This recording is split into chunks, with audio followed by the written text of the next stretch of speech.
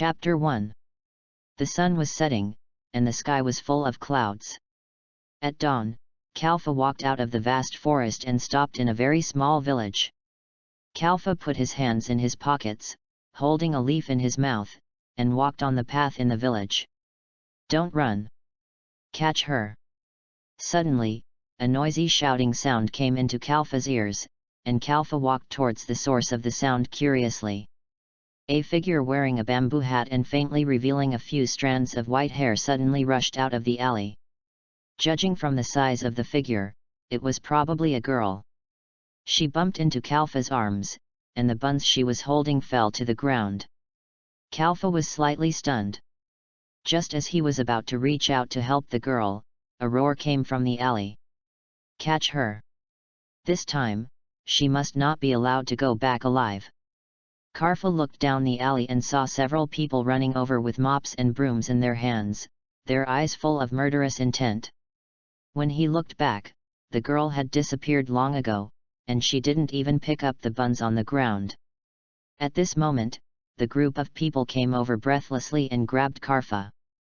"Kid, did you see where that guy ran to just now?" "No, she disappeared in the blink of an eye." "Damn it! She ran away again." People sighed with regret and helplessness, and threw the things in their hands on the ground. Excuse me, what did that person do just now? Why did everyone chase her?" "Oh, kid, you are from outside, right? This matter is not I know." A middle-aged man dressed as a fisherman said. "That guy is not a human. She is the devil of the village. You must not approach her." "Devil? But I felt that I caught a few glimpses of her, and there was nothing wrong." "That's because you didn't see her arm. It's creepy to think about it. Which normal person would have a devil's arm?" Hearing this, Kalfa was stunned for a few seconds, as if he had guessed something, and asked, "That's really scary. Where does the devil that everyone talks about usually live? I have to be careful." "The devil usually hides in the forest on the East Mountain, so try not to go there." "Okay, I understand, thank you for the reminder." Kalfa bowed slightly to the fisherman, turned around and left.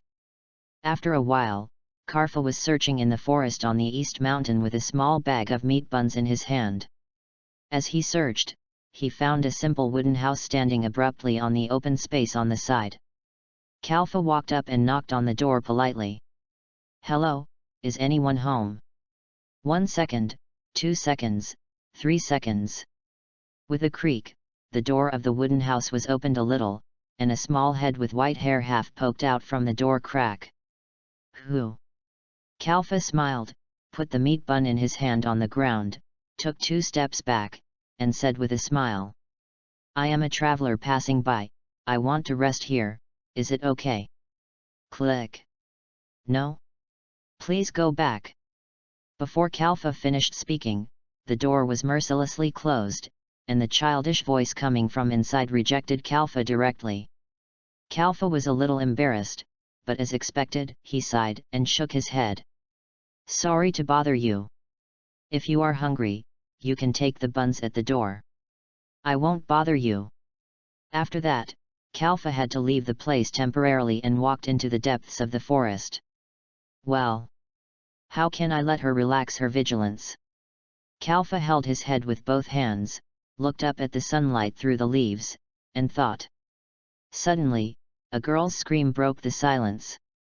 Kalfa was alert in an instant and rushed to the place where the scream came from. He saw the girl in a hat who had met in the village before had blood on her leg and fell to the ground.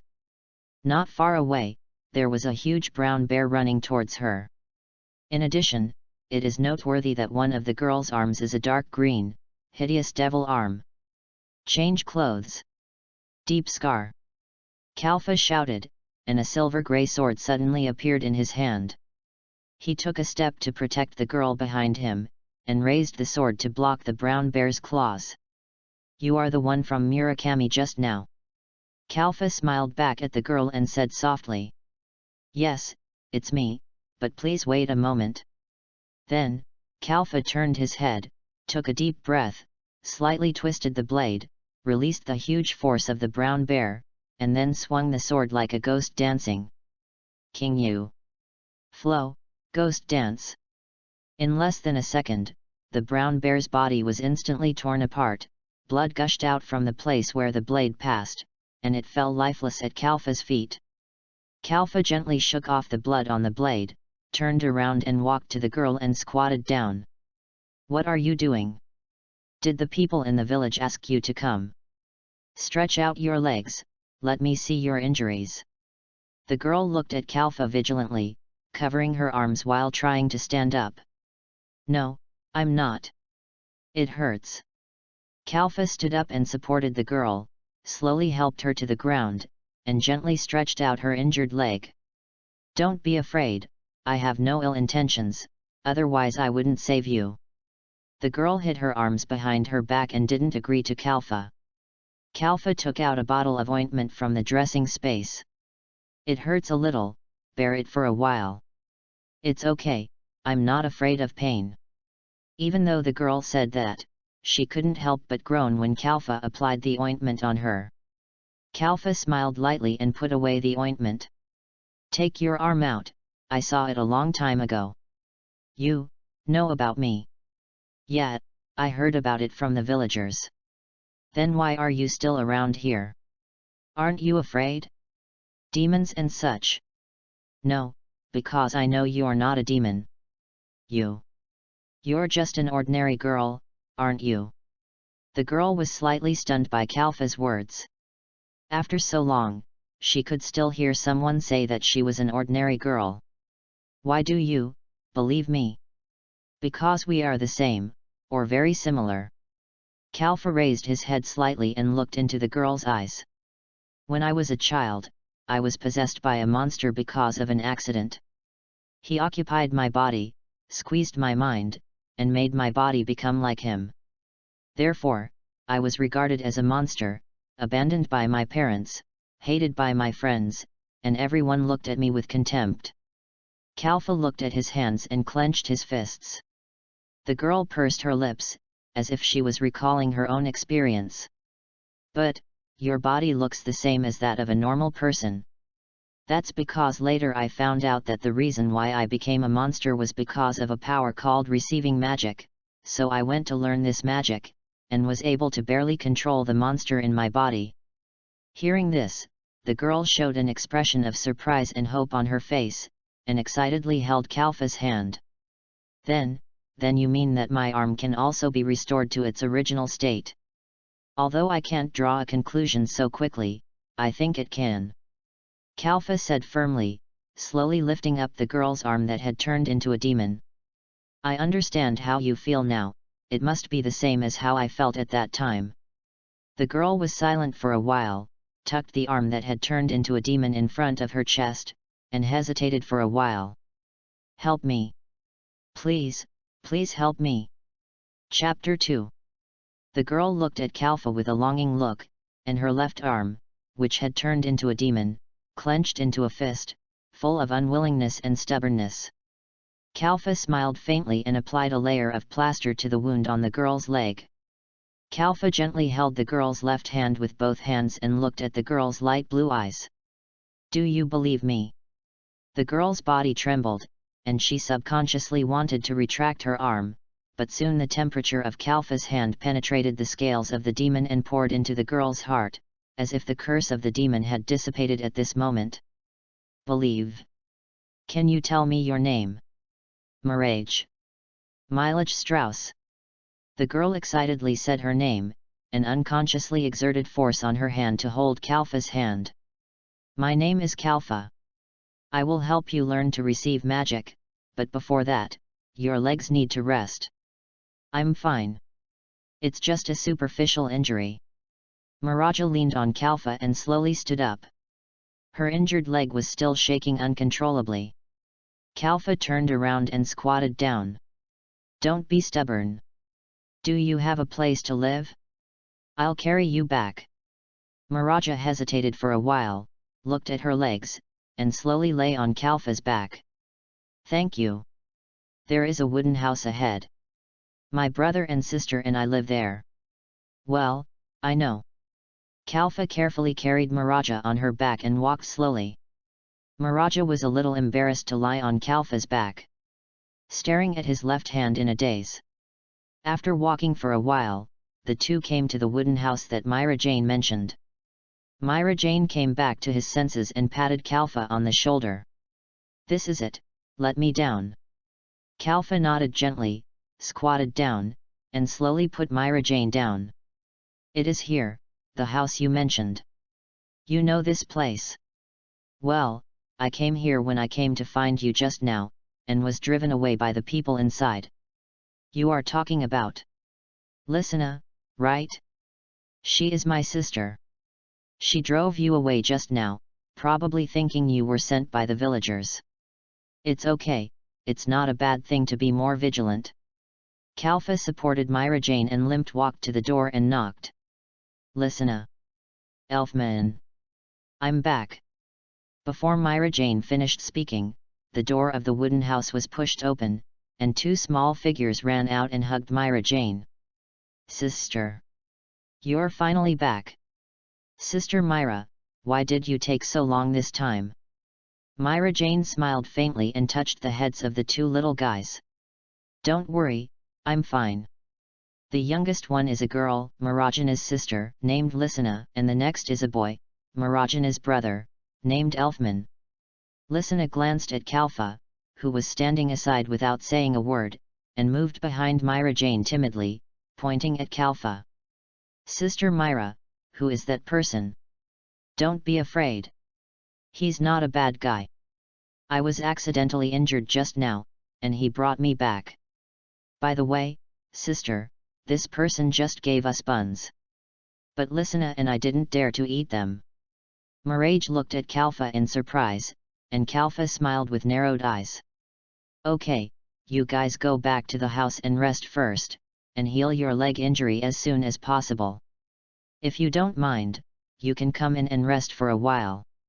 Mirage returned to the house with the help of his brother and sister, and Kalfa followed behind and entered the house. There was nothing in the house, a wooden bed covered with a layer of rags, and a table and chairs made of wood. There was nothing else, it was very simple. Mirage sat on the bed, Lisana and Elfman sat next to Mirage, and Kalfa stood aside. Seeing the buns he brought just now, he picked them up and shook them, and handed them to Mirage. "It's not cold yet, eat it, if it's not enough, I'll buy some more. Is this okay?" "It doesn't matter, a few buns don't cost much, not to mention that you can't learn magic without filling your stomach, and magic is very physically demanding." "Sister Myra, what is magic?" "It's something that can help me defeat the devil and restore my arm to its original state."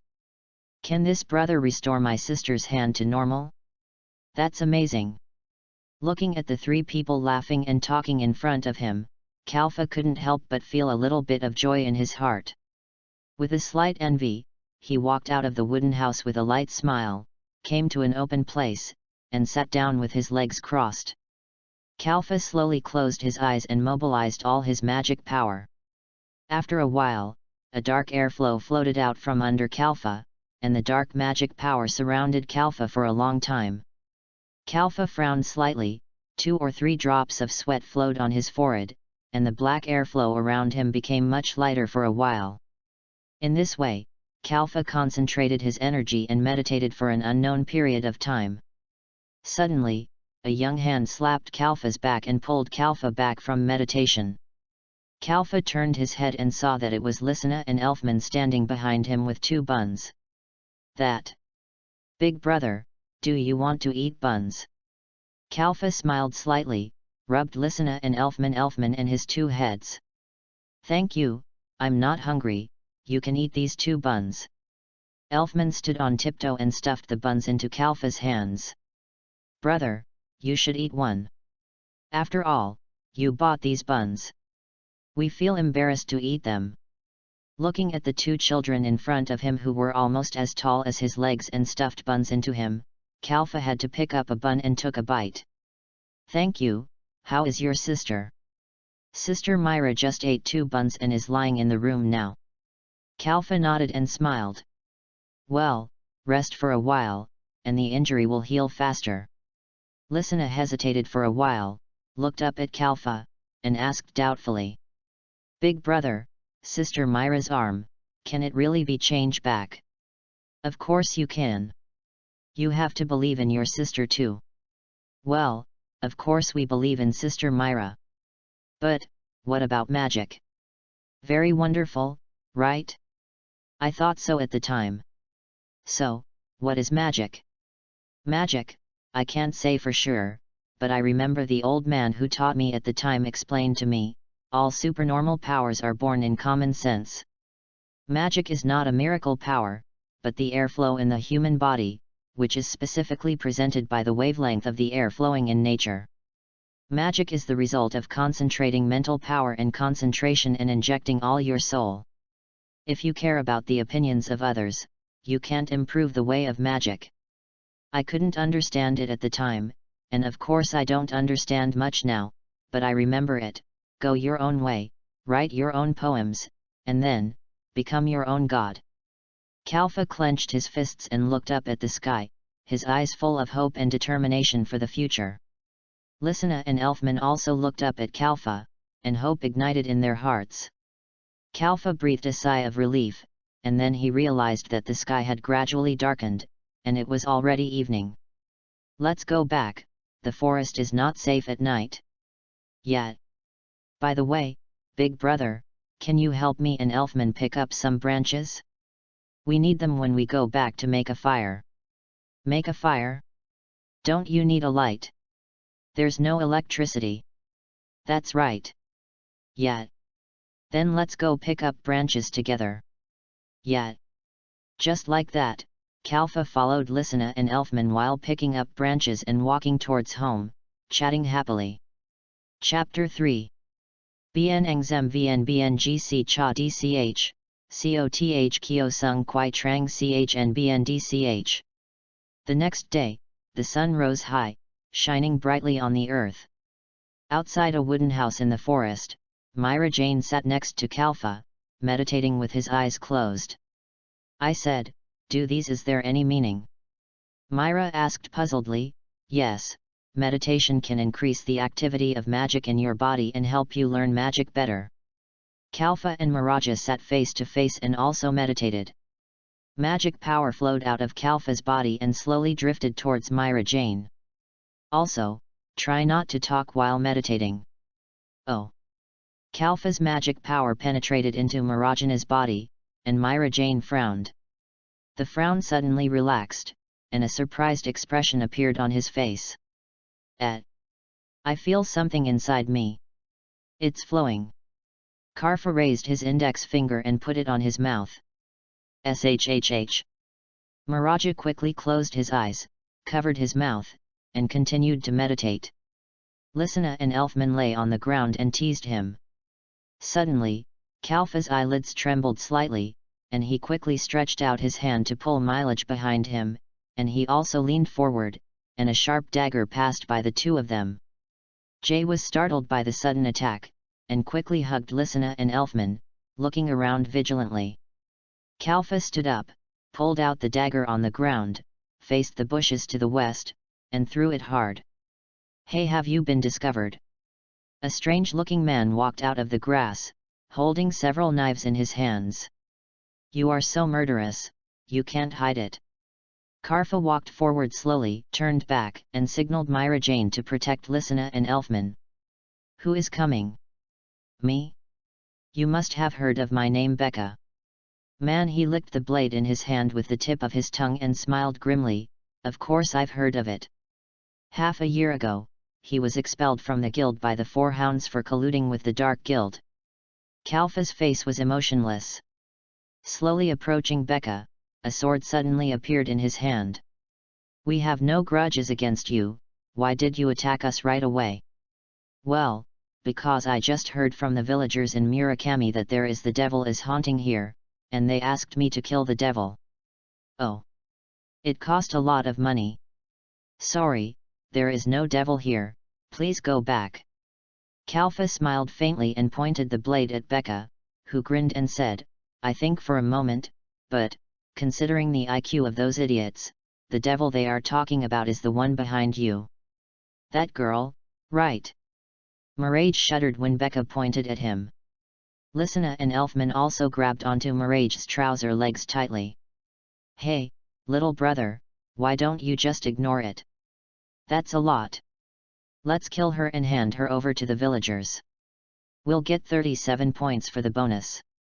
Look. King Yu style. Tiger hunting. In an instant, Kalfa charged towards Becca in an arc-shaped trajectory. Like a tiger pouncing on its prey, Becca quickly used 2 knives to block, but was still knocked away. Fuck you. You don't want to drink the toast, so you have to drink the penalty, right? Becca used 6 knives to form 2 boomerangs and threw them at Kalfa angrily. Kalfa bent his legs slightly, jumped up nimbly, and easily avoided Becca's attack. Goshawk hunting. Kalfa raised his sword and pointed the tip at Becca, rushing forward like a hawk spotting its prey. Although Becca reacted quickly and retreated to the back, Kalfa was even faster and rushed towards Becca.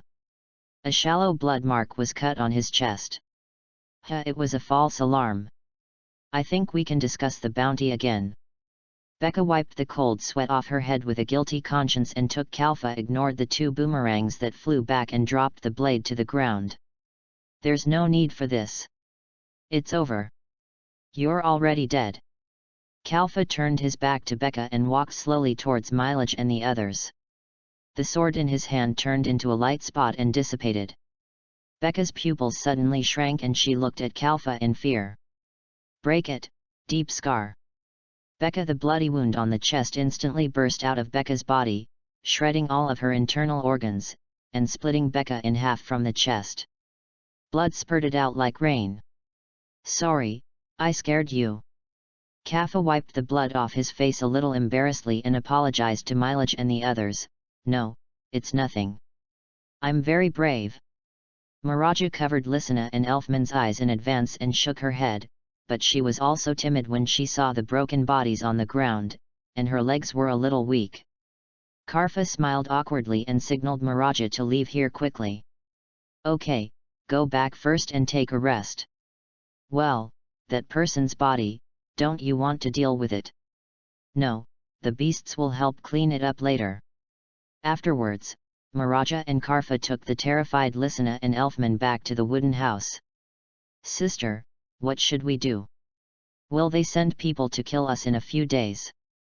Don't worry, sister will protect you. Mirage smiled and comforted his brother and sister, while Kalfa leaned against the window and looked into the distance. How dare they hire a dark wizard? But if someone from the Light Guild really came, it would be even more difficult to communicate well. Mirage lowered his head, full of apology. I'm sorry, I've caused you so much trouble. Kalfa shook his head and suggested. If you don't mind, why don't we go together? I'll teach you magic while we wander. Mirage was a little surprised. Hey? But we're in the way. It doesn't matter, don't worry about me. I always wander alone, and I really hope to have a few travel companions. Then. Lysina, Elfman, what about you? Okay. Let's travel with our big brother. It must be fun. Yes, what's more, those guys in the village, even if you learn magic, they may not accept us. Mirage smiled bitterly and looked at Kalfa. Is it okay? Kalfa nodded and smiled. Of course. If there is nothing to prepare. Let's go in a while. Mirage scratched her cheek. Don't call me Miss Mirage or anything like that, it's hard to pronounce, just call me Myra. Karfa smiled and strode to the front of Mirage. Well, let's go. Myra. Great, let's go. Let's go. Lysina and Elfman shouted excitedly. Mirage stood there blankly, stunned for a while, and then quickly caught up with a few people. Must learn magic. Myra. Myra shouted in her heart, and the girl's eyes were once again filled with light and hope. Chapter 4. Bien Engzem Vn Bngc Cha Dch, Koth kio sung kwai trang chnbndch. One evening, Kalfa and Myra Jane were sitting around a fire, while Lysina and Elfman had fallen asleep under a tree. When will I be able to master magic? Miraj studied magic for a whole day with great enthusiasm, but the progress was still unsatisfactory, which also caused Myra Jane to lose a lot of enthusiasm.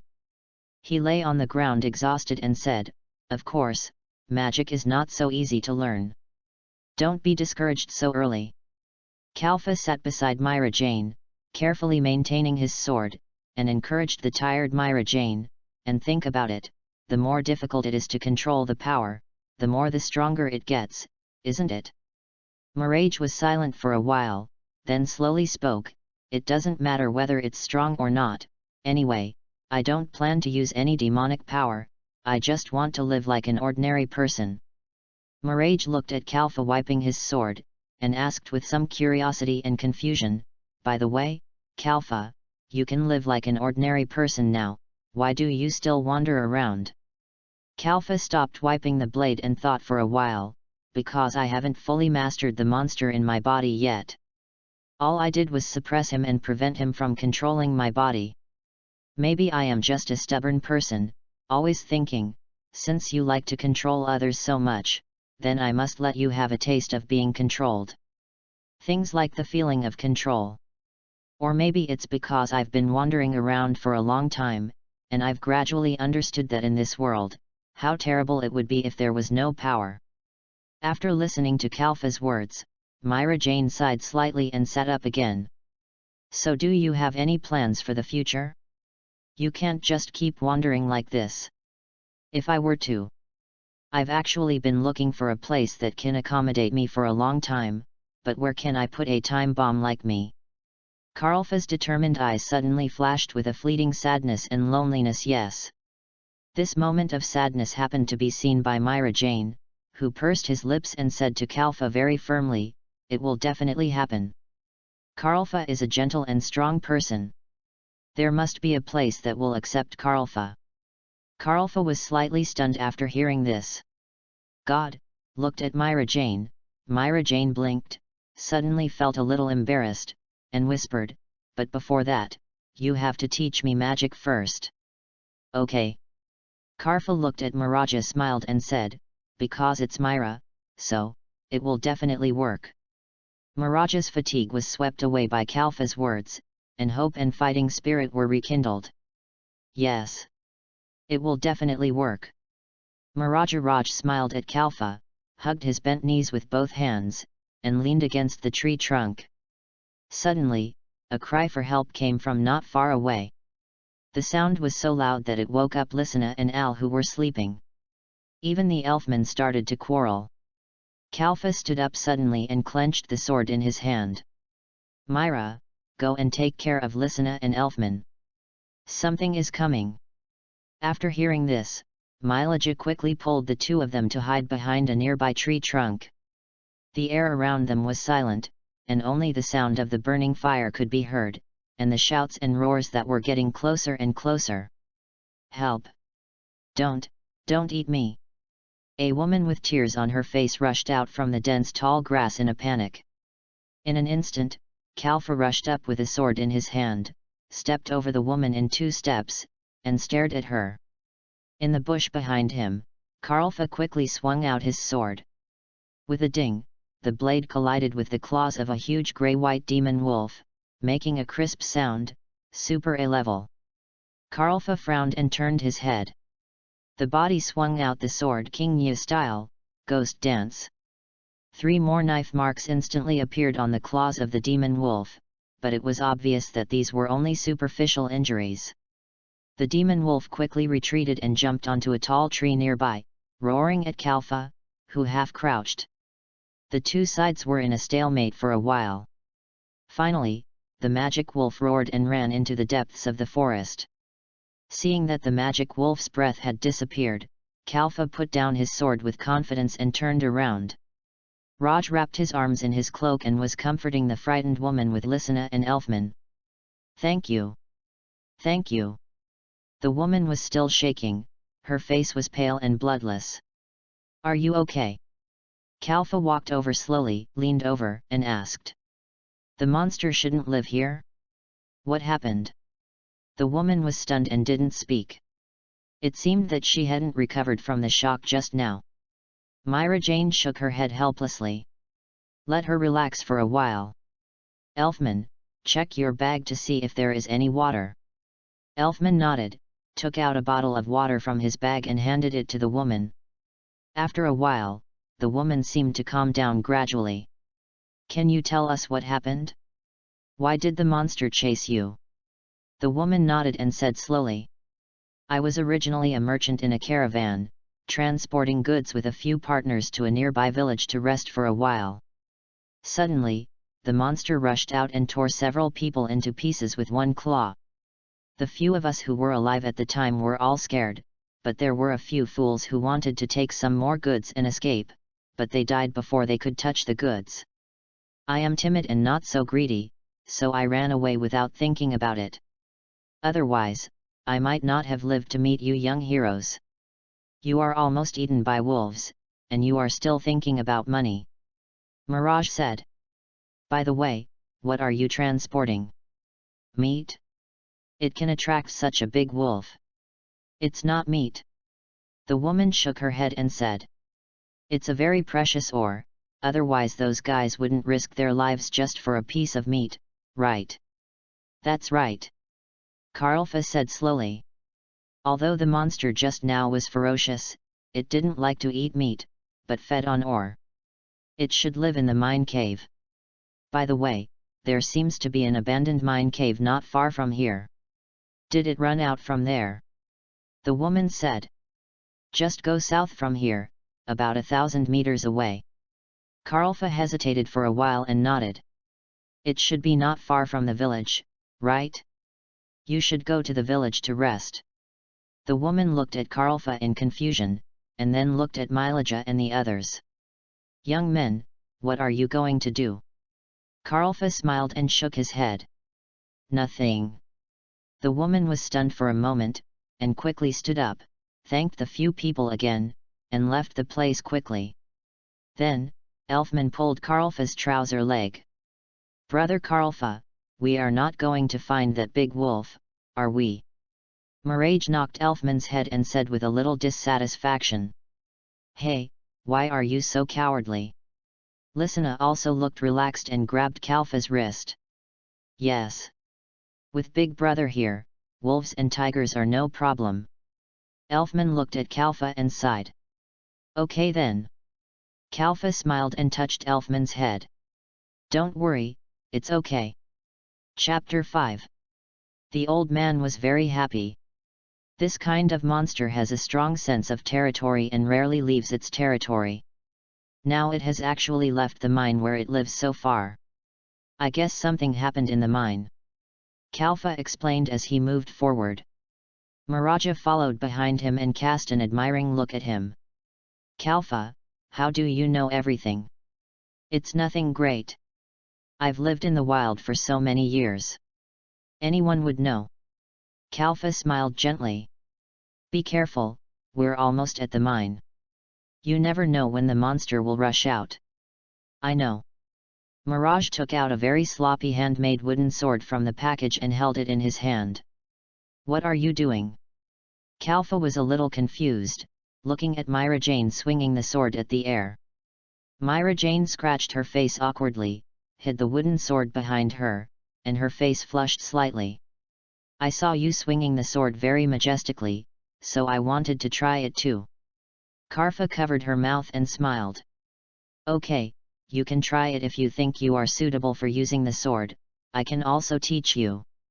Myra Jane held her small wooden sword and nodded happily. Yet. Lisana and Elfman, who followed behind the two, murmured in a low voice and complained. Sister is completely a child in front of Brother Karfa. Well, Sister Myra is indeed a child anyway. Compared with Brother Karfa. Myra Jane pouted and turned around with a face full of shame and anger. He shouted at the two. I heard everything. You too. Suddenly, a grey figure rushed out and pounced on several people. Kalfa quickly picked up Myra Jane and Lysina and Elfman behind him and jumped onto a boulder nearby. "Hide here." After saying that, Kalfa jumped down before Myra Jane opened her mouth. Only then did he realize that in addition to the 3 scars that Kalfa had cut on the wolf's body before, there were many new wounds and bruises, but Kalfa didn't have time to think about so much at this time. King Yu style, tiger hunting. Kalfa's figure turned into a perfect arc, like a tiger's blade hitting the back of the wolf's neck. The wolf screamed in pain and jumped up with all his strength, trying to throwing Kalfa off his back. Kalfa gritted his teeth, grabbed the wolf's hair, raised the blade again, and was about to swing it down, when the wolf suddenly howled and its hair flashed. Seeing this, Kalfa immediately let go and jumped off the wolf. The next second, a violent explosion occurred around the wolf's body. Kalfa, who was overturned by the aftermath of the explosion, rolled on the ground for several circles before stopping. At this time, the wolf jumped up again and pounced on Kalfa. This scene made Mylaja and others sweat coldly. Kalfa half-crouched on the ground, raised the blade and barely blocked the wolf's claws, but was still knocked back a few meters. Kalfa gently pressed the back of the knife with his left hand, muttered something in his mouth, and the sword in his hand was gradually wrapped in silver-white fluorescence. "Myanyu!" Kalfa shouted, and a crescent-shaped silver-white sword energy leaped out from the blade. The demon wolf howled in pain, and its strong claws were already bleeding. Kalfa supported himself on the ground with his knife, stood up, and rushed forward with one step. The demon wolf also raised its claws to meet him. Python hunting. Kalfa dodged the demon wolf's attack with an extremely winding trajectory, and swung the blade lightly, leaving several cuts on the demon wolf's limbs. The demon wolf jumped up suddenly and pounced on the free fall below. Karfa held the sword and took the IAI stance. IAI style, spiral tower. Karlfa's figure flashed, and he rushed upward at high speed, slashing out 2 spiraling slashes in the air. This blow directly hit the demon wolf's lower abdomen, and blood splattered all over. The demon wolf let out a miserable wail. Karlfa turned his body in the air, holding the knife with both hands, and slashed directly downward with all his strength. Wanjihu Tower. With a bang, Karlfa fell to the ground like a meteor, smashing the ground into a crack, and this slash directly hit the demon wolf's head. The demon wolf groaned in pain, unconscious, and shaky. "Break it!"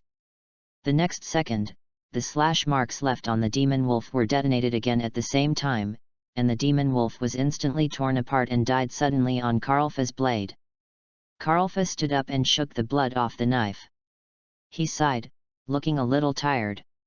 Mirage and his companions quickly climbed down from the boulder and ran to Kalfa. Mirage quickly took out some water and handed it to Kalfa. "How is it? Are you okay?" Kalfa shook his head slightly and forced a smile. "I'm fine, let's go inside the mine." Mirage looked at the dark mine hesitantly and asked with some doubt.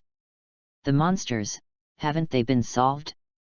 There's no need to go in, right?" Kalfa shook his head. "No, there must be something wrong inside the mine." Mirage worriedly grabbed Kalfa and pulled him back. "But you just went through a fierce battle." Kalfa sighed and patted Mirage's head. "Don't worry, I'm fine." After a while of persistence, Myra Jane still couldn't get over Kalfa, so they had to follow Kalfa to go deeper. They walked for more than 10 minutes, but there was still no movement, but the pungent smell of blood was getting stronger and stronger. Mirajana's uneasiness became more and more serious, and she couldn't help but tighten Kalfa's clothes. "Are you scared?" Kalfa looked at Myra Jane and smiled. "No." Myra Jane quickly let go of her hand and turned her head away. "It's okay to be scared, after all, you are a girl." Kalfa looked at Myra Jane helplessly. "Don't be too strong." Lysina and Elfman looked at Myra Jane and couldn't help but joked. "Really, Sister Myra and Brother Kalfa have a good relationship." "Yes. Just like family." Mirage blushed at what the two said. Just as he was about to yell at them, Kalfa raised a finger to his lips, which made Mirage even more shy.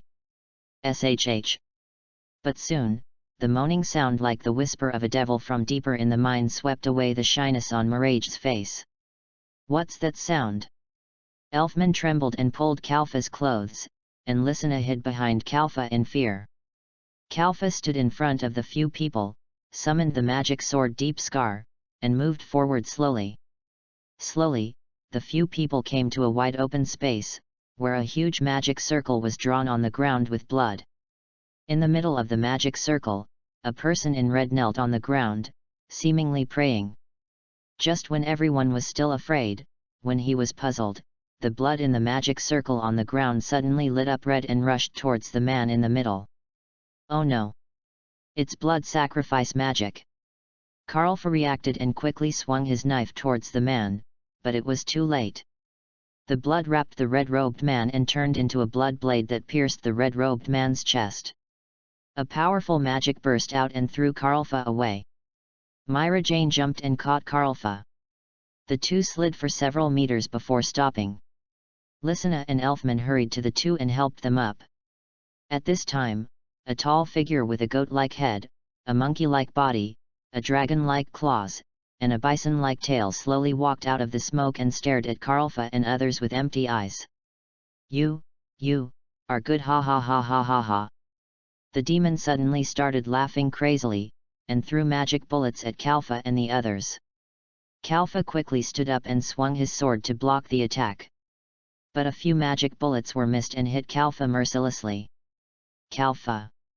Miraja was lying on the ground. The aftermath of the explosion alone made her unable to get up.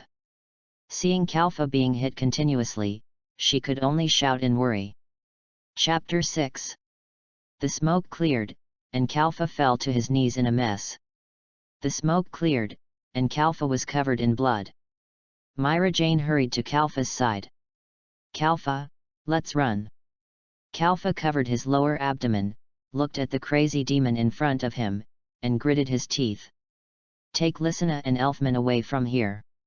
The farther away from it, and me, the better.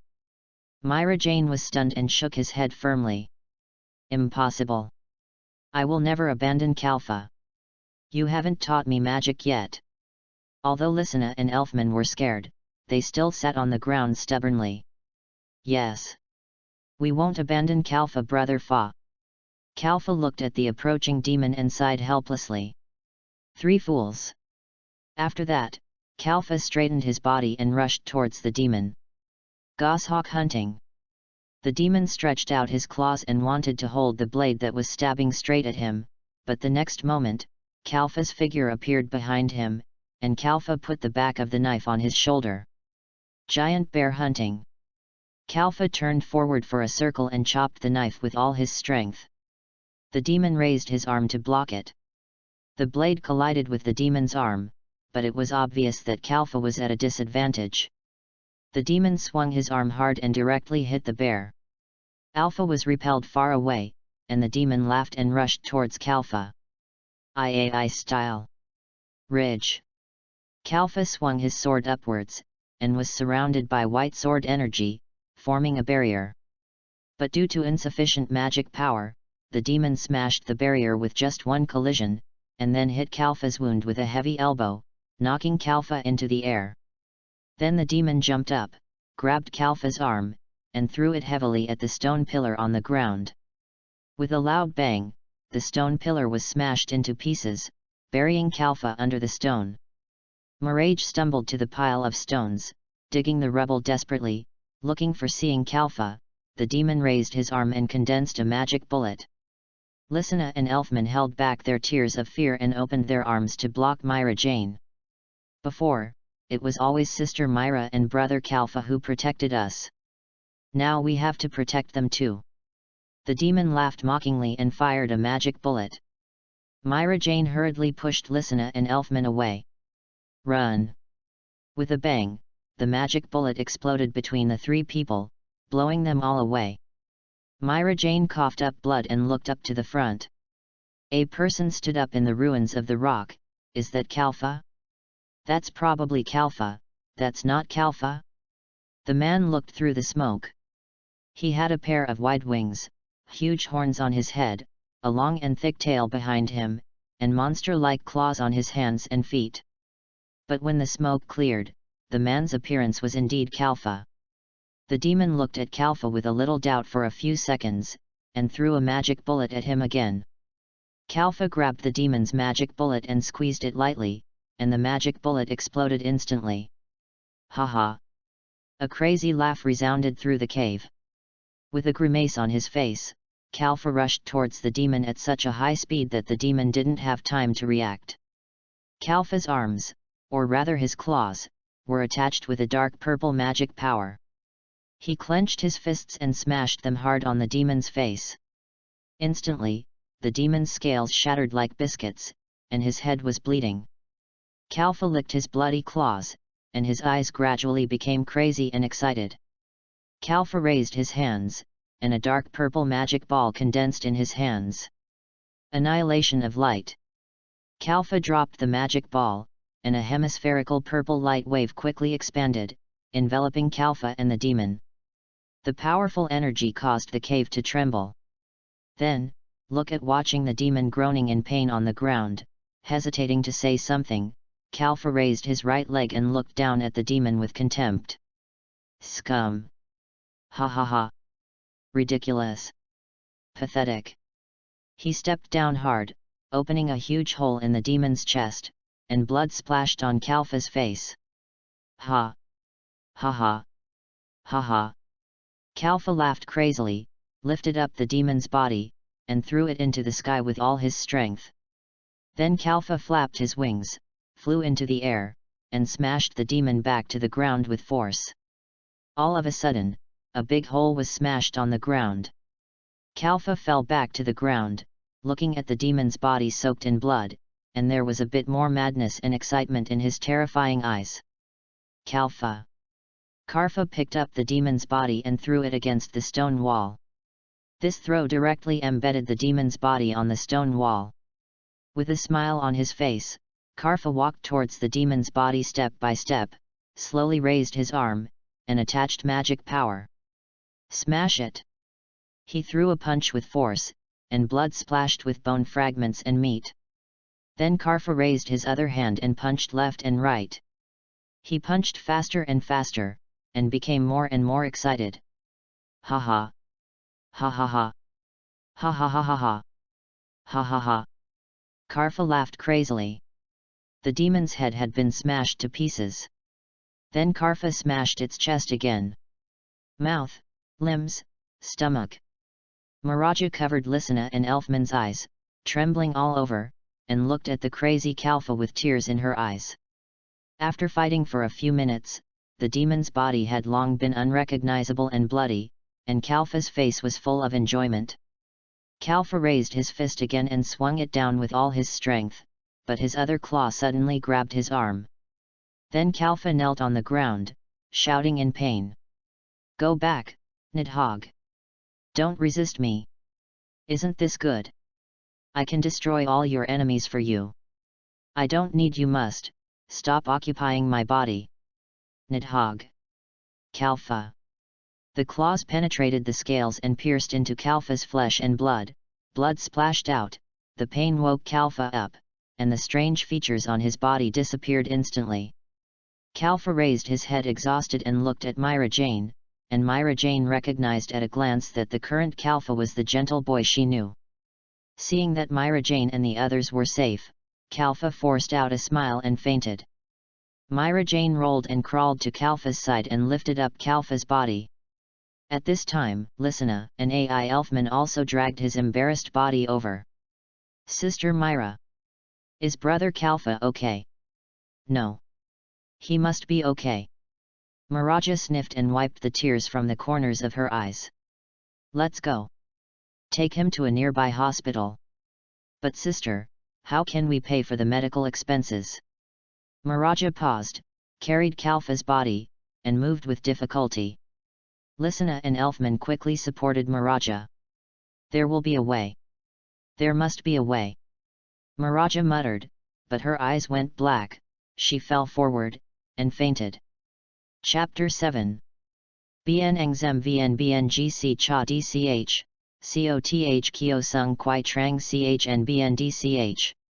Strange, where is this? Maraja slowly opened her eyes and saw a ray of sunlight shining through the window onto the wall. She was wrapped in white bedding and lying on the bed. Sister Mila, you wake up. Are you okay? Listener rushed over and threw herself on Myra Jane, looking at Myra Jane worriedly. Listener, where is this? Why are we here? What happened to you? And after Brother Kalfa fainted in the cave, Brother Elfman and I met a kind old man who brought us here and asked an old lady to treat you and Brother Kalfa's injuries. Mirage was stunned. He was stunned for a moment, twisted his body, and found that he was wrapped in bandages. By the way, where are Kalfa and Elfman? They are in the next room, and the old man and old woman are there too. After hearing this, Milage slowly moved to the ground. Lysina supported Milage and walked quickly to the next room. When the door opened, Lysina excitedly shouted, "Sister Myra is awake!" Inside the room, Kalfa was also wrapped in bandages and lying on the bed. He hadn't woken up yet, and Elfman was sitting beside him taking care of Kalfa. When he saw Milaja wake up, he immediately ran to Milaja excitedly. In addition, there was an old man wearing an orange clown costume and a cane, and an old woman with pink hair and a red robe. Standing beside Kalfa's bed, "Hey, little girl, you're awake." The old man stretched out his hand and greeting, "How did you sleep?" Mirage was a little overwhelmed for a moment, scratching his head awkwardly. "Well, I rested well. May I ask Carl, our companion, is he okay?" Old man, he touched the back of his head and smiled, "I don't know, ask the person next to you." The old man signaled the person next to him with his eyes. "How is the child?" "Poliopsycha. Don't worry, it's okay, it was just a magic disorder caused by the magic riot, just take a rest." Polusika stood aside and looked at Marajana's arm. "But your arm, is it receiving magic?" Myra J paused, unconsciously blocking his arm, and after such a long time, he forgot about the strangeness of his arm. I heard from Kalfa, yes." Polusika stopped what he was doing and looked at Milage up and down. "She's awakened at such a young age. Magic? Then why don't you change your arm back?" Mirage lowered his head and whispered, "Because it can't be changed back. This child awakened magic by accident and can't use it yet." Old man explained to Polusika, "The two younger children just told me." "Is that so?" Polusika nodded slightly, then walked to Kalfa's bedside. He pursed his lips and looked at the two people. May I ask who you two are? You seem to know a lot about magic." "Haha, of course. After all, I am the president of the Wizard Guild." The old man laughed a few times and said, "My name is Makarov, and I am the president of a wizard guild called Fairy Tale." Mirage was stunned. "What is a wizard guild?" Don't you know? The Wizard Guild is a place where a group of wizards gather together to work and live." Mirage nodded, not quite understanding, and Polika interrupted Makarov's words. "By the way, Makarov, you picked up so many children again, what are you going to do?" Makarov stroked his beard and looked at Milage and the others. "What should we do? We still have to listen to their opinions. If it doesn't work, let them stay. It's really rare that you actually asked me to keep these children. You would have let them stay even if I didn't say it, isn't it?" "That's true." Mirage held Lysina and Elfman's hands and stood by the wall. Makarov said with a smile, "Kids, what do you want to do?" "Stay." "Yes, your brothers and sisters have told me about your situation. If you want to find a place to settle down, you can come to my guild. There are many people of your age in my guild. You are similar children, you will definitely be able to get along with everyone quickly." Myra Zedin. After a pause, he looked at Lysina and Elfman at a loss, and then said, "I don't know. Can I wait until my friend wakes up before making a decision? I'll listen to him." Makarov rubbed his beard. Of course you can also rest here during this period, it's free. Polusika picked up the broom and drove Makarov out. Free shit, you pay them right away. Makarov trotted along with his crutches. I know. Don't be so rude. Mirage pulled Polusika humbly and said embarrassedly. Well, we can owe the medical expenses first, and we will pay it back later. Polusika threw the broom aside. Don't worry, that old guy, it's not the first day that we've done this. You should go and rest quickly, you'd better rest your injury. Miraja nodded, and watched Polika walk back to the house before returning to Kalfa's ward and sitting down. Elfman also sat down and asked worriedly. Sister, are you okay? It's okay. That's good. But today's sister is a little bit like a sister. Hey. So polite. It feels very strange. No. It's just that I'm not energetic after recovering from a serious illness. Lisana lay on Miraja's lap and laughed jokingly. Hey, I thought it was Miraja who was too dependent on Kalfa brother, and she panicked when Kalfa brother was not around. You're talking nonsense. I'm not. Miraja rubbed Lisana's head hard and yelled. Hey, this is the sister Myra we are familiar with. Lisana smiled and said. After a while, Miraja lay down on the bedside of Kalfa with some fatigue. On the bedside table beside the bed was a bowl of peeled oranges. The ward was also tidy. Outside the wooden house, Polishka and Makarov stood under a tree. Hey, Makarov, I heard you say that the child fainted because of the reception out of control. Yes, reception out of control is not uncommon, right? Makarov sighed. Alas. But this child seems to have mastered the reception magic very well. What's more, the child's magic power is more than that of normal people, so he shouldn't run away, that's right. Polusika nodded. But this child is a little special. Normal receiving magic should absorb the magic of the receiver into the body. As long as it is controlled once, there will be no problem, but this child seems to absorb more than just a little magic. Oh? What is that?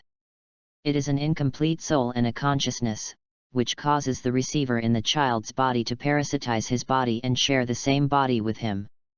This is why he cannot control the receiver even if he masters the receiving magic. The receiver can enter other people's bodies as a body composed of soul and consciousness. What did he receive? Then we can only wait until he wakes up and ask him anyway. He is definitely not a small character, otherwise he would not be able to leave his consciousness. Chapter 8. Bien Engzem Vn Bngc Cha Dch, Coth Kyo Sung Kwai Trang Chn Bn Dch. Tick, tick. Kalfa opened his eyes and looked around. It was a dark cave with no end in sight. Here again. Kalfa was not surprised by this. He stood up from the ground and patted his head. The dust on his pants, he walked in one direction. Shenhen, come. With a light tap, Kalfa summoned the sword Shenhen and held it in his hand. The next moment, dozens of black ghosts came towards him. Kalfa rushed over and swung a few times quickly, splitting the ghost into pieces. Suddenly, a dull and magnetic voice came from somewhere. Not bad, kid. The knife is faster. Karlfa ignored the voice. In a blink of an eye, the number of ghosts increased several times, and they came like a tide. King Ulu. Kunmangzing. Kalfa stood in place and swung his swords quickly. The air where the blades passed through appeared a bright scratch, drawing a white-blue magic circle. When the ghost in the front touched the scratch, the magic circle exploded instantly. Countless sword energies flew out in an instant, instantly defeating the group of ghosts. Kalfa rushed out with one step, swinging his sword as he ran, running wildly in the endless cave. After a while, a strange black and purple pattern, but Kalfa still did not stop. Patterns appeared one after another. Kalfa just muttered numbers in his mouth, counting something, and ran for a while. This strange pattern appeared again. The seventh one, here we are. Karlfa swung his sword and slashed at the pattern. At the moment when the two came into contact, a magical light flashed across the sky. Carl's figure gradually twisted, and everything around him became nothingness. Carl felt a black screen in front of his eyes, and in a blink of an eye he came to another space. This was a cave full of purple ore and green spring water. The strange atmosphere was overwhelming. However, we meet again, Nidhogg. Kalfa turned around and saw a huge, black dragon lying on the ground, looking down at him. Although I didn't want to see you. Nidhogg stood up, his tall figure more clearly revealed. Nidhogg spread out his dark dragon wings, and the strong wind blew Kalfa several meters away. Kalfa, you rejected my kindness again. Why? Kalfa stood firm and sneered, good intentions? I don't see good intentions, I know I see someone trying to take over my body. The bandits of the body. Hearing this, Nidhogg was not angry, but laughed, really? If it weren't for me, you would have died many times, right? Kalfa was silent, staring at Nidhogg. That's because you and I are symbiotes. If I die, you won't be able to live either. Nidhogg sighed and chuckled, how disingenuous. You humans are so. What is that called, Tsundere? Kalfa looked at Nidhogg coldly, and the next second he suddenly jumped up with a knife and rushed towards Nidhogg. Nidhogg looked at Kalfa helplessly, and then in a moment, Kalfa's body was torn into pieces. After a few seconds, Kalfa's body was reshaped by a purple light and reborn in front of Nidhogg. Boy, you are really faster. Thank you. Kalfa rushed towards Nidhogg, but I don't need your praise. Nidhogg stretched out his claws with a little regret and crushed Kalfa casually. Really? I thought every human likes compliments. Kalfa was reborn again, took a deep breath, and shook his hand again. Nidhogg tightened his blade and looked at Kalfa, yawning comfortably, then exhaled a gust of black wind from his mouth, blowing into Kalfa's body and cutting Kalfa's internal organs. Why are you in such a hurry? Wait a little longer. Come on. Kalfa was reborn again. I'm not as leisurely as you. There are 4 times left, hurry up. Nidhogg spread his wings and flew into the air. That's right, your human life is so short, fragile, weak, unlike me, for whom tens of thousands of years seem but a moment. Kalfa stepped on the stone wall and jumped up. Nidhogg flicked his tail casually, and Kalfa was immediately shattered to pieces. But you don't have to rush. After all, time here is very slow, very slow. You will stay here for a year. After Kalfa was reborn, he immediately rushed forward. This time, Nidhogg's claws grasped the air, and countless black claws stretched out from the wall. Out, pulling Kalfa into the void. Haha. Well, a year has passed, but your flesh and blood won't grow. Kalfa was reborn for the 6th time and sighed. I'm just too lazy to see you, understand? Nidhogg grinned and sprayed a huge magic ball in the air. It doesn't matter, we have plenty of opportunities to meet. I'll look forward to it. Kalfa was burned to ashes by the magic ball and was reborn for the 7th time. This time when he opened his eyes, Kalfa found himself on a white bed, with Myra Jane lying on him, sleeping soundly, and Lysina and Elfman leaning on the chair and sleeping too. I'm back.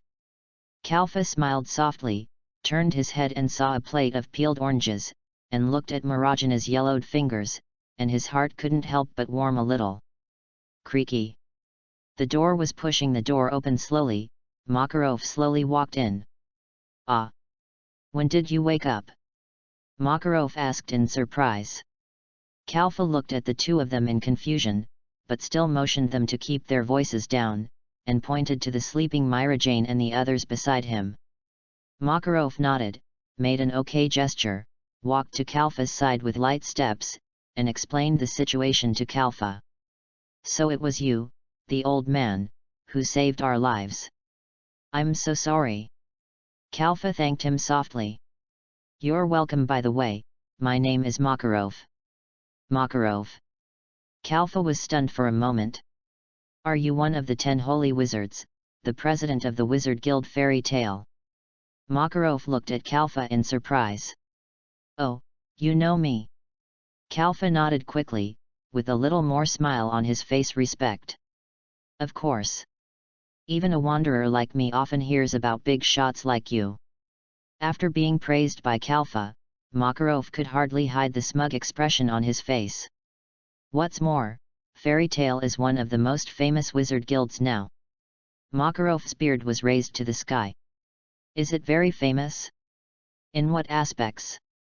Tell me. Kalfa thought for a while.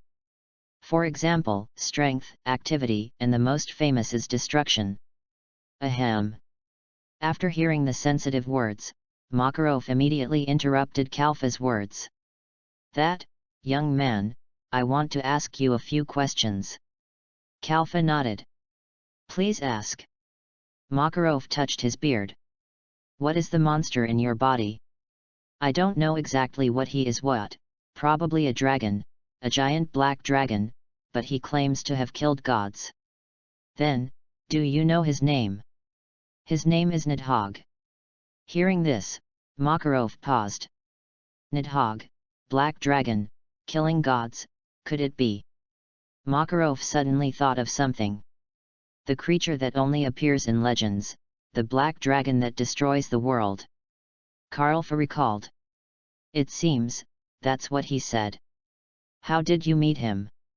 When I was a child. Karlfa began to tell Makarov about his experience, and then Makarov looked at Karlfa with sympathy, and then looked at Karlfa more formally and seriously, which made Karlfa a little nervous. Child, no, Karlfa, I have one last question. Karlfa nodded. Do you want to join my guild? Join Fairy Tale. Chapter 9. The two of them were very happy. Join Fairy Tale. Kalfa was stunned and looked at Makarov in disbelief. Yes, you will be wandering around anyway, so why not stay? If you want to learn magic, there are plenty of magic books in the guild library. Makarov looked at Kalfa sincerely. How is it? Kalfa scratched his head and looked at the sleeping Myra Jane and the others. This matter.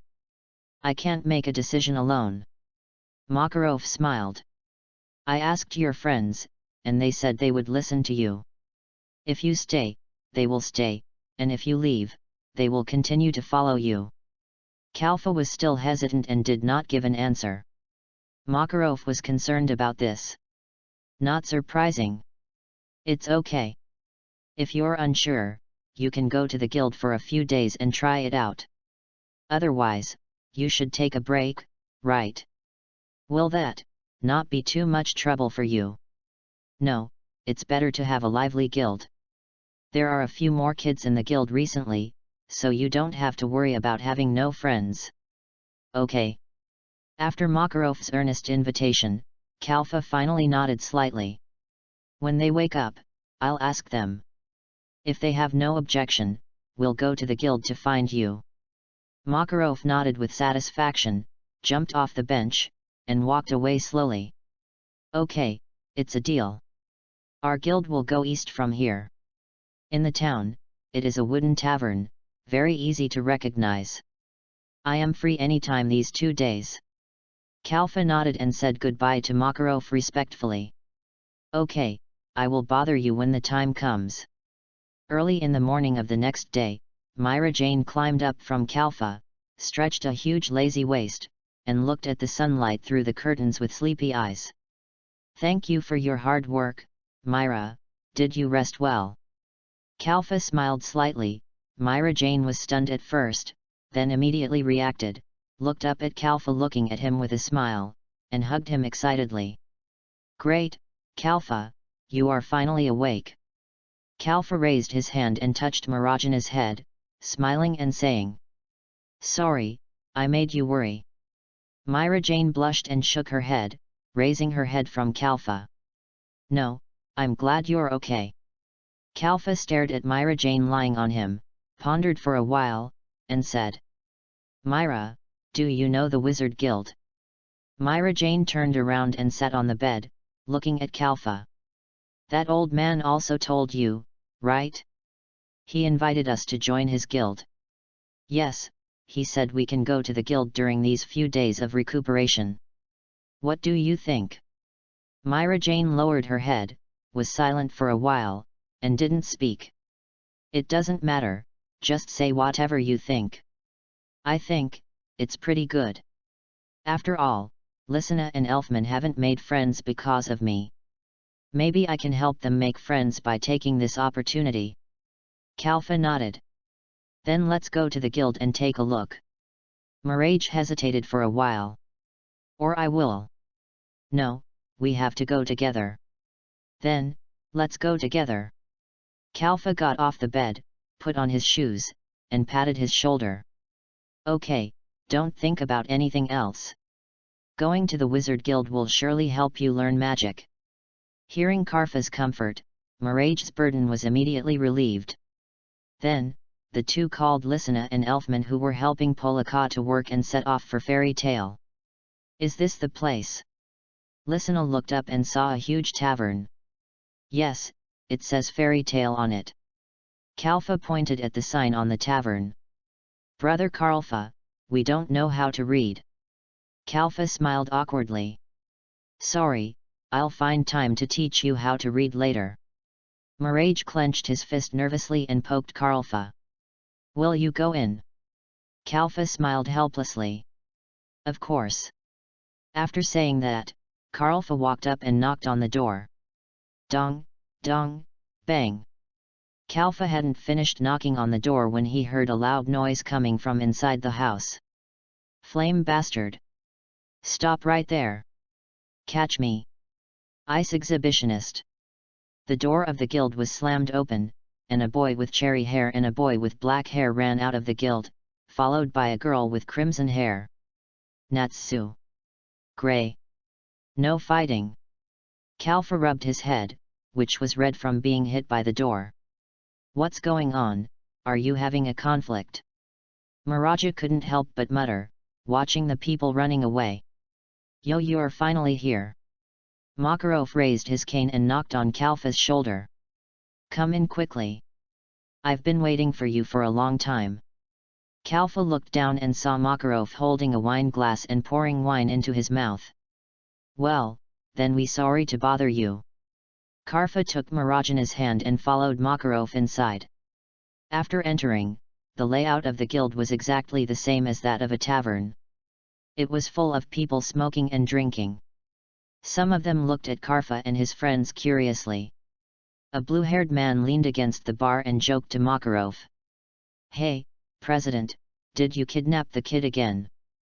Makarov jumped up and hit the man on the head with his cane. I didn't kidnap him. Makeo, if you keep talking nonsense, I'll knock your head off. Really, people get mad when they get old. Makeo covered his head and smiled. Hey, kids, enjoy your guild when you come. Oh, by the way. Be careful not to get along with a guy with a crew cut. Dealing with a guy who loves to smoke is a pervert. Makarov waved his hand. Go away, go drink, and don't talk nonsense and scare the children. After Makarov sent Makeo away, he continued to walk inside with a few people until he came to a separate small room. Come in, this is the president's office, it's quieter. Mr. Makarov, these few days, we want to stay in the guild first and try it out, is that okay? Of course. Do you have a place to stay? If not, I can help you arrange it. Karfa shook his head. Don't bother you, we can just find a hotel ourselves. Karfa suddenly thought of something and asked. Mr. Makarov, is there any reception for wizards here? Ah, is it about learning to receive magic? Makarov stroked his beard and thought for a while. Now that you mention it, it seems that there is really no book about receiving magic, but there is a book about receiving magic in the guild. I will take you to find it later. Kalfa nodded. Thank you, Mr. Makarov. It's okay, no need to be so polite. Makarov waved his hand generously, motioning for a few people to go with him, and prepared to take a few people to the guild library. Oh, by the way, kid, your name is Kalfa. Yes, may I ask, what's wrong? It's okay, it just feels a little familiar, I always feel like I've heard it somewhere. Kalfa was confused for a moment, but didn't say anything, and continued to follow Makarov. Chapter 10. The old man was very happy. This is it. Makarov led Kalfa and the others to a huge study room, which displayed hundreds of books on magic. This is the library of our guild. You can come anytime if you need it. Kalfa thanked Makarov gratefully. Okay, we will put it back to its original place after use. You can go and get busy. Makarov nodded, waved his hand and walked out of the library. Turning around, Kalfa looked at Myra Jane and the other two standing there in a daze, a little at a loss. Oh, by the way, you can't read yet. Kalfa sighed softly. Then you three should go to the guild first, and get familiar with the people in the guild. Myra J stood at the door and hesitated for a while, then asked Lysina and Elfman to go to the guild and stayed behind. You're not going. Karfa stood on the ladder, looking through the books one by one. Well, I know some words. I want to stay and help you. Maraja picked up a few books and looked at the words on them in a daze. Karfa looked at Maraja and smiled bitterly, then jumped down the ladder. What are you worried about? Maraja paused and put the books back on the bookshelf. I'm afraid that Lysina and Elfman won't be able to make friends because of me. Why are you worried about this? The people here are different from the people in the village where you used to live. Karfa stood beside Maraja. By his side, he put his hand on Marajana's shoulder and shook it. Let's go together later, okay? Myra Jane nodded. Is there anything I can help with? Karfa thought about it and shook his head. No, go sit on the chair over there for a while. Myra Jane was a little embarrassed, but she had no choice but to sit on the chair and watch Karfa busying around. After a while, Karfa came over with a few books in his hand. Okay, let's go to the guild. Myra Jane stood up. Okay. In the guild, a group of small children gathered together, watching Natsu and Grey fighting. Lysina and Elfman also mixed in, fighting with other children. You see, it's okay. Kalfa smiled and looked at Myra Jane, who was relieved. Sister. Brother Kalfa. You are back. Elfman saw the two people standing at the door and shouted loudly, and everyone looked at them. Myra Jane was a little nervous and stood behind Kalfa. Hey! You must be Kalfa. The cherry-haired boy named Natsu ran to Kalfa. Fight with me. Kalfa grinned awkwardly and looked at Natsu. Hey! Natsu's fist was still full of fighting spirit. Hurry up and fight with me. I heard from Lysina, aren't you very powerful? Bang! A fist wearing armor hit Natsu's head, making a big bump on his head. Natsu! Don't bother others to fight.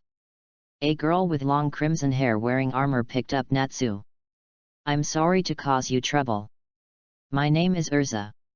I heard about your situation from the president. Please have fun in the guild these days. Karfa smiled and nodded. Thank you, I will. As a result, in the blink of an eye, several children surrounded Myra Jane and Karfa, and enthusiastically pulled the two of them to introduce themselves to each other. I heard that you are receiving magicians? Really? Grey looked at the two curiously, and his eyes noticed Marajana's arm. Oh. Really? Can you only receive one arm now? Can you receive other parts? As soon as Grey finished speaking, a group of children's attention was attracted by Marajana's arm. By the way, it seems that our guild doesn't receive magicians, right? Can I touch your hand? How did you awaken the receiving magic? Tell us something. Looking at Myra Jane surrounded by the children, Kalfa chuckled, found the right opportunity to get out, and found a seat to sit down. At this time, a boy with yellow hair and about the same age as Kalfa came over and stared at Kalfa. Is it you? Kalfa raised his head and looked at the boy in front of him with confusion. We have met before. I have seen him, how come I haven't seen him? Excuse me, what's your name? Laxus, the wizard here. After hearing this, Kalfa became even more confused. He was almost certain that he had never seen this person, and he had never heard of this name. I'm sorry, I don't remember seeing you. Laxus smiled slightly, and bursts of lightning suddenly appeared on his clenched fist. It doesn't matter, I just remember it. Kalfa frowned slightly, put the book on the table, and freed his hands. Thunder Fist. Kalfa dodged the attack sideways, turned around and kicked Laxus with one leg. Laxus' body suddenly turned into lightning, and Kalfa's attack penetrated it. Laxus took advantage of the situation to grab Kalfa's leg and threw it out. Kalfa rolled on the ground and stood up. At this time, the eyes of everyone in the guild were attracted. Laxus, what are you doing? Several people on the side shouted. It has nothing to do with you. Laxus did not show any weakness and shouted back. If you keep bothering me, I will deal with you too. Karlfa was unhappy and looked at Urza's waist. Lend me your sword. Karlfa drew out the iron sword from Urza's waist and rushed forward. Laxus controlled lightning to fall from the sky. Karlfa disappeared from the spot in a flash and came behind Laxus in the blink of an eye. Laxus turned around quickly, waving lightning. Karlfa flashed again and appeared above Laxus' head, swinging a knife in the air. An invisible sword energy flew out and pressed on Laxus, but the power was not strong. It only made Laxus pause slightly, and then raised his fist again. Lightning Spear. A golden lightning spear rushed towards Kalfa, who blocked it with the sword and kicked the hilt in mid-air, sending the sword flying. The iron sword passed through Laxus' body and stabbed into the ground. Just as Laxus was about to cast a spell, Kalfa dodged behind Laxus again. I knew it! Laxus shouted, and lightning power burst out from his body. Lightning! Kalfa pulled out the iron sword stuck in the ground, and spun the sword at high speed to draw away the lightning. When the lightning dissipated, Kalfa used the force to swing a sword, and the sword wind blew out, shattering several bottles of wine on the bar. Suddenly, there was a loud bang, and a guild door was kicked open. A huge hand held Kalfa and Laxus under its hand. All the members of the guild were shocked. President. The huge hand gradually became smaller, and Makarov walked slowly in from the entrance of the guild, staring at Laxus and Kalfa.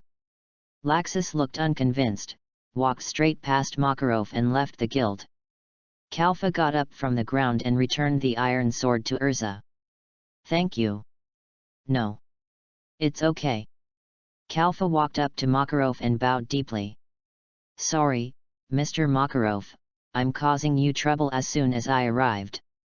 Makarov looked at the direction where Laxus left, sighed helplessly, and shook his head.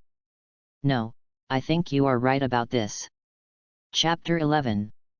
The two of them were very busy, and the two of them were very busy. Kalfa, are you okay? Mirage hurried to Karfa's side and asked with concern. Karfa shook his head and said with a smile. I'm fine. What happened to that yellow-haired boy just now? He suddenly started to attack. Mirage complained in a low voice. Karfa shrugged helplessly, and Urza and others beside him also came over. Sorry Karfa, Laxus has always been like this. Urza said. Karfa waved his hand and said.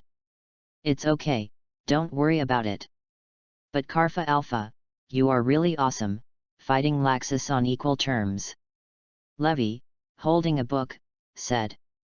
Yes, Laxus is stronger than some of the guild's adults. Kana also echoed. Hehe, I said that brother Kalfa is awesome. Listener raised her neck with pride. Okay. Since you are so strong, come and fight me. Natsu ran to Kalfa with excitement and raised his fist. Natsu, stop it. Bang. Bang. Urza punched Natsu on the head with two fists, and Natsu immediately shrank down and squatted on the ground with his head covered. You never learn your lesson, idiot. Gray stuck out his tongue at Natsu and said provocatively. Damn it! You're a nice man. Seeing this, Gray became even more arrogant and kept provoking Natsu. Come and hit me if you can. No fighting! Urza yelled at Natsu and Gray. Oh! Gurgle! Suddenly, while everyone was talking, Marajana's stomach growled, and Myra Jane blushed and covered her stomach awkwardly. Are you hungry? Urza asked Myra Jane with concern, and Myra Jane nodded. Well, I haven't eaten much these 2 days. Urza smiled, took Marajana's hand and walked towards the guild's bar. Come, take a look and see if there is anything you want to eat, I will treat you. Maraja was a little embarrassed.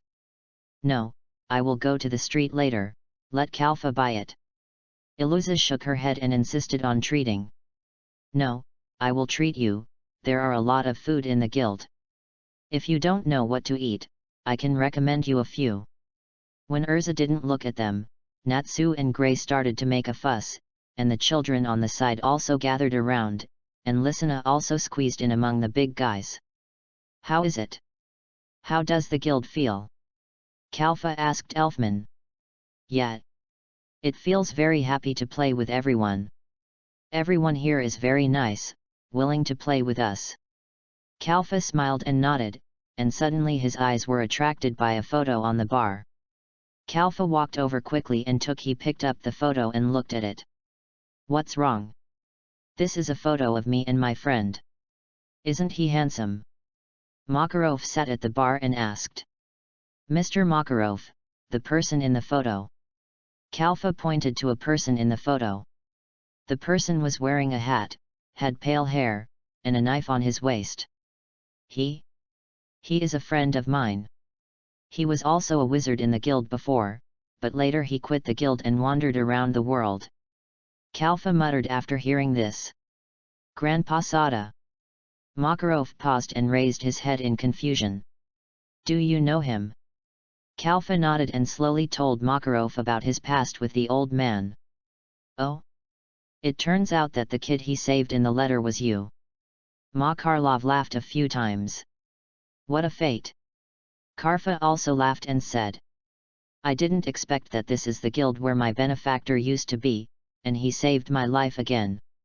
It's incredible to think about it this way. Makarov picked up a bottle of wine from the bar. Here. This old man treats you. Karfa took the wine and drank half of it in one gulp. Thank you.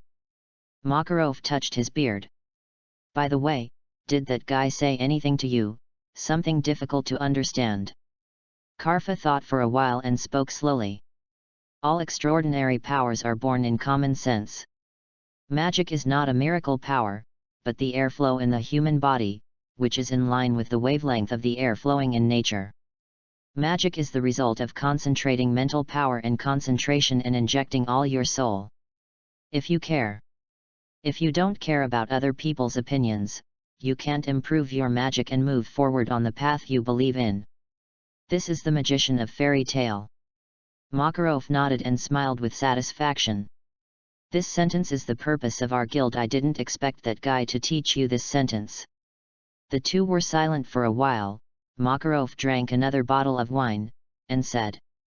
How do you feel in the guild? Very happy, I think Myra and the others are too. Then stay. I think. Okay. Karfa looked at Myra Jane and the others who were talking and laughing on the side, and readily agreed. Makarov happily jumped onto the second floor of the guild, holding up his crutches, and shouted loudly. Okay. Everyone, be quiet for a while. Everyone in the guild quieted down and looked at Makarov. To celebrate the addition of 4 new members to our guild, everyone, have a party. All of a sudden, the people in the guild were excited again. In the evening, Kalfa and Myra Jane found a hotel to stay in. Sorry, I made the decision in the end. Kalfa whispered. Myra Jane shook her head and didn't care. It's okay otherwise, I will listen to Kalfa in the end. Besides, everyone is very happy when they are in the guild. Kalfa looked out the window and thought for a while. It's not a good idea to stay in a hotel all the time. Otherwise, let's go around the city tomorrow and look at houses. Myra Jane was a little confused. Do we have so much money? Kalfa smiled. Don't worry, Mr. Makarov promised to pay for our living expenses for 1 month, and I can work in 2 days. Myra Jane pulled Kalfa's arm. Work? Then we will work together. No. Kalfa immediately rejected Myra Jane. It's dangerous to do commissions. You don't know how to use magic yet, so stay. Myra Jane bit her lip unwillingly. Then you have to promise me that you will take me to work with you when I master the receiving magic. Kalfa looked at Myra Jane in confusion. Don't want to use the power of receiving magic? Myra Jane was silent for a while. I changed my mind. Myra Jane muttered in a low voice. After all, this is the only way to stand with you. Kalfa looked at Marajana's eyes and nodded. Okay, when you learn magic, we will go out to work together.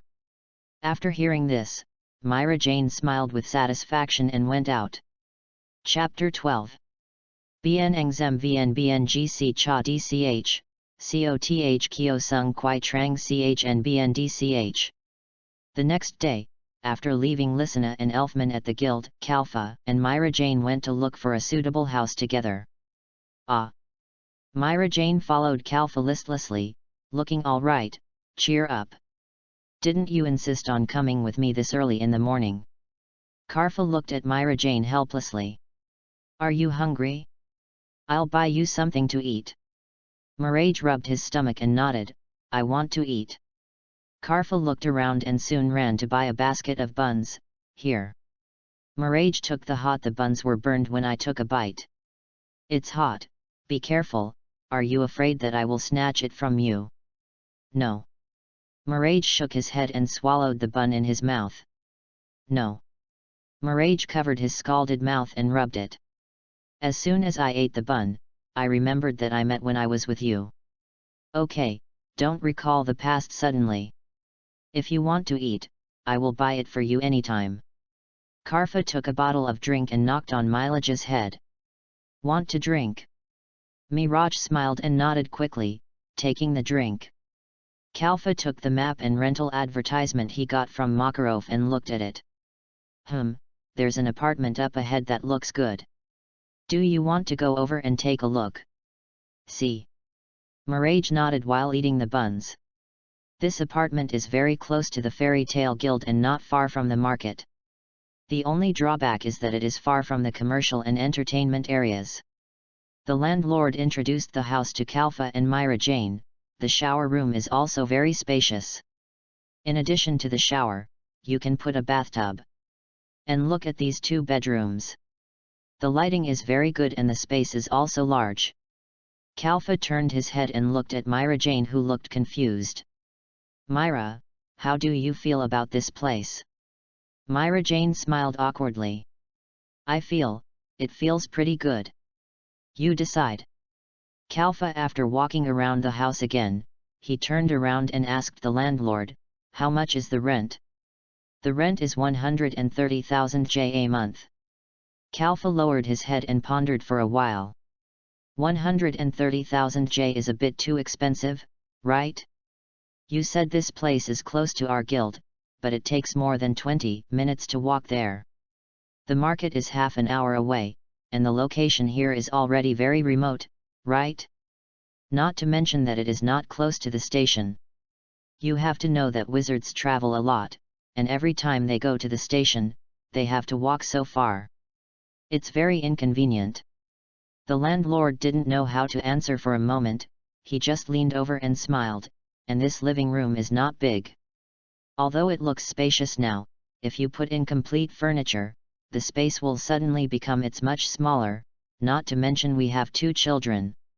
The landlord scratched his head and said, then, name a price, how much is appropriate?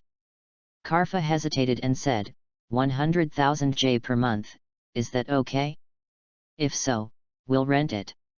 The landlord looked thoughtful and didn't answer immediately. Kalfa took Marajana's hand and said with a smile, then let's go look somewhere else. There seem to be a few houses for rent in front. Landlord. He quickly grabbed Kalfa and sighed helplessly, okay, 100,000 J is 100,000 J. Kalfa nodded in satisfaction and stopped, okay, then we'll rent this place. They will probably move in tomorrow, and then it will be troublesome.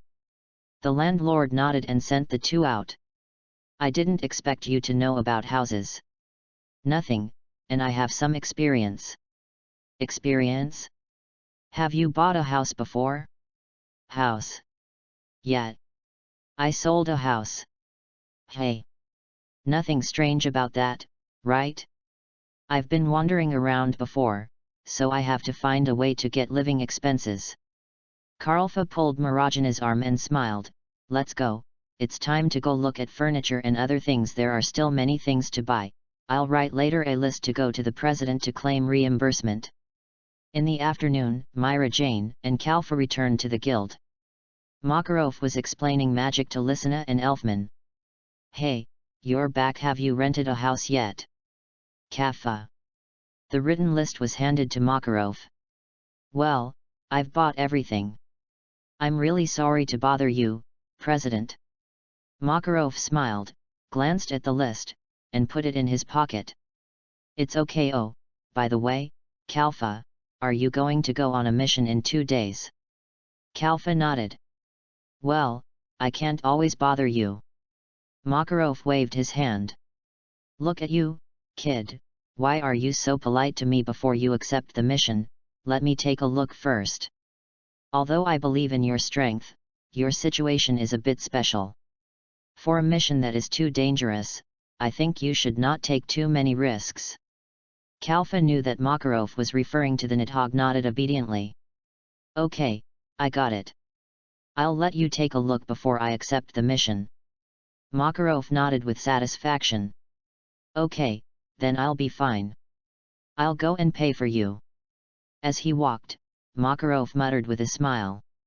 Finally, a child who makes us worry-free has come. On the side, Lysina and Elfman showed Myra Jane the results of their day's study with excitement. Sister Myra, look, I can turn into a kitten. Sister, I can also turn my arms into brown bear claws. As a result, with a bang, the two people's receiving magic went wrong, and Lysina Na turned into a pink piglet, and Elfman's arm turned into an octopus tentacle. Woo, I really can't master it, it's so difficult. Mirage touched the heads of the two and laughed out loud. Kalfa quietly walked to the side of Levi, who was sitting in the corner.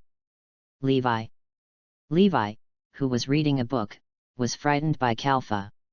Ah, it's Kalfa, what's the matter?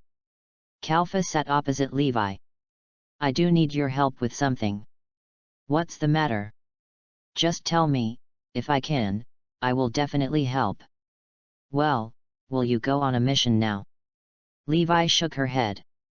Not yet, the president said I have to wait until I grow up. Karlfa pointed at Milaja and the others beside him. I want to ask you to teach Mila and the other 3 to read when you are free, okay? Libby was confused. Read. Karlfa nodded.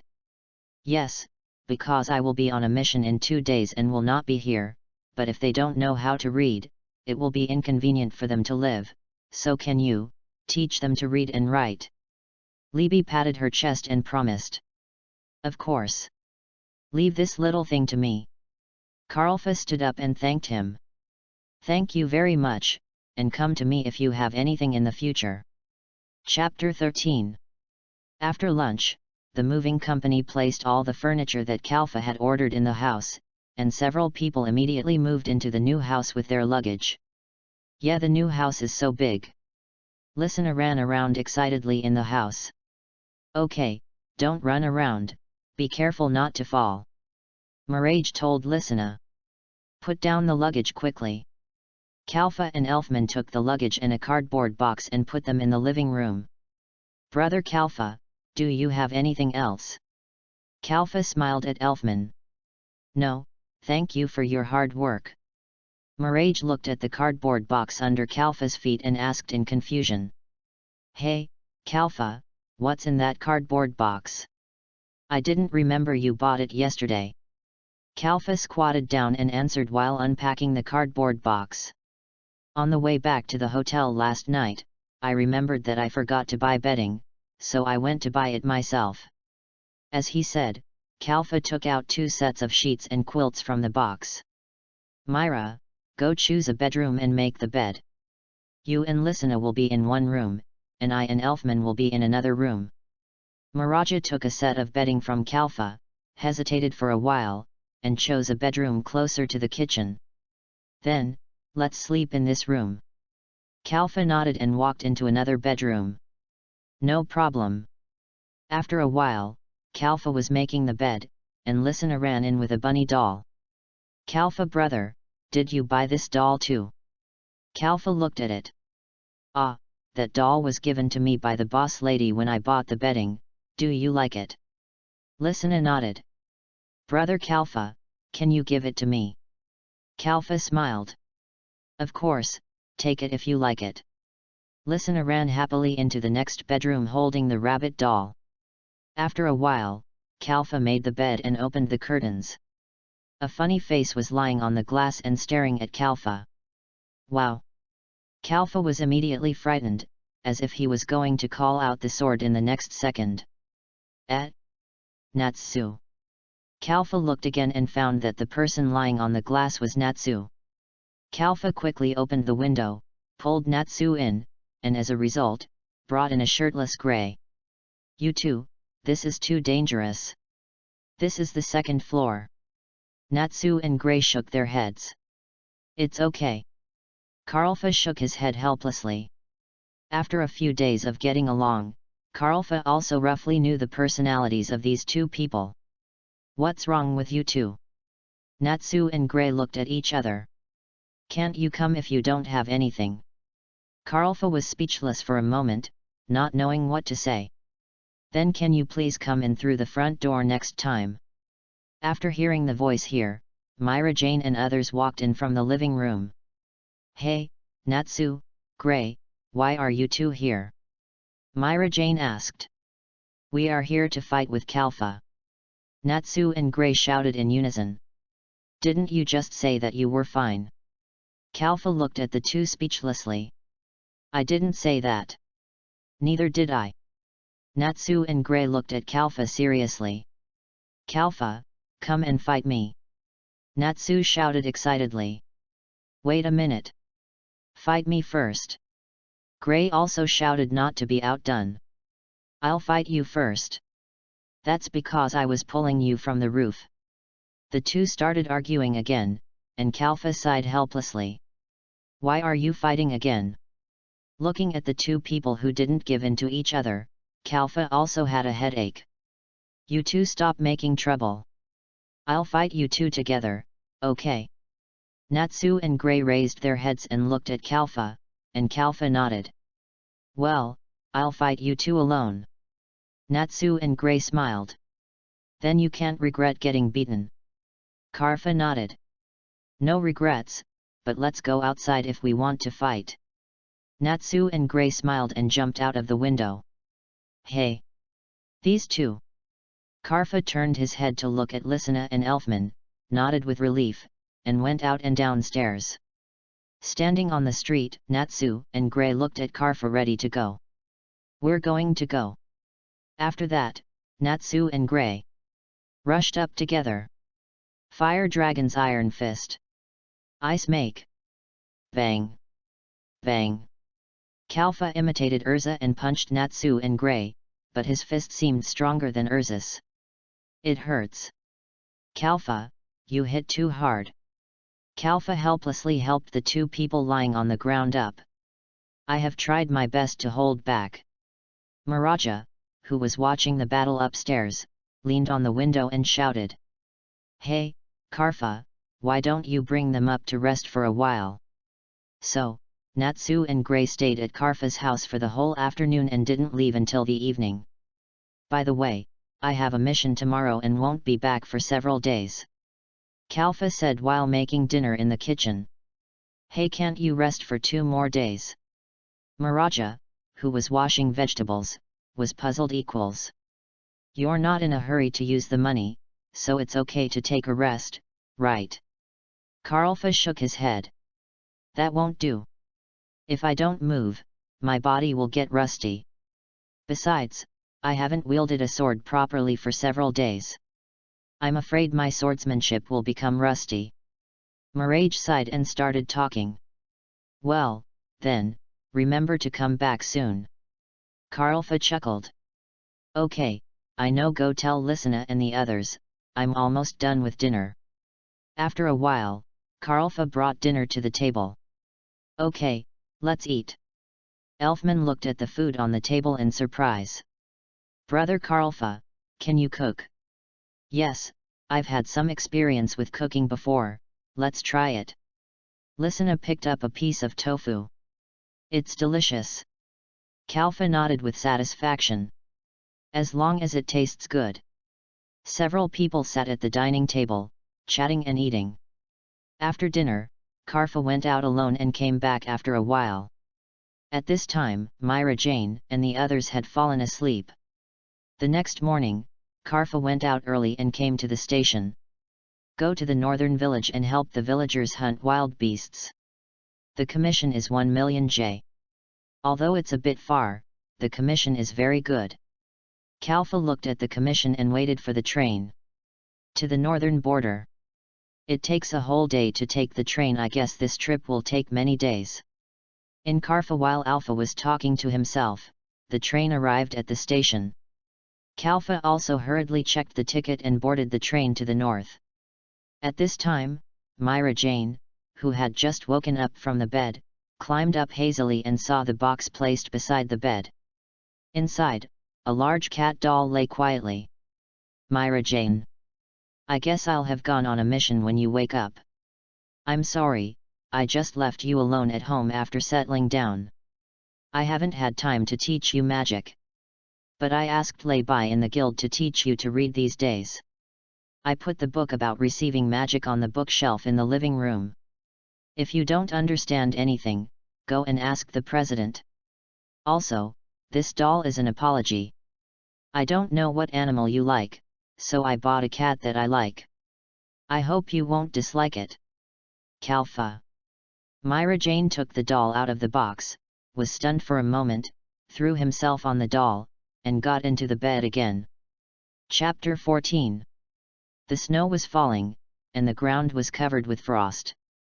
Snowflakes were flying, and frost covered the ground. A steaming train was shuttling through the silvery white snowfield. There were only a few passengers on the train. Obviously, few people visited this kind of place, and Kalfa was one of them. Kalfa, who had just woken up from his sleep, looked at the vast expanse of white outside the window, a little dazed. A few wisps of fireworks in the distance showed that the train had finally left the no man's land. After dozens of minutes, the train finally stopped in a village covered with ice and snow. Kalfa put on the down jacket he had prepared early and got off the train quickly. There were few houses in this village, only a dozen, all made of wood, and there were less than 10 street lights. The village was not large and could be walked through in a few minutes. Hello, excuse me, where is the village chief now? Kalfa asked a random passerby on the roadside. If you want to find the village chief, he is in the house with a fence made of black wood. That's his home. The passerby pointed to a house not far away. Young man, are you from outside? It's really strange. Kalfa nodded and thanked him, and immediately went to the village chief's house. When he was about to knock on the door, an old voice came from the grass next to him. I'm here, young man. Kalfa turned his head and saw an old man with white hair and a hoe in his hand standing in front of the greenhouse and waved to him. Kalfa walked over, and the old man took Karfa into the greenhouse. The vegetable patch in the shed is very small, not enough to last for long. The old man poured a pot of hot water for Kalfa and asked slowly. Young man, are you a wizard who has accepted a mission? Otherwise, you would have nothing to do and come to this kind of ghost place. Kalfa nodded. Yes, you are right, I am a wizard of fairy tale, and I am here to solve the commission." The old man motioned Kalfa to sit down, and he took out a few green vegetables from the basket beside him. "What is?" Kalfa looked at the green vegetables that the old man put on the table, which looked very listless, and was a little confused. "This is the vegetable grown by me, which is already considered good." The old man sighed and said slowly. "In fact, before, not far south of this village, there is a large field, and the soil there is very good for growing vegetables. But recently, because of wild animal attacks, the villagers dare not go to farm." Karfa asked. "Wild animal attacks?" "Actually, there are attacks every year at this time, and we can solve them ourselves in the village." The old man shook his head and continued. "But for some reason, there are more and more wild animals this time than before, and they are more ferocious. At first, the villagers didn't think it was a big deal, until later the wild animals appeared more and more frequently, and even casualties occurred." The old man took out a map from the drawer and pointed out a circle on it. "It's here, our vegetable field." Karfa nodded. "Not far. Can I go and see the situation?" The old man nodded. "Of course. Do you need a few people to follow you?" Karfa shook his head. "No, but can you lend me this map temporarily?" The old man rolled up the map and handed it to Karfa. "Take it, and let me know if you need anything else." Kalfa waved his hand, took the map and walked out. After leaving the village, he checked the map, groped for the direction bit by bit, and moved towards the fields. The snow kept falling along the way, freezing Karfa's face red and purple. The vast snowfield had no end in sight, but he saw a few snow piles moving slowly. Kalfa suspected that he was dazzled, and squinted his eyes and looked hard. Only then did he find that they were a few white bears ready to go. The white bears seemed to have discovered Karfa, and immediately turned around and rushed towards Karfa. Kalfa saw this and immediately summoned his sword to counterattack the white bears. King Yalu, fierce tiger hunting. A cold light flashed, and the 3 white bears instantly spurted blood from their chests, but they were thick-skinned and did not die in one blow. King Yalu, Yang Xiagui. Kalfa turned around and swung his sword. 3 sword energies fell from the sky and landed on 3 white bears. Looking at the snow on the ground stained red with blood, in order to avoid attracting more wild animals, Karfa also quickened his pace. What was strange was that these white bears were much thinner than Karfa had imagined. After a while, Karfa came to the field marked in red on the map. The surprising scene was that more than a dozen ferocious carnivorous beasts were eating wild grass with their heads down. Suddenly, the beasts looked at Kalfa, and when Kalfa lowered his head, he found that his trouser legs were soaked with blood. The beasts' eyes turned red and they pounced on Kalfa frantically. Kalfa took a step forward with a knife in both hands. King Yu style, python hunting. Under Kalfa's winding and bizarre steps, only a few beasts died suddenly on the blade in an instant, and just when Kalfa was about to fight the remaining beasts, he found that the beasts actually ran away with wild grass in their mouths. After the group of beasts dug out the beasts, they did not instead of eating it, he carefully protected it. Kalfa's doubts in his heart became heavier. He turned his head to look at the corpses of several wild animals around him. They were also very thin. Seeing that there were still a few leaves of grass dropped by wild animals in the snow, Karfa picked them up. As soon as he got them in his hands, he smelled a pungent smell of medicine. Kalfa picked up the grass leaves and looked at them for a while, then carefully put them in his pocket and returned to the village. After Karfa returned to the village, the first thing he did was to find the village chief and ask some questions. "Old man, is this plant a herb?" Kalfa handed the grass leaves in his pocket to the village chief, who took them up, smelled them, and looked at them. "Yes, that piece of farmland will grow this kind of herb." Kalfa nodded and asked. "Then, you said that there would be a lot of wild animals at this time in previous years?" The village chief nodded. "Yes, after all, at this time, wild animals need to store food, but this year's wild animals seem to be particularly crazy. Kalfa thought about it again. Then, were the wild animals you encountered in your village strong in previous years? The village chief nodded repeatedly. Strong? Of course not. They robbed us of food every day. Kalfa heard this and asked in confusion. So were the wild animals you encountered so strong in this incident? The village chief replied after thinking for a while. It seems, a little thinner than before? I don't know, I was so busy this time that I didn't have time to pay attention to their weight. Kalfa nodded and sighed. Old man, is there an empty house in the village? It's getting late today, I plan to continue tomorrow. The village chief smiled. Okay, no problem, I just arranged a house for you, I'll take you there now. Kalfa followed the village chief and came to the residence. Okay, call me anytime if anything happens in the village. The village chief smiled and nodded. Okay, you should have a good rest too, our village depends on you, young man. Chapter 15. The village was in chaos, but the weather was very bad. It has been a week since Kalfa came to this village. During this week, there were still constant attacks by wild beasts. Kalfa guarded the village every day and did not find anything unusual. The only thing worth noting is that although these wild beasts are becoming more and more ferocious, their bodies are indeed getting thinner and thinner. Kalfa was very puzzled about this, so today, Kalfa decided to go deep into the snowfield to find out. Kalfa, is it really okay for you to go alone? Kalfa took the prepared dry food, put the demon sword deep scar on his back in advance, and carried a stake of the wild beast he had killed before. It doesn't matter, just do a good job of protecting the village, I'm leaving. The old village chief nodded. Head, put a woolen hat on Kalfa. Okay. Then you should be careful, ha. Kalfa nodded, wrapped the scarf around his neck, and walked into the vast snow. On the road, there were still wild beasts rampant. Kalfa tried his best to use energy-saving tactics to deal with the wild beasts. Although it took some time, it could ensure that he had enough physical strength to fight or escape when an accident happened. That night, Kalfa came to the farmland of the village again. Fortunately, there were not many wild beasts this time, and Kalfa easily solved the wild beasts.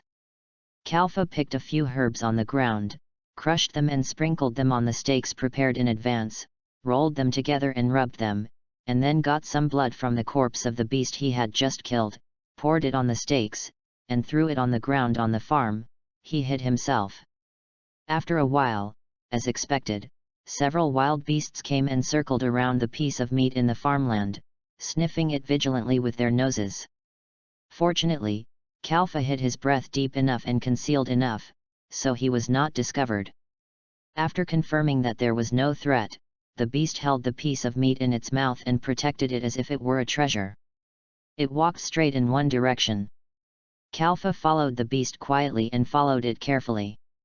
After walking for a while, Kalfa followed the beasts to the foot of a tall snow-capped mountain.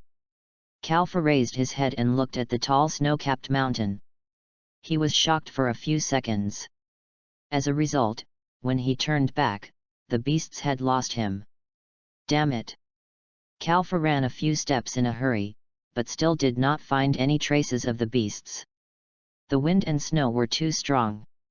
The footprints of the beasts were buried again, but after walking a few steps, Kalfa found a cave entrance.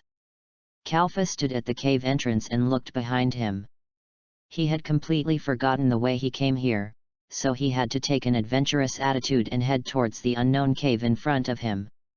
The cave was very dark, but it was much better than the cave atmosphere of Nidhogg in Kalfa's consciousness. At least there would be no ghosts that suddenly rushed out and dragons that could play with him like ants. After walking for about a few dozen minutes, Kalfa strangely found a huge stone door with several lines of big characters engraved on it.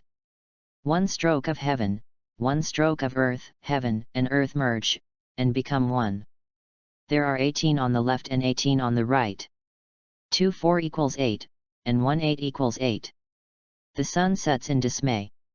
This corresponds to 3 stone slabs, which seem to be used for writing, but there is no pen for writing. Looking at the riddles above, Kalfa soon had the answer in his mind. He hesitated for a moment, bit his finger directly, and wrote on the stone slab with blood. 2. Wang, Li. After Karlfa wrote the answer on the slate, the stone door in front of him lit up with a faint fluorescence. Karlfa walked forward and gently pushed it, and the huge stone door opened automatically. Inside the stone door was a space similar to a relic, with a high platform inside, on which was placed this exquisite and small azure gem. The pattern on the platform was a ferocious white tiger. Karlfa climbed up the platform nervously, picked up the gem on the platform and looked at it for a while. The middle of the gem was hollow, and the surface was dull and lost. Suddenly, the gem in Karlfa's hand magically lit up, and Karlfa looked at the glowing gem was startled, and he raised it and turned it around. Kalfa discovered that the gem glowed differently when facing different directions. It was very dim when facing the cave in front of him, and it was brightest when facing the cave in front of the left. So, Kalfa held the gem in his hand, jumped off the platform, and continued to move forward towards the cave in front of the left. As Kalfa went deeper, the light emitted by the gem became more and more dazzling, until Kalfa reached a dead end and stopped. Kalfa knocked on the stone wall, and the crisp echo told Kalfa that the wall was not thick, so Kalfa took 2 steps back, drew out his sword, and prepared to break through the wall and rush over. King Yu style. Kalfa said slowly, but before he could swing his sword, the stone wall suddenly collapsed. Kalfa was slightly stunned, thinking that his swordsmanship had reached such a level. But the next second, a terrifying tiger roar brought Kalfa back to reality. A tall and mighty white tiger with gorgeous stripes, this white tiger was exactly the same as the carving on the high platform just now. The white tiger opened its bloody mouth, as if it wanted to swallow Kalfa in one gulp. Before Kalfa could react, the white tiger rushed to Kalfa's face, and its huge fangs it was less than a few centimeters away from Kalfa's head. Kalfa's arm suddenly moved uncontrollably, blocking the white tiger's teeth, and then returned to normal. That was close. Was it a subconscious swing just now? Kalfa panted with a guilty conscience, and instantly became alert. The white tiger's eyes turned red and stared at Kalfa. "You look pretty strong, little white cat." Kalfa smiled and joked, as if to boost his morale, but it seemed that the morale boosted the white tiger. The white tiger kicked its hind legs, jumped high, stretched out its sharp tiger claws, and a layer of white light was attached to it. Kalfa dodged backwards when the tiger's claws hit the ground, shattering it. 3 shocking cracks spread to Kalfa's feet.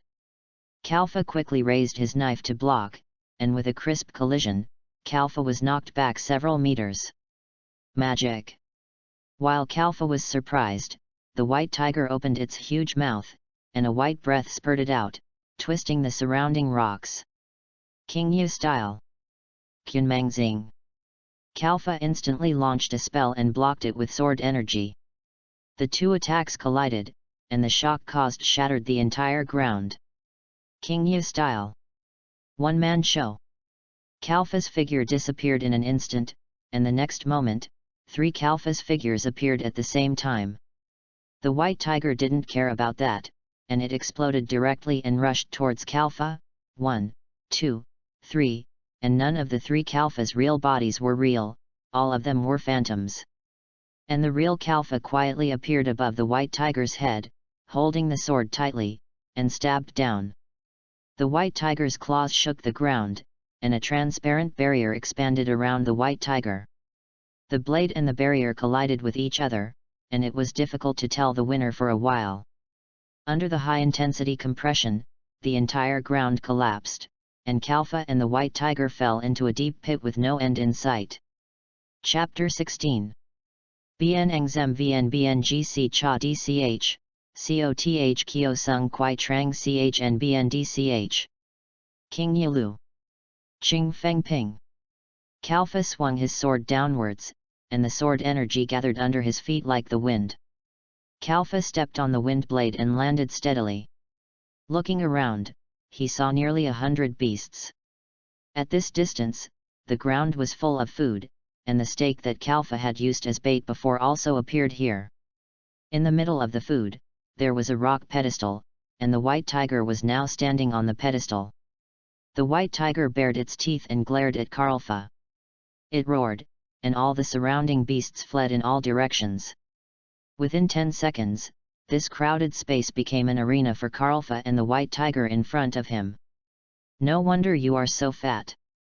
Kalfa's head. He breathed a sigh of relief and kicked the haystack at his feet away.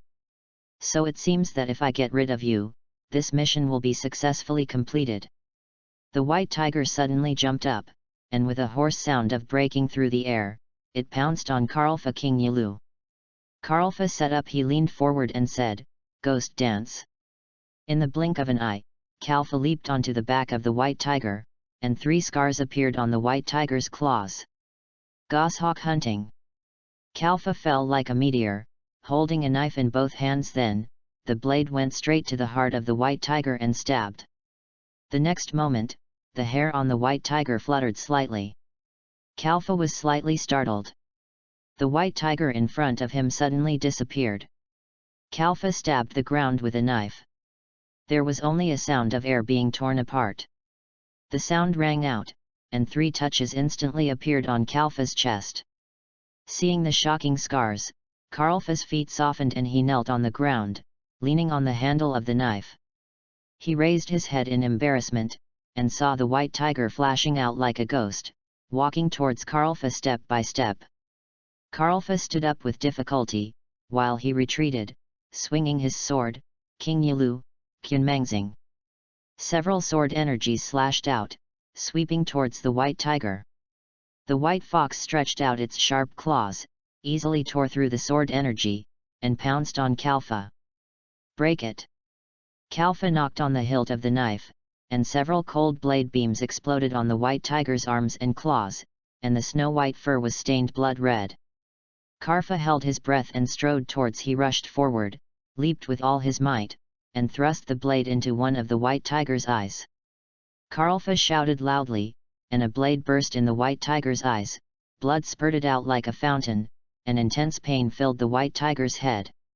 Like a madman, it rushed to the stone wall at a high speed. Kalfa stepped on the white tiger. The bridge of the tiger's nose jumped high, and kicked the stone wall. King Yulu. Menjayu. A huge crescent-shaped sword energy flew down and slashed on the white tiger's back. Blood spurted out and the rocks on the stone wall where the white tiger was smashed into pieces, and was thrown into the rubble. Kalfa still did not dare to relax his vigilance. He clenched the sword in his hand and stared at the rubble. Suddenly, Kalfa felt that the air around him was abnormally distorted. For a moment, he slowly closed his eyes. King Ulu. I. Kalfa suddenly opened his eyes, drew his sword, and the figure of the white tiger also appeared. San Yuehua. Shadow follow. Kalfa and the white tiger swapped positions in an instant. A silver-gray circular barrier appeared under the white tiger's feet, and a double ring slash like a whirlwind hit the white tiger. "Break it!" "Deep scar," Kalfa said as he spoke. The dazzling blade light blossomed all over the white tiger's body like a blooming flower. Kalfa's legs softened and he leaned against the stone wall with his blade. However, the white tiger stood up again, his eyes full of anger and murderous intent, and turned around and slowly he walked towards Kalfa, but Kalfa had no strength to resist at this time. Nidhogg in his body was also waiting for an opportunity to move. Suddenly, a ray of light flashed from the side, and a flaming arrow went straight to the white tiger's head. The white tiger rushed towards dodge back, an ice blue the slash hit the white tiger's back again. Kalfa looked and saw a burly man with red hair running over from the side. The man had a very beautiful ponytail and a pair of horse-like ears on his head. Behind him was a silver-haired boy of the same age as Kalfa. The boy had a pair of golden and silver eyes. On the other side was a girl with long ice blue hair holding a knife. She jumped off the white tiger's back and ran up quickly. He went forward and supported Kalfa. Are you okay? Kalfa looked at the two people approaching and said, I'm fine. Thank you very much. Who are you? My name is Shaloy. The boy responded, my name is Yaka. The girl answered. Kalfa pulled Shaloy's arm and stood up straight. Body, and saw a huge figure rushing over. Be careful! Kalfa shouted, and the next second, a powerful milky white light column engulfed the white tiger, and a burly middle-aged man slowly walked out. The man had orange-red hair, a somewhat torn cloak on his body, and stubble on his mouth. His lazy temperament could not cover up the powerful aura. Shaloy and Karfa saw the man and shouted together. Kill darts! Kalfa was about to say something, but his eyes went black and he fainted. When he woke up again, Karfa felt a gentle warm current filling his body, and the wounds all over his body no longer hurt. He slowly opened his eyes and saw a creature with a sheep's lower body and a blonde woman's upper body holding a staff, as if healing himself. Awake? Are you feeling better? The boy named Shaloy walked to Kalfa, reached out his hand. Kalfa grabbed Shaloy's hand and stood up. Well, thank you. Shaloy shook his head and gently patted the half-man, half-sheep beside him. Thank you for your hard work, Vyang. It's okay, I'm willing to serve you. After that, he turned into bubbles and dissipated in the air. This is? Kalfa asked with doubts. My magic is similar to the magic of the stars. I can summon some special creatures to fight. The Wuma you saw just now is the same. Shaloy explained. Hey, this person is awake. Hey, finally awake. Boy.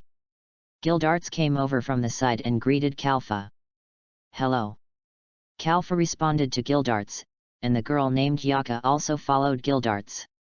One person can beat that tiger. You are quite skilled in martial arts, said Shaloy. But why did you come to such a place alone? I am a wizard from the Wizard Guild, and I came here to do a mission. Kalfa replied. But I didn't expect that white tiger to be so strong. Are you guys also wizards from the Wizard Guild?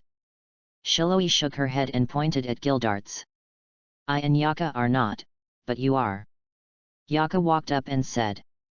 Although Gildarts looks unreliable, he is actually very strong.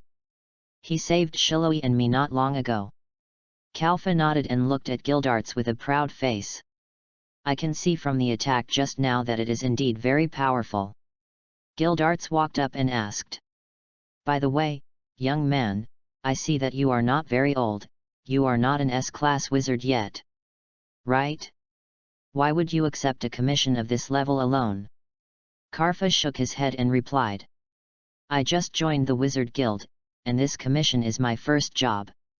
Although the A-level commission is a bit difficult for a newcomer, I came here with the permission of the president.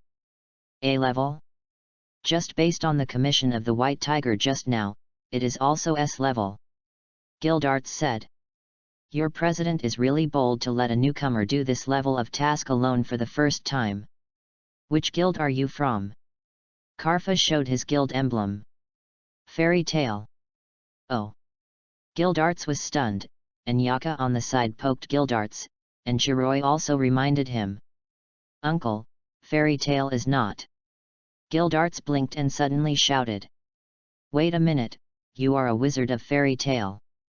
Chapter 17. The two of them were so busy that they had to face each other. I'm a wizard from Fairy Tale. What's wrong? Karfa looked at Gildarts in confusion. Gildarts lifted his cloak to reveal the Fairy Tale emblem on his chest. I'm also from Fairy Tale. Why haven't I seen you before? Shaloy glanced at Gildarts. I've just joined your guild recently, uncle, you've been with us for more than a month. Gildarts covered the back of his head and smiled. That's right. After all this fuss, we're actually family. Okay, let's get out of here first. There should be a place for people to stay nearby, right? Yaka said. We can't stay in this cave forever. I have a map here. Kalfa took out a map with a corner soaked in blood from his pocket and handed it to Shaloy. Fortunately it's not damaged. Shiroi pointed to Yaka beside him. Give it to her, she knows better than me. Yaka smiled, took the map and looked at it. Sure enough, we still have to go out first. Gildarts shook his arm. Okay.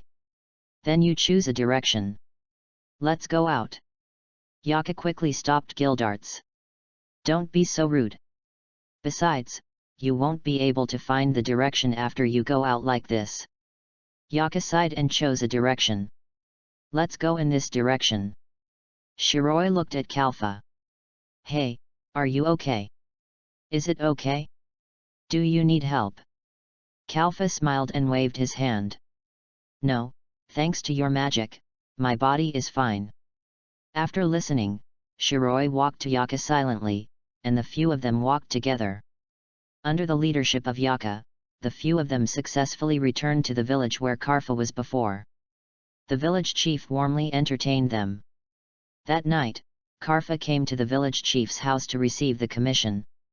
Here, this is the commission this time, which is more than what was agreed before. After all, the difficulty of this commission seems to be much higher than expected.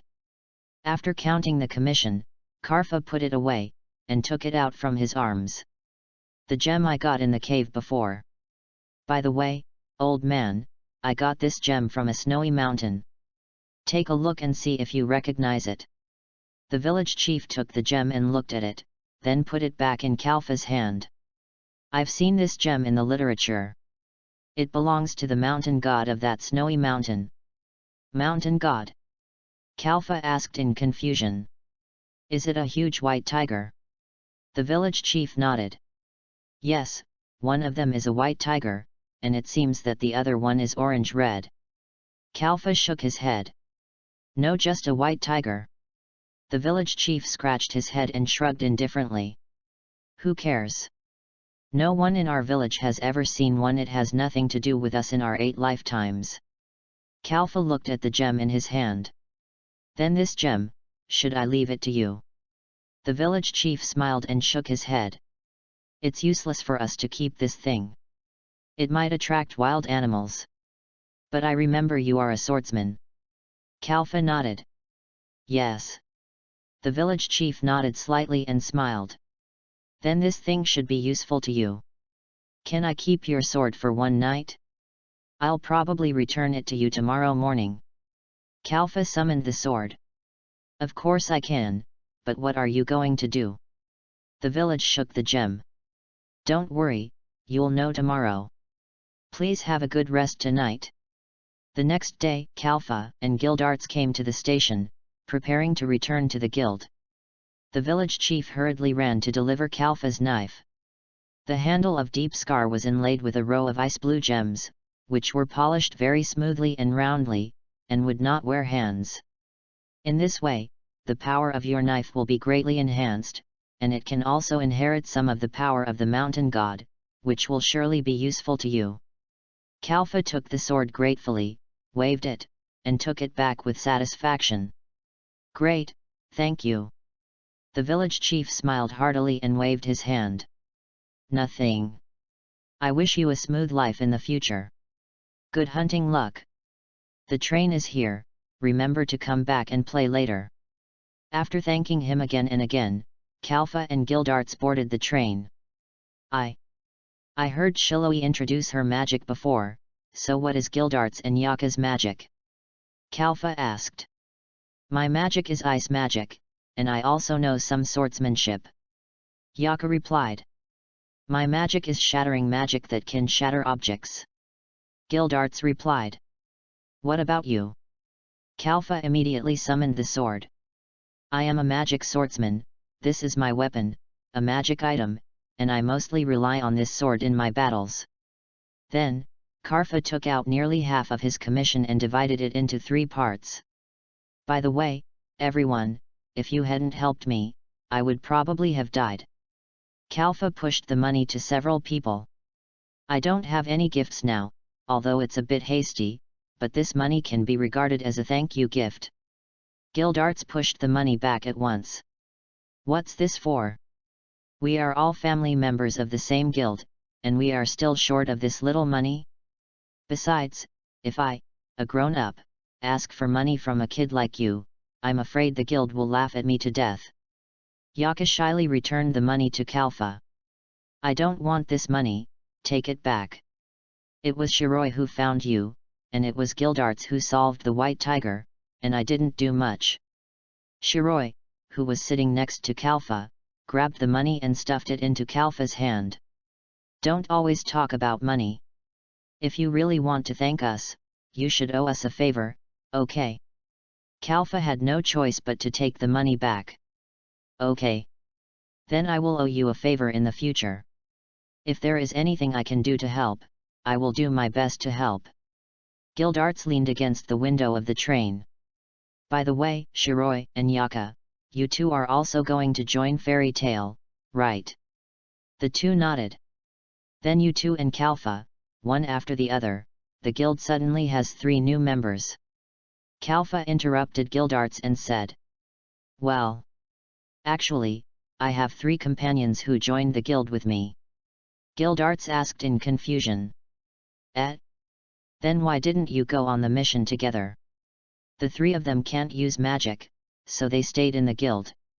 Kalfa explained. But I've been out for a month and a week this time. I guess their magic has improved this time. Gildarts looked at the 3 and suggested. By the way, I think the 3 of you are new to the guild, and you all have the ability to fight alone. You can try to form a team to go on the mission together. Chapter 18. The author has had a fever for the past 2 days. Today, I just felt better and remembered to update. Please forgive me. That. Kalfa, does this city value wizards so much? Will it also give wizards who return from missions a road to the guild? Shiroi looked at the streets around him that changed, and a road led directly to the entrance of the guild, and was shocked. I don't know.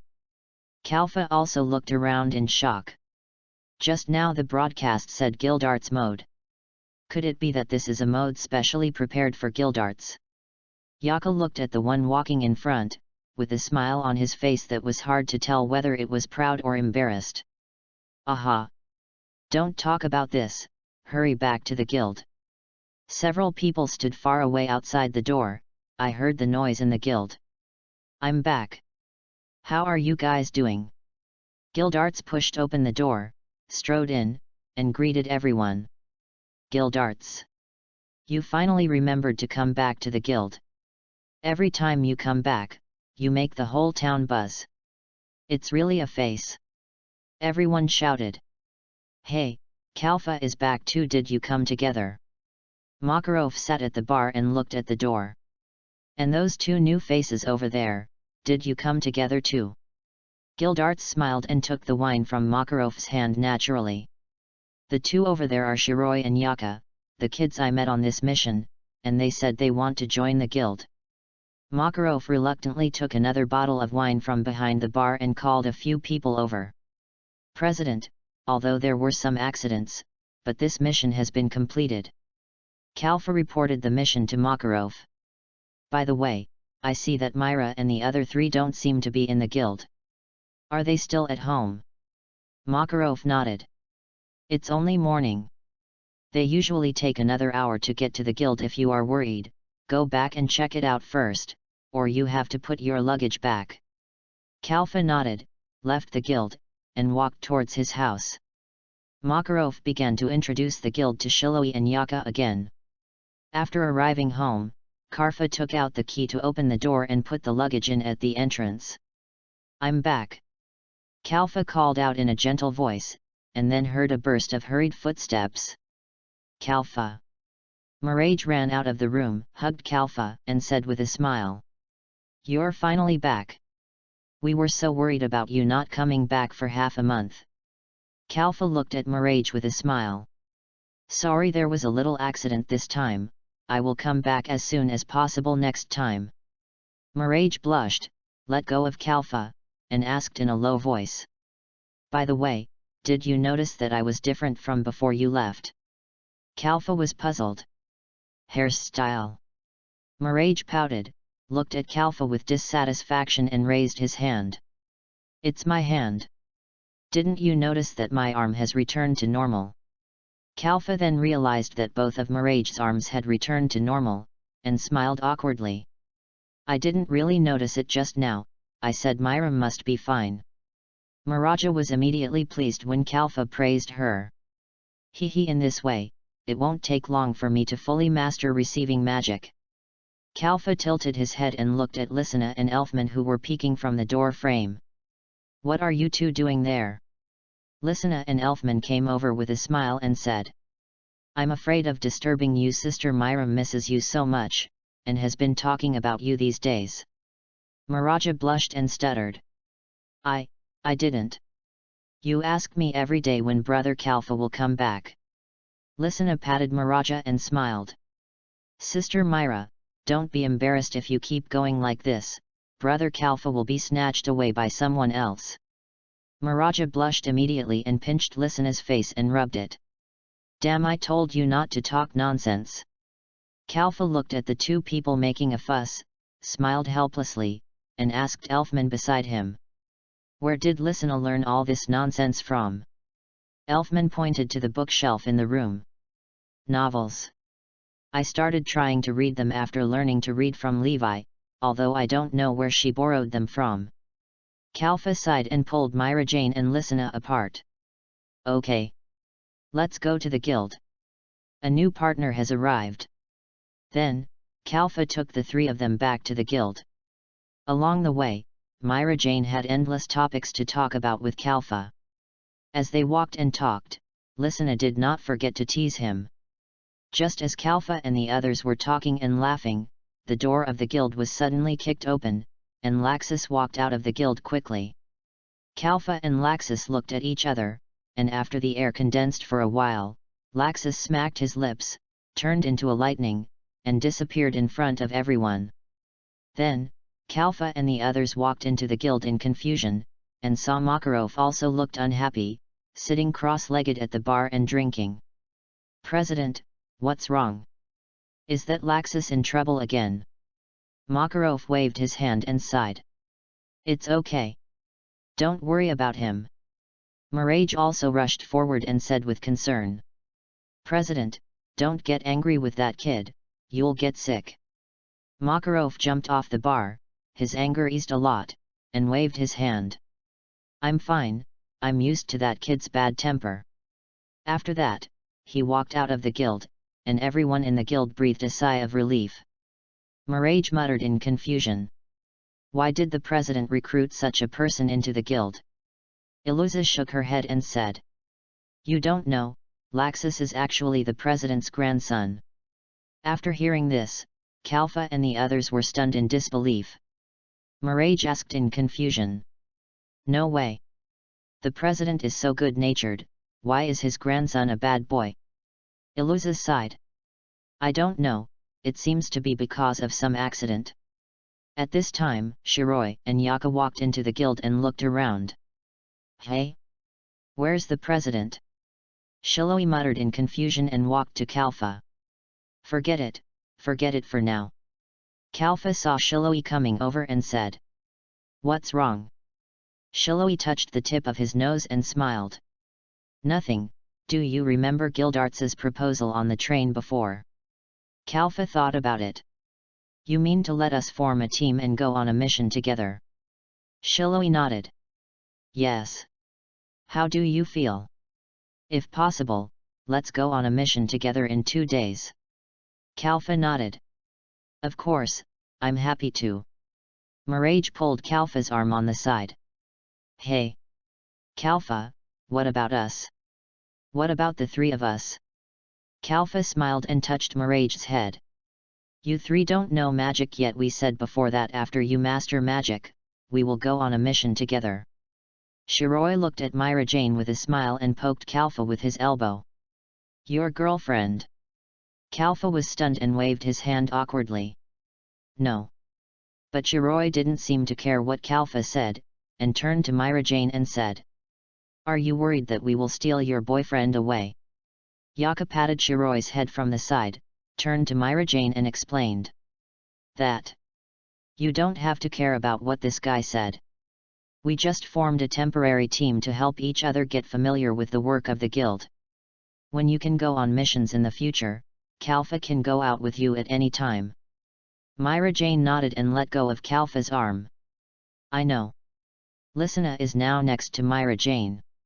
Sister Myra is jealous. Myra Jane shouted quickly. No. Elfman muttered on the side. Obviously jealous. Mirage pressed the heads of the two people hard. You too. Chapter 19. Bien Engzem Vn Bngc Cha Dch, Coth Kyo Sung Kwai Trang Chn Bn Dch. Afterwards, Kalfa decided to form a temporary team with Shiroi and Yaka, and on Kalfa's recommendation, Shiroi and Yaka rented a house upstairs from Kalfa's house. On the street, the guild members formed a circle. Standing in the circle were Kalfa and Shiroi. Before starting the mission, the two decided to compete. Are you ready? Kalfa raised his hand. Swinging, he summoned the sharp sword Deep Scar and held it in his hand. I am always ready to strike. Shiroi grinned, and a magic circle emerged from behind Shiroi, accompanied by a burst of rapid running with a sound. The tall horseman rushed out of the magic circle. Wuma, are you ready too? Wuma holding a heavy bow in hand and carrying a quiver on his back. My hunting bow is always fully drawn, ready to fight for you at any time. Yaka stood between the two men, waved her hand, and announced the start of the battle. Forgive me. I am sorry for my disrespect. Wuma picked up a bow and arrow, pulled the bowstring to its full length, and shot it out like a gust of wind. Hurricane bow, swallowtail arrow. The bow and arrow shot straight at Kalfa, who slid and dodged. Arrow King Ya flow. Tiger hunting. Wuma lightly jumped back and jumped a few meters away. In mid-air, Wuma recharged the bowstring again, hurricane bow, spinning arrow. A high-speed spinning arrow, a huge whirlwind of arrows flew straight at him, and Kalfa threw out a barrier to block the arrows. Screen. Wuma took out an arrow from his quiver again and put it on the bowstring. Bow of fire, explosive arrow. This time the arrow was burning with blazing flames, and it exploded instantly when it hit the Qing Feng screen. A large flame appeared, and the flame became more and more fierce under the fanning of the remaining wind. King Yalu. Menjiu. A white crescent-shaped sword energy cut through the flames and went straight to Wuma. Wuma blocked it with his hunting bow. Slashing, Kalfa had quietly jumped behind Wuma. King Yu style. Python hunting.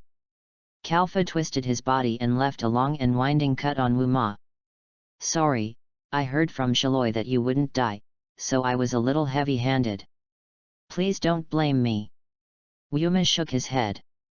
He didn't care about the knife wound on his body, and quickly pulled the bowstring again. It's a normal martial arts exchange, how can you blame me? After that, an arrow with cold air shot out. Frost bow, frozen arrow.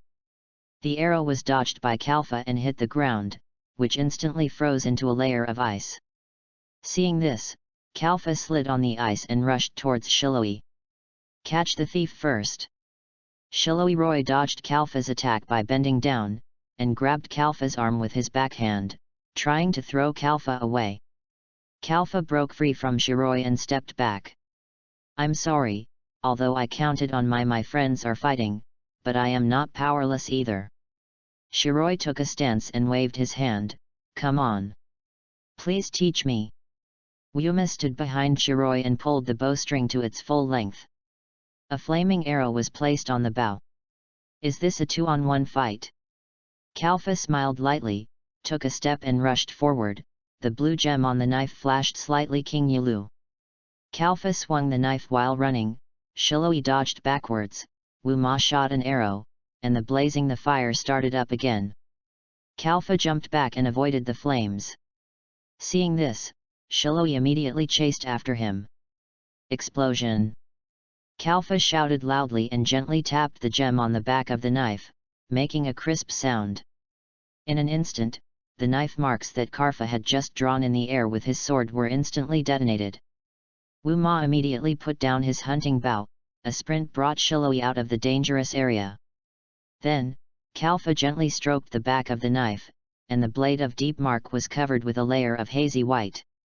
With a ding, the knife marks on Wuma were also detonated, hitting Shiroi together. "How is it?" Kalfa asked softly. "My strength didn't disappoint you, did it?" "Of course not." Shiroi shook his head, covered his wound and laughed a few times. "Wuma, you just need to attack with bows and arrows from a distance, and leave the close combat to me." Wuma nodded and said, "I understand, you should be careful." After that, Shiroi rushed up quickly, rushed to Kalfa, and with a palm swing, Kalfa raised the back of his knife to block, but was still knocked several meters away. Thunder bow, thunder arrow. Wuma took advantage of Kalfa's inability to dodge in the air and released an arrow that was ready to be fired. Kalfa held the sword and swung it in the air, then immediately detonated the sword mark, using the shock to stagger himself and the bow and arrow shot on the ground and released violent lightning. Kalfa inserted the blade into the ground overflowing with lightning, allowing the lightning to flow through the sword. Shiroi took this opportunity to rush to Kalfa's head, raised his right leg high, ready to fall at any time. Kalfa turned around and swung a sword. The sword energy from this sword was mixed with lightning, causing the lightning to spread rapidly through the sword energy, forming a lightning net. Shiroi swung multiple palms in succession, and the air waves swung. He shattered a corner of the lightning net and used it to avoid the lightning. Kalfa looked at the blue gem on his knife. "I never thought that such a gem could have so many abilities. The newcomers are really energetic." At this time, Guildarts walked out of the guild slowly and smiled at the two people who were fighting fiercely. "You are both quite strong. It seems that the guild has a few more candidates for the next S-class wizard." After saying that, Guildarts put on his backpack and left while laughing. "I have to go on a mission again, don't miss me." Along the way, I don't know how many buildings Guildarts destroyed. "Okay. Stop making trouble, and clean up the streets for me." Makalo the husband screamed with a headache, and everyone immediately began to clean up the mess obediently. Shiroi also sent Wuma back. "Are you not injured?" Kalfa stepped forward and asked with concern. "Don't worry, I'm fine at most. I can ask Viang to help treat it." Shiroi waved his hand and put his hands in his trouser pockets. "Then let's call it a draw this time." Yaka and Myra Jane came over from the side. "Kalfa, you fought well. How did you learn so many new moves when you went out?" Myra Jane rushed to Kalfa and said with a smile. "Both of you are very powerful." Yaka handed a bottle of water to the two of them and praised. "Kalfa's swordsmanship is really superb. It's not something that can be imitated casually." Kalfa waved his hands quickly. No, Yaka is too flattering. My swordsmanship is just taught by others, and I adapted it according to my own habits." Shiroi put his hand on Kalfa's shoulder and patted him. "Okay, we are all friends, so there is no need to be so humble. Yaka and I are going to choose commissions. Do you want to come and see?" Kalfa shook his head. "No, this is your first commission, so choose it yourself." Mirage pulled Kalfa's arm. "Hey, if you have nothing to do now, accompany me to walk on the street, otherwise, you have to leave again tomorrow." Kalfa nodded happily. "Okay, where are you going?" "I'll go with you." Chapter 20. The author has started school, so the updates will be unstable in the future, please forgive me. Shiroi and Yaka chose a commission to protect the caravan's cargo.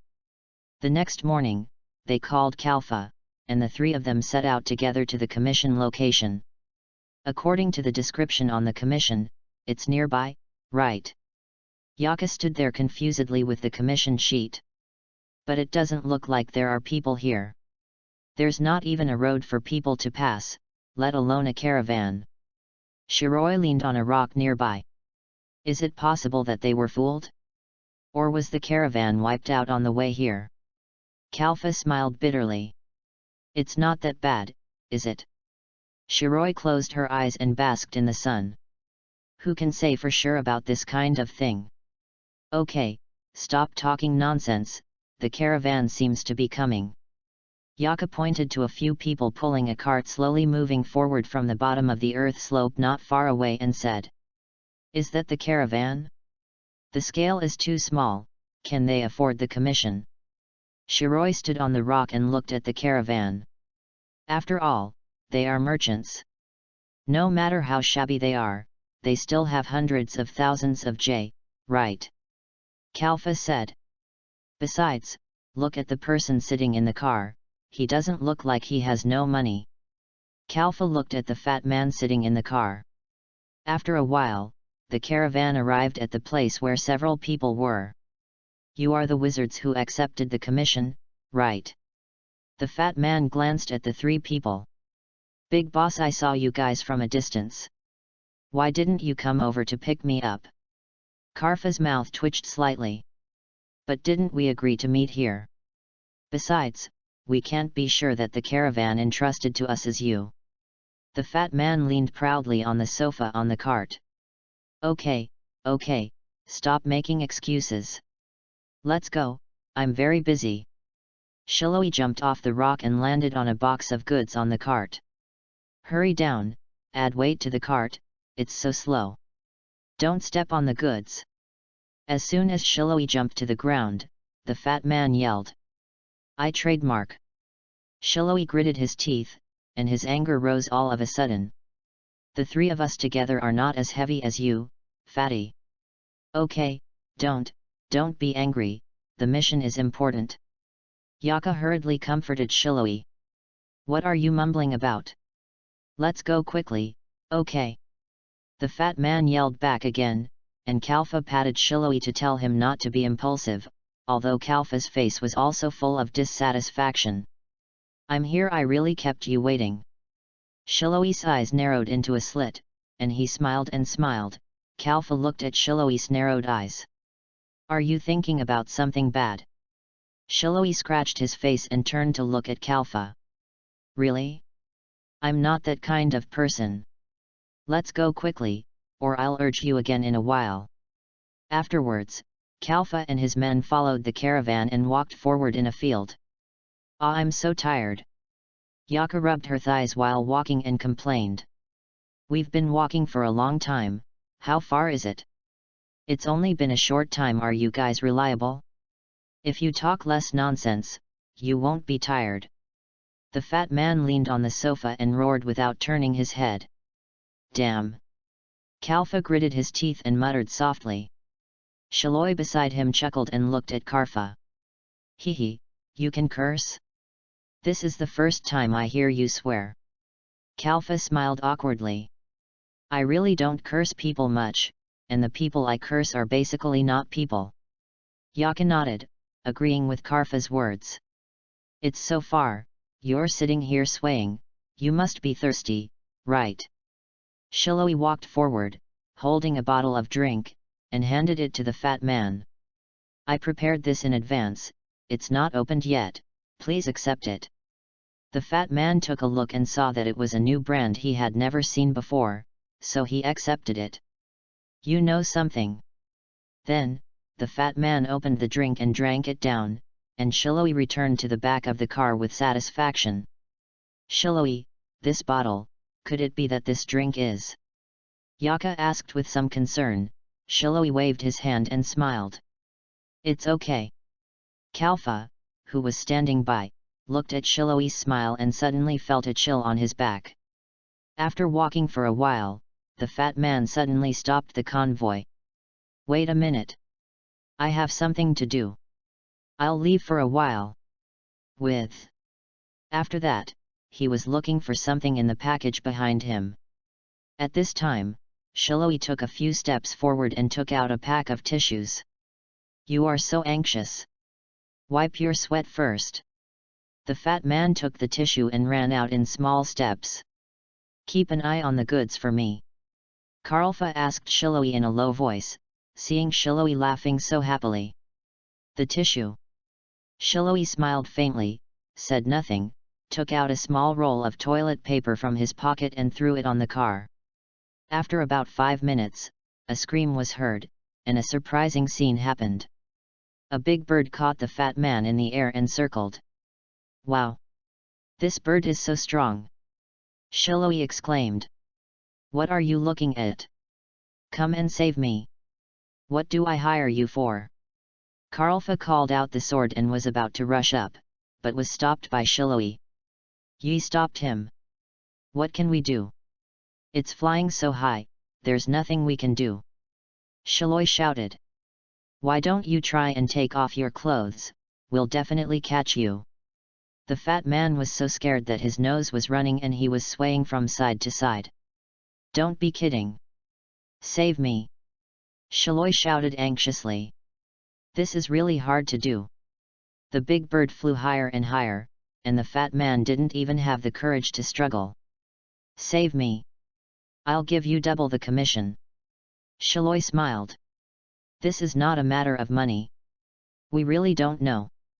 Seeing that the big bird was about to fly away, the fat man became more scared and panicked. "3 times. I'll give you 3 times. Save me." Shiloi Roy smiled slightly. "Oh right. I remember I have a friend who should have a way. But, it's not easy to ask." The fat man cried and shouted. 5 times. Shiroi waved his hand casually, and the magic circle was immediately completed. "Wuma! Shoot that bird down! Don't kill the pig!" Wuma immediately drew his bow and shot an arrow. "Got it!" A wind arrow shot out at high speed, piercing the body of the big bird, and the fat man fell down immediately. "Who will catch him?" Shiroi looked around. "I can't catch it." Yaka shook her head and took a step back. Kalfa was silent for a moment. "Let me do it." So he casually swung a sword and blew the fat man into the stinky mud ditch on the side. Shiroi and the other 2 walked forward slowly to check the fat man's situation. Ahem! The fat man was covered in mud and water, and he climbed up the shore in a mess. Shiloi walked up and took out a small gadget from the fat man. "Sorry, I suddenly remembered that my recorder seemed to have fallen on you." Shiloi smiled and turned off the recorder. "You must keep your promise." Afterwards, the few people continued on their way, but somehow, the fat man's stomach was churning and he couldn't stop at all, and he didn't know what was wrong with his butt.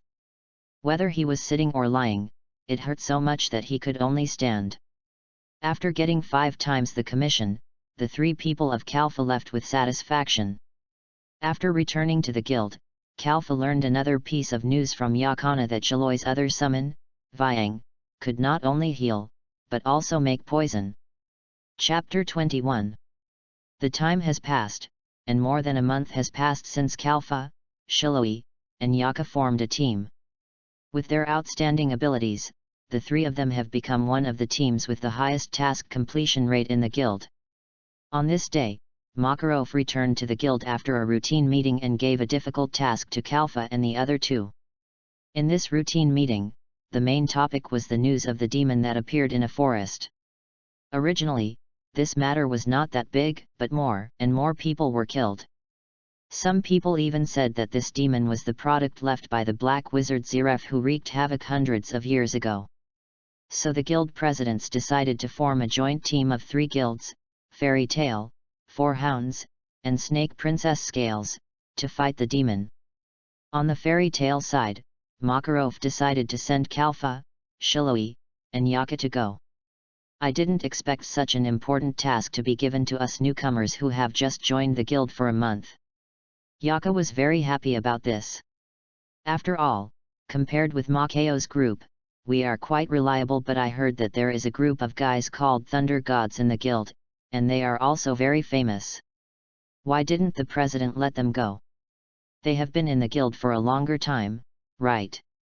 Shiloi smiled and said. Kalfa thought about the several encounters with Laxus in his mind and shook his head helplessly. "It should be possible to go on a mission alone, but we have to cooperate with other guilds. The leader of the Thunder Gods may not be very suitable." Laxus. Shiloi thought. Such a familiar name.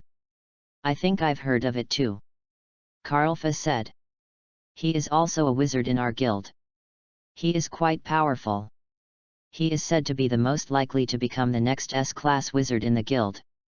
After hearing about the S-class wizard, Shiloi's face showed a hint of excitement. The only S-class wizard in the guild now is Uncle Gildarts, right? Shiloi said.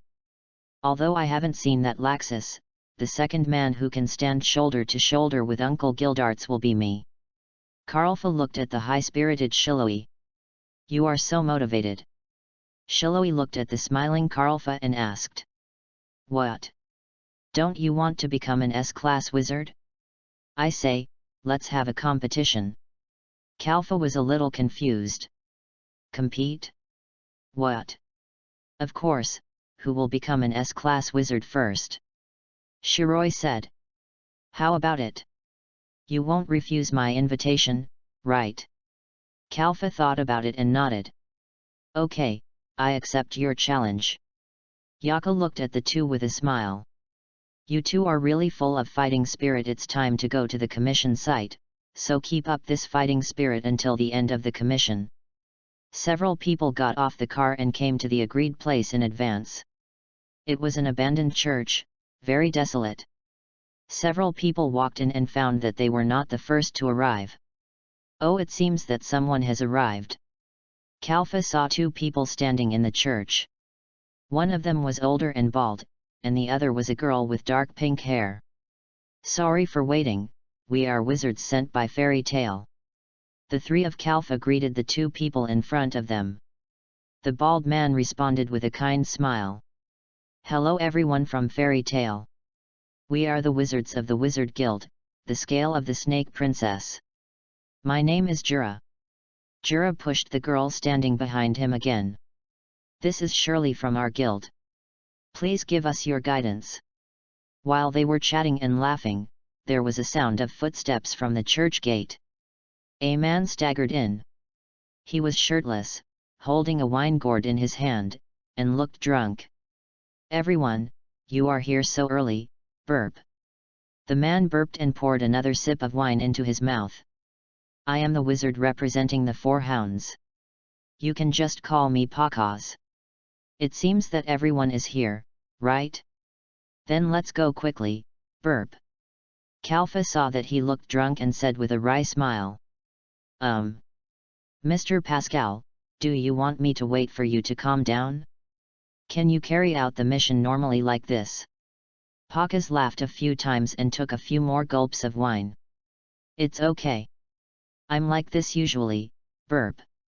It doesn't delay the mission at all. Shiloi shook his head helplessly. This drunkard can't hold us back, let's just stop him from drinking for a while. Yaka patted Shiloi's head to stop his thoughts. Forbidden, let's take action first. Since the other party has said so, just believe him first, although it doesn't seem very reliable. Before we start, I think you should at least understand the abilities of others first, so that you can cooperate in the mission later. Cora suggested. My magic is good at using earth magic to fight. I don't know your magic. Kalfa was the first to respond to Cora and said. My ability is not outstanding. I am just an ordinary magic swordsman. I will try my best not to hold you back. Shiloi spoke after Kalfa. My magic is a zodiac magic similar to the magic of the stars, a summoning type space magic. Yaka also spoke. Like Kalfa, I am a swordsman and can also use ice magic. My magic can manipulate some small grasses and flowers. I can't help you much. Shirley, who was standing behind Jura, said embarrassedly. But I will do my best to help you. Finally, Pakaz, who was drinking a lot, said. My magic can enhance physical skills, and my weapon is my hands, hiccups. Of course, there is also my wine. Yaka asked Jura, who was standing beside her. Jura, this forest is the closest to your guild. I wonder what you know about the demons here. Jura shook her head slightly and said. I'm sorry, I don't have any clear information about this demon. I just heard from our president before I left that this demon is huge and it will not be difficult to find if it appears. He also told us to be careful. This demon is most likely the demon in Jalal's book and is very dangerous. Our president also mentioned the demon in Ziref's book. Kalfa muttered. We must be very alert now. Although I haven't experienced it myself, I have heard that a demon from Ziref's book was rampant in the northern continent a few years ago, and all the people were killed wherever he went. Shiroi looked at the drunken Pakas and shook his head. Let's act together. The others nodded, and Jura spoke again. Our priority now is to investigate the clues of the demon. Don't fight blindly. If you find that there is a big gap between us and the opponent, retreat immediately and ask the guild for support. Kalfa nodded and said. I understand. Let's go and act as soon as possible. Chapter 22. Bien Engzem Vn Bngc Cha Dch, Coth Kyo Sung Kwai Trang Chn Bn Dch. The six-member team officially began the mission to defeat the demon. At this time, deep in the forest, a man was sitting in a huge tree hole. The demon's breath is here. The man slowly said. The man was wearing silver armor, had a full beard, and exuded a strong and cold magic. The man slowly stood up and walked out of the tree hole. The strong sunlight hurt the man's eyes for a while. The man squinted his eyes slightly and walked out. I started walking, and a layer of hazy white mist was floating behind me. Ah! So boring.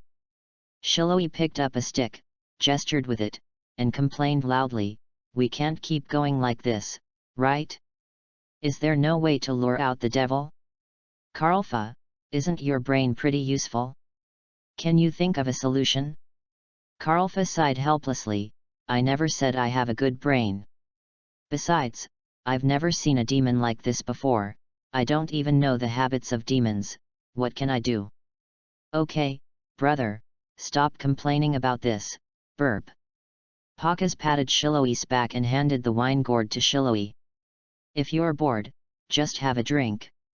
Just as Shiloi was about to reach out to take it, she felt the gaze behind her. Shiloi. Yaka was right next to Shiloi, staring at Shiloi. I know, I won't drink it, I won't drink it. Hailoi had no choice but to give up and threw the stick in his hand into the bushes beside him. The bushes shook violently.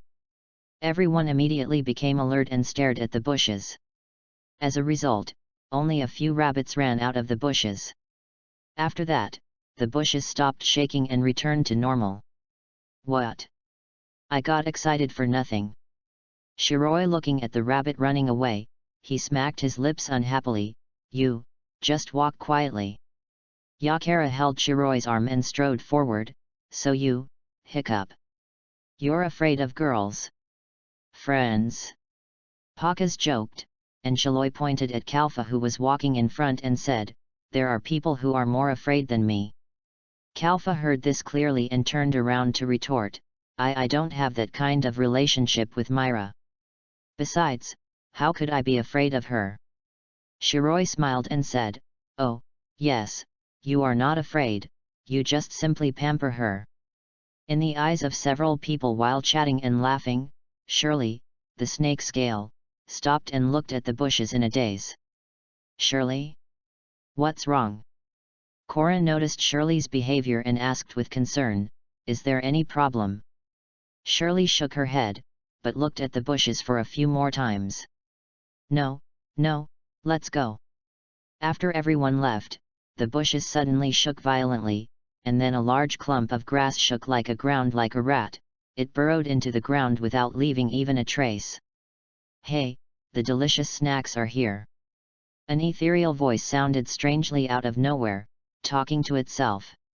At this time, everyone who had already walked away. I felt a chill on my back when I felt a gaze, and I felt very uncomfortable, but the few people didn't care. I say, Kalfa, Myra and the others will soon be able to use reception magic proficiently, right? Shiroi held the back of his head with both hands and walked beside Kalfa. This may be the last time we team up to go on a mission. Kalfa smiled and nodded. That's right, it's been more than a month. Myra and the others are almost done with their magic. I am really reluctant to leave after all. Kalfa has been with me during the missions over the past month. Yaka also said, but as long as everyone is still in the guild, there are plenty of opportunities to meet. Karfa said, besides, the house we rented is on the upper and lower floors. If you stamp your feet at home, I can go upstairs to find you. Forget it, I'm afraid I'll damage the floor. Shiroi laughed and said, does our agreement in the car still count? Of course. Karfa answered firmly. After walking for a while, Jura suddenly stopped and said, everyone, please wait a moment. What's wrong? Mr. Jura. Karfa turned around and asked. Do you feel that this place, we have been here just now? Cora asked suspiciously. When you say, the scene here is indeed. Looks familiar. Karfa looked around and said. The forest is pretty much the same, all trees, grass, and stuff. Pakas said disapprovingly. Even if they are all trees, the layout and appearance are different. Shiroi retorted. That. Just as the others were arguing, Shirley whispered. It's really strange. My magic can manipulate things like flowers and grass, but from the beginning, I found that my magic is ineffective. That means, we fell into the enemy's trap. Shiroi asked. What should we do now? Stay where we are, or continue exploring? Staying where we are to delay time is certainly not a good idea, but continuing to move forward may play into the enemy's hands. Karfa held his chin and thought. Why don't we go back to the church where we started, adjust our state, and then go back into the forest and observe more? I think this method is feasible. Wait. Yaka agreed with Kalfa's idea. Suddenly, Yaka discovered something strange. Where is the church? Since the church they set out from was very tall and located on high ground, the whole forest could see the church, which was why they didn't have to worry about the direction. But now they were surprised to find that they couldn't see the church they came from no matter how they looked around. Jura lowered her head and asked Shirley. Shirley, when did you start to feel the abnormality? Shirley thought about it and pointed at Shiroi. Probably, when the wizard of the fairy tale dropped his stick and a rabbit ran away. As soon as Shirley finished speaking, a rabbit came out of the bushes. This was the one everyone had seen before. In other words, it is the culprit. Pakas quickly chased after the rabbit and attacked it, but the rabbit dodged it. Then, Pakas followed the rabbit and disappeared. Is he stupid? It's such a coincidence, there must be a trap. Shiroi said. That's good, one more person is lost. But when he turned around, Jura and Shirley of the snake scale were also gone. What's going on? Why did it suddenly? Yaka immediately grabbed the hilt of the knife in fear and moved closer to Shiroi. Be careful. The three of us must not separate. Kalfa held Shiroi and Yaka, and the three of them stood back to back and felt each other. Damn, it's so mysterious.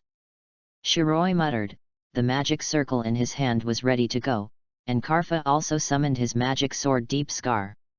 The three of them were all nervous. At this time, a black shadow shuttled through the grass and wandered quietly under the feet of several people. Chapter 23.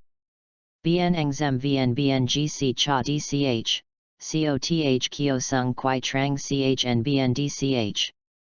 Be careful. Kalfa discovered the shadow on the grass and shouted King Yulu, Minjiu. Kalfa swung his sword, and the white sword energy penetrated the shadow, leaving a mark on the grass. A deep black shadow suddenly jumped up from the grass. Yaka drew her sword and stabbed the black shadow with an ice blade. The black shadow spun and dodged. Wuma. The magic circle in Chiloi's hand fell. Summoned Wuma to stand beside him.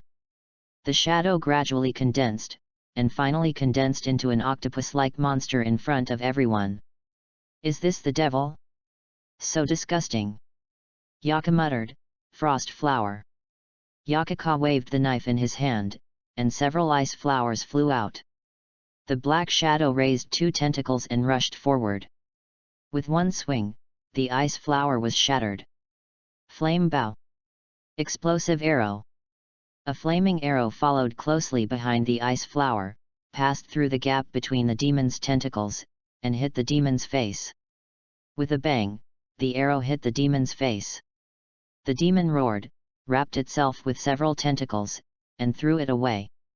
A strong wind blew out the flames. At this time, Kalfa had already arrived in front of the demon. Tiger. Hunting. Like a tiger hunting, Kalfa's blade fell swiftly, and the demon quickly blocked it, and Kalfa cut off a tentacle. Wuma. Seize the opportunity. Shiroi shouted, stop it first. Action. Received. Wuma immediately drew his bow and drew his gun arrow. An arrow with lightning is ready to be fired. Thunder bow. Paralysis arrow. The arrow flew out of the bow and headed straight for the demon. The demon quickly stretched out its tentacles, grabbed the arrow, and broke it. Ice lotus. Yaka walked around the demon, holding the hilt tightly with both hands, and stabbed forward, stabbing into one of the demon's tentacles. An ice lotus bloomed in the demon's wound, and the demon went crazy. Shouting, he swung his tentacles like crazy, throwing Yaka into the air. Bow of fire. Blue flame arrow. An arrow burning with deep blue flames flew out and hit the demon's tentacle. The intense pain caused the demon to howl to the sky. Shiloi jumped high, caught Yaka in the air, and landed steadily on the ground. Kalfa held the gem on the hilt with one hand, and slowly slid the blade with the other hand. A layer of white and somewhat bluish magic light attached to the blade. Night moon flow. Phantom. Kalfa swinging the sword downwards, it disappeared in an instant, leaving only 2 black and blue afterimages moving at high speed. The 2 afterimages held the swords and ran around the demon, dodging the demon's attacks and seizing the opportunity. 2 afterimages rushed forward at high speed, cutting across on the demon's body. Then the 2 afterimages merged at the same place and merged into Kalfa again. Kalfa held the knife in one hand and stabbed downwards. Night moon flow. Ghost flame. A thin, dark blue beam shot straight down and hit the top of the demon's head. Bow of fire. Explosive arrow. Frost flower. Shiroi and Yaka also cooperated with Kalfa and launched an attack at the same time. The 3 of them surrounded the demon, and the magic hit the demon squarely. Kalfa raised the sword above his head and chopped it down. Yayuliu. Blue blade. When approaching the ground, Kalfa twisted his body with all his strength and turned into a circle in the air. The blue ring-shaped sword energy surrounded Kalfa and cut off the demon's head with one sword. The huge body collapsed with a loud bang. The blue light of the sword in Kalfa's hand dimmed and returned to its normal state. Kalfa also leaned on the sword and gasped heavily. Is it too much of a stretch? I only swung the sword a few times. I'm so tired. Hey! Kalfa, I didn't expect you to have a new move. Shiroi walked up and said with a smile, sending Wuma back to his original world. You look very tired, is it okay? Yaka also came over. Kalfa waved his hand, straightened his back, and put Deep Scar back into the dressing space. It's okay, it's just that those few slashes just now consumed too much magic power. Speaking, the body gradually turned into dust and dissipated into the air. As the demon's body dissipated, the place where the 3 people were located also collapsed little by little. What's going on? Shiloyi exclaimed, and quickly pulled Yaka and Kalfa. Everything around them was quickly disintegrating, replaced by. It was an identical scene, but unlike before, the temperature here was a little colder, causing the 3 of them to shiver. Jura and Shirley of the snake scale, and Pakas of the 4 hounds stood here. Ah! What happened? Pakas looked at them with a puzzled look. Didn't you suddenly disappear? Where's the demon? I just knocked it down. Jura was also at a loss. Just now, Shirley and I teamed up to defeat a demon, and the surrounding space began to dissipate, and then Yaka suddenly thought of something and looked into the distance. Look! That's the church where we set out. Really, I can see it. Shiroi said in amazement. What on earth is going on? Karlfa lowered his head and thought for a while. Maybe the demon we are going to defeat this time can use illusions, and we were just caught in the illusion set by the demon. Cora asked in confusion. Since we are all caught in illusions, why don't the demons kill us directly in reality? Or, is it because demons can only move in illusions? Karlfa shook his head. It doesn't make sense. First of all, I don't think that demon will be able to kill us in the illusions he created. Was defeated so easily in the real world. Pakaz understood what Kalfa meant and asked. Are you saying that someone defeated the devil in reality and saved us? Kalfa nodded. I think it's possible. Who would it be? Someone who has the ability to defeat the devil. Shiroi muttered. Should we go look for it nearby? Kalfa hesitated for a while and nodded. Let's go. If we don't confirm it, the commission can't be considered completed. Cora agreed with Kalfa's point of view and said. What Kalfa said makes sense. We must see the devil with our own eyes. The body of the demon is the only way to find it. Pakaz pointed to the trunk of a tree. Hey, there are traces of fighting there, the demons should have gone there, right? Shiroi gently supported Kalfa, who had not recovered his strength yet, and walked in front, leading everyone to continue exploring. As the few people walked, the temperature around them gradually dropped, and even frost appeared on the ground and trees. The crowd followed the traces of frost and fighting all the way, passed through a large bush, and came to an open space, which was covered with light pink ice and a huge frozen corpse. A black-haired man sat on the corpse and looked up at the sky. Chapter 24. The man was so angry that he was lying on the ground. Who are you? Shiroi looked at the man in front of him warily and shouted. It doesn't matter who I am. I'm just a passerby who solved the devil. The man laughed and walked slowly towards the few people. I probably have no ill will towards you, but...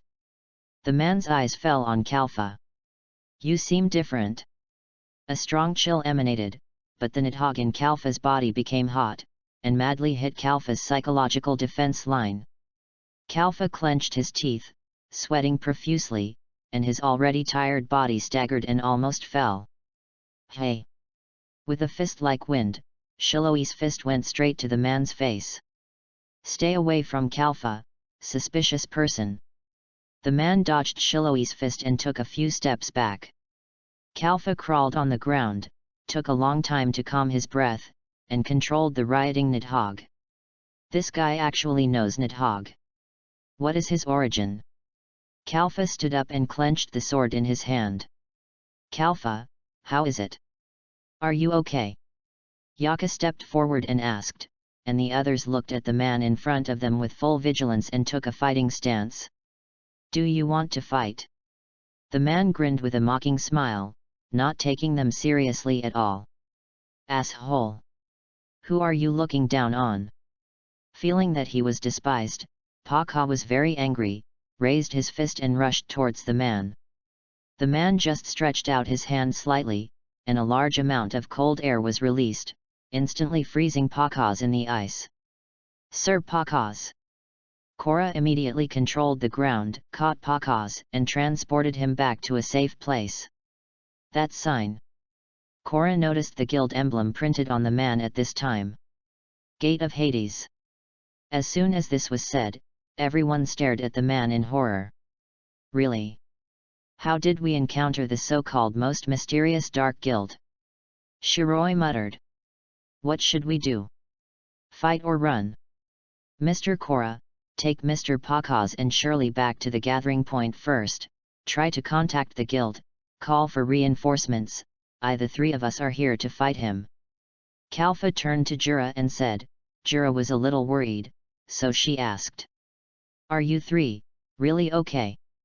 Kalfa nodded slightly. No problem. Jura hesitated for a while, then took Pakaz and Shirley, who were frozen into ice, and retreated in the direction they came from, leaving Kalfa and the other two to deal with the man at the gate of Hades. "Do you know the Nidhogg in my body?" Kalfa asked the man, who smiled, shook his head, and slowly approached them. "No, I just saw it in the literature." The three of them became nervous instantly. "So I'm a little curious, is that monster that destroyed the world a demon?" The man came to Kalfa's body in a blink of an eye. He slowly placed his hand on Kalfa's shoulder. "King Yu style." Kalfa reacted and immediately swung out his sword. The man exerted a little force on his hand and instantly froze Kalfa and his sword together, turning him into an ice sculpture. "Kalfa!" Shiloi's pupils shrank slightly, and he kicked the man with a whip kick, which was easily dodged by the man. Yaka took advantage of the man's inattention, went behind the man, raised the blade and stabbed forward, and a long icicle stabbed the man. Unexpectedly, the man had already seen through the attack, easily dodged the attack, and broke off the icicle on the blade. "Wuma!" Shiloi quickly summoned Wuma. "Shoot!" Wuma appeared from the magic circle with a full bowstring, and released an arrow with all his strength in an instant. Thunder Bow. Magnetic Storm Arrow. The lightning arrow shot straight at the man, and the man stretched out his hand to block it, causing a huge explosion that was enough to knock down trees. The man shook the hand that caught the arrow, still showing a calm expression. Frost Stab. Yaka held up the knife and rushed forward, stabbing with frost on the blade. The man stretched out 2 fingers and clamped Yaka's blade, but no matter how hard Yaka tried, he couldn't break free. Thunder Bow. Thunder Arrow. Wuma shot another arrow, but it was still easily caught by the man. Shiloi took the opportunity to rush forward, hit the man's arm holding the knife with a palm, and quickly retreated with Yaka in one hand. The man instantly condensed a light pink ice magic in his hand and attacked the two. Wuma took a step forward and blocked the attack for the two with his body, but Wuma was also seriously injured. Wuma. Shiroi hurried forward and supported Wuma, looking at Wuma with guilt. "I'm sorry, I was too careless. You should go back to your world and rest." Wuma nodded slightly and sent him back to his world with apology. "I'm sorry, I didn't help you much." Shiroi sighed. He sighed and looked at Kalfa, who had turned into an ice sculpture. "Vyang, I'll leave it to you next." Shiroi summoned Vyang and pointed at Kalfa beside him. "Excuse me, can you try to thaw him?" Vyang nodded with a wooden staff. "I know. I'll do my best." Shiroi nodded, and Yaka stood beside Shiroi. The two looked at the man in front of them. Then, the two looked at each other and rushed up together. Ice Dance. Yaka waving the sword, moving gracefully like a butterfly, just like a dance. Shiroi made a palm with both hands, and each palm was like the wind, using extremely swift and neat attacks to attack the man from all directions. The man kept blocking the attacks of the two with both hands, and then jumped into the air with force, and a pink breath of ice gushed out of his mouth. Ice Demon's excitement. Seeing this, the two hurriedly retreated, but were still affected, and had frostbite of varying sizes on their bodies. Before the two could stand firm, the man appeared behind Shiroi. Ice Demon Fist. A bang, a punch hit Shiloi's back, knocking Shiloi at least 10 meters away, spitting blood, and her abdomen was frozen into a piece of ice. Yaka hurriedly ran in the direction of Shiloi, and the man immediately caught up with Yaka and kicked her hard, kicking Yaka directly out and hitting Shiloi. The two rolled many times before stopping. Seeing the two in such a mess, Wei Yang wanted to rush up to treat them immediately, but looked at the ice sculpture in front of him and couldn't help but grit his teeth. Crack! Suddenly, cracks appeared on Kalfa's ice sculpture, and Wei Yang looked at it in surprise. Strange, I haven't done anything yet. A black magic power overflowed from the cracks in the ice, and the man was instantly attracted by this place. With a bang, the ice sculpture exploded instantly, and a dark figure rushed out, hitting the man's face with a heavy punch, knocking the man several meters away. Scales, wings, tail, eyes. Nidhogg appeared. Kalfa took a few steps back, sandwiched Shiloi and Yaka on his body, and instantly came to an open place. "Hey, little lamb, go and heal them both." Viang felt the extremely terrifying and violent magic from Kalfa, and was a little dazed. "Hurry up." "Yes. I know." Viang then hurriedly began to heal the two. Shiloi raised his head slightly and looked at Kalfa in front of him. "You are Kalfa." "I'm not." Kalfa immediately retorted loudly, very dissatisfied. "Since you two are friends of the little ghost, I will give you a way to live, don't disturb my game." After saying that, Kalfa disappeared instantly, and flew away like a black meteor. Chapter 25. Bien Engzem Vn Bngc Cha Dch, Coth Kyo Sung Kwai Trang Chn Bn Dch. Suddenly resurrected, scaring the young readers to death. Kalfa, or Nidhogg, was like a black comet, returning to the wizard of the gate of Hades in the blink of an eye. "Little devil, what did you do just now? Are you very happy?" Nidhogg said jokingly, his tone was very cold. "Now, have you changed people?" As he said that, a few terrifying magic lights appeared on Nidhogg's sharp claws. Ice Demon excited. The wizard in front of him was still unwilling to give up, and blew out ice breath from his mouth, trying to attack Nidhogg, but the ice breath was melted by the powerful energy it emitted before it hit Nidhogg. "Don't worry. Well, you won't die this time." A black flash shot out from Nidhogg's fingertips. "Because I haven't played yet." The man hurriedly used the ice wall to defend, but the effect was minimal. As expected of the monster that slaughtered the gods in the legend, it's really ridiculously strong. "What? You're trying to please me when you can't beat me?" Nidhogg said with a slight smile. Looking at the man in front of him with a mocking look, "Slaughter the gods.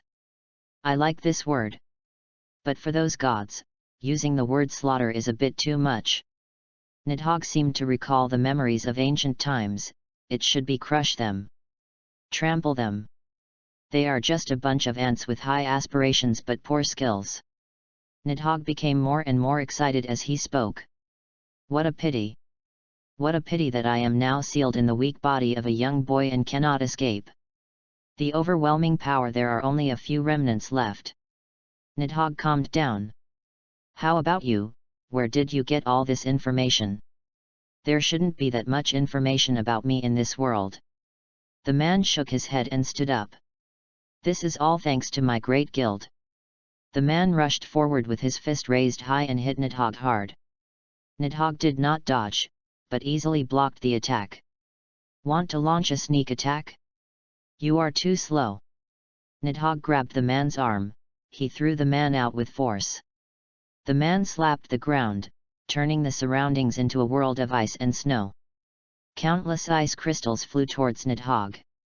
Nidhogg snorted coldly and clenched his fist towards the void. The entire space, as if they were all being pinched by Nidhogg, the ice crystals in the sky all dissipated. "You can actually play tricks." Nidhogg discovered that these ice crystals were just a trick, and the man's actual purpose was to escape. "I hate flies that only know how to escape." Nidhogg was slightly angry, and his hands condensed an extremely chaotic magic. "I see, where can you hide?" Instantly, Nidhogg cast a spell, and the terrifying power made the entire land tremble. The dark purple flames quickly exploded with Nidhogg as the center, and 1/3 of the entire forest, the other 2 were turned into ashes by Nidhogg's attack. "It's much cleaner now." Nidhogg looked at the ashes and debris in front of him and felt relieved. "This madman." The man blocked the trees were burned to ashes, which forced the man to face Nidhogg directly. "Found it." Nidhogg let out a shrill laugh and rushed towards the man. The man didn't even have time to escape. Nidhogg opened his claws, as if to tear the man in front of him into pieces. The man quickly created a layer of several meters thick ice wall, used to block Nidhogg. Crack! Crack. The several-meter-thick ice wall was as fragile as paper in front of Nidhogg. In just a moment, the ice wall was broken. The man slapped the ground hard, creating an ice wall. The icicle lifted him up. Nidhogg cut it off, raised it with one hand, and smashed it up. The man held the icicle tightly and dared not let go. Nidhogg smashed the icicle, grabbed a handful of ice, injected magic power into it and threw it out. A black ice spike flew out and headed straight for the man's chest. The man seemed to want to reach out and absorb the icicle, but his intuition saved his life. The man dodged the ice spikes and saw them pass by him and pierce the ground. In an instant, a large area of land turned into ice. That was a close call. The man looked at the behind him. If you get hit, you'll die. Haha. Nidhogg covered his chest and laughed. The one who uses ice, a wizard, right? The one who uses ice is afraid of ice. Nidhogg touched his hair and grinned. That's right, I remember there was a cripple who played with fire and was burned to pieces by me. Nidhogg shook his head. He shook his head and sighed slightly. If I had known, I would have scolded them less. The guys I meet now are getting worse and worse. In the blink of an eye, Nidhogg teleported behind the man and raised his foot. You are also a scumbag. Die. Crack. Nidhogg stepped down, and the man's body instantly shattered and turned into a pile of ice chips. Tisk. Suddenly, Nidhogg felt dizzy and smiled helplessly. The little devil started again. Can't you let me play for a while? Nidhogg found a quiet place and lay down. This time, I have to let the little devil sleep a little longer. See you next time. After that, Nidhogg took the initiative to withdraw from the right to use Kalfa's body. Kalfa suddenly opened his eyes, was stunned for a few seconds, and then fainted again. After an unknown amount of time, when Kalfa opened his eyes and woke up again, he was on a bed. Kalfa! Wake up! The voice of a girl crying came into Kalfa's ears. Kalfa, you said you wouldn't leave me. Wake up! Kalfa turned his head and looked around in confusion. He returned to Fairy Tale and was now in Policy in Ka's cabin. The person crying on him was Myra Jane. Myra! Karfa whispered, but Marajana's crying was too loud and covered her voice. Stop crying! He's not dead. Polusika couldn't help shouting and noticed Karfa. He's awake now. After hearing this, Myra Jane paused crying, raised her head, and looked into Karfa's eyes. Sorry.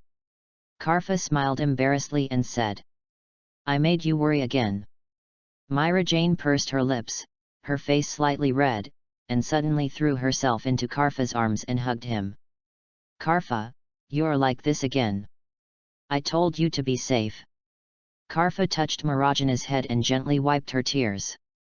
I had no choice. Don't cry. I'm home alive now, right? Polusika smashed a medicine bottle impatiently. You two little brats, get out of here. Chapter 26. I'm going to school, but I'm going to have to wait until 10:30 every day. I get home at 11 o'clock. I don't have much time. The fastest update is once a week. Please understand. After waking up, Kalfa rested in Polyasika's cabin for a while. After calming down mileage, he returned to the guild. Kalfa! You're awake! Shaloi excitedly went forward to greet him. When Yaka and I rushed over, you fainted in the ruins and didn't move. We were almost scared to death. Kalfa smiled embarrassedly, asked. Are you all right? Where's AKA? Why didn't she come? Shiroi waved her hand. Don't worry, we're all fine. AKA just had a minor leg injury. She'll be fine after a few days of rest at home. Shiroi laughed a few times and pointed behind Kalfa. Are you going to comfort the two little ones behind you? Kalfa looked back and saw Lysina and Elfman looking at him with tears in their eyes. Ah! Lysina and Elfman are here too. I didn't notice you two just now. I'm so sorry. Brother Kalfa. The two of them grabbed Kalfa's legs and burst into tears. Kalfa gently stroked their heads. Are you recovering well, Kalfa? Kalfa followed the voice and saw Makarov sitting on the second floor of the guild, looking at him with a smile. I heard that both the commission and the unexpected incident were solved brilliantly. Makarov jumped down from the second floor and touched his beard. The Cotters of the Gate of Hades. I didn't expect such a powerful enemy to appear and put you in danger. This is my negligence as the president, I am really sorry. That's not the case. Kalfa quickly denied. Such an emergency situation is unexpected, how can it be the president's fault? Just when Makarov was relieved, a familiar voice sounded from the door, and a fireball broke through the door and rushed in. Kalfa! Come and duel with me. Makarov swung his huge fist and knocked Natsu out. Let Kalfa have a good rest. Then, Kalfa was in Makarov at the strong request of her husband. She accompanied the three children of Myra Jane back home early. Great! Brother Kalfa is finally home. Listener jumped up and down, very happy. I can eat the food made by Brother Kalfa again. The food made by Sister Myra is not as delicious as that made by Brother Kalfa. Myra Jane patted Listener's head. Kalfa is so tired, let him have a good rest. Kalfa smiled, gently put his hand on Marajana's head, and rubbed it gently. Okay, it's okay, Listener praised me so much I'm so embarrassed, how can I not show off my skills? Mirage covered her head, her face was red and hot, and she couldn't walk. Listener stood beside Mirage's legs, covering her mouth and grinning. There's a relationship. Mirage's face suddenly became even redder. You, don't talk nonsense. Who likes him? Elfman glanced at Mirage and said. Listener didn't say you like Kalfa. Mirage blushed, hit Listener and Elfman on the head, looked up. Kalfa had gone far away. Wait a minute. Mirage quickly caught up with Kalfa and walked beside him. Hey!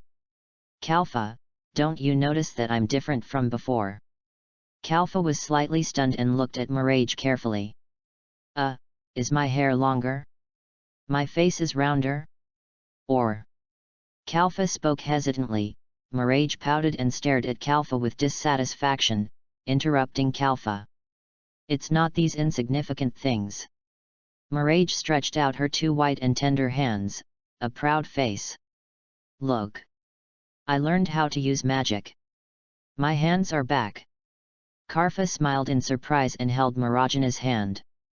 Oh really? I didn't expect you to learn it so quickly. You are worthy of being Myra Jane. I told you that you will be fine. Myra Jane shyly withdrew her hand and asked Kalfa. It's so obvious, but I couldn't see it after looking at it for a long time. Kalfa smiled gently and comforted him softly. That's because in my eyes, Marajana's hands have always been the same as those of ordinary girls. That's why I didn't notice it. Kalfa looked at Myra Jane, who was blushing, and smiled with his hands covering his mouth. Is it my illusion? Myra Jane, you are more talkative than before. It's definitely an illusion. Let's go home quickly. Myra Jane lowered her blushing face and walked quickly in front. Let's hurry up too, be careful not to be locked out by Myra Jane. Kalfa turned his head and said to Listener and Elfman who were eating melons, and quickly took the two to catch up with Myra Jane and went home. In the evening, Kalfa showed his skills and filled a table with sumptuous dishes. Kalfa, since I have learned magic, according to the previous agreement, should you take us on the mission? Myra Jane asked Kalfa with expectation on her face. Now that you say that, it is true. Kalfa nodded and replied thoughtfully. But before that, I need to think about it again. Maraja pouted unhappily after hearing this. What are you doing? We've already agreed on this, big liar Kalfa. Listener also pulled Kalfa's arm, looking aggrieved. Brother Kalfa, don't lie. We agreed on this before. Kalfa sighed and explained helplessly. I know, but I'm afraid you guys are too reluctant, after all, you just learned magic. Miraja thought about it unwillingly for a while. Right. Let's just have a fight.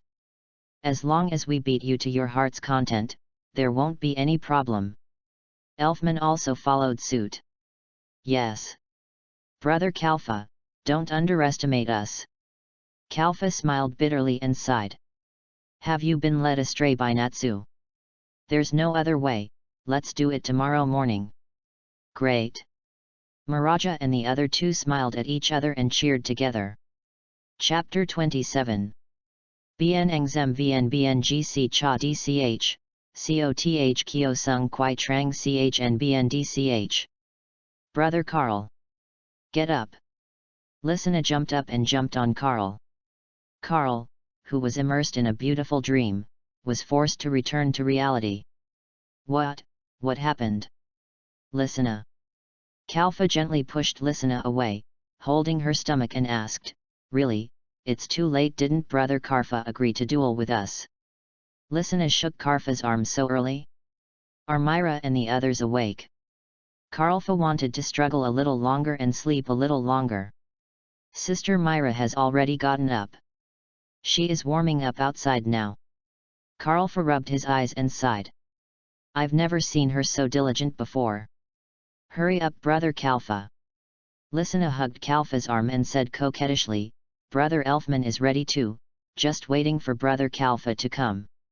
Oh, there's really nothing I can do.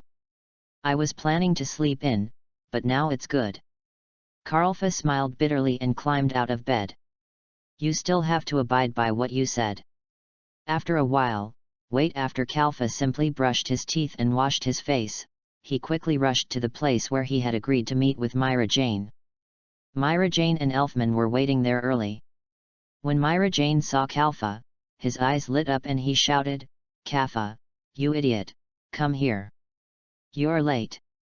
Kalfa nodded with a smile and walked over. Myra Jane immediately began to gather her magic power. Listener and Elfman also imitated Myra Jane and gathered his magic power in a very realistic way. Too slow. Karfa shook his head and took out a wooden training knife. If this is really a battle, you may not even be able to use magic.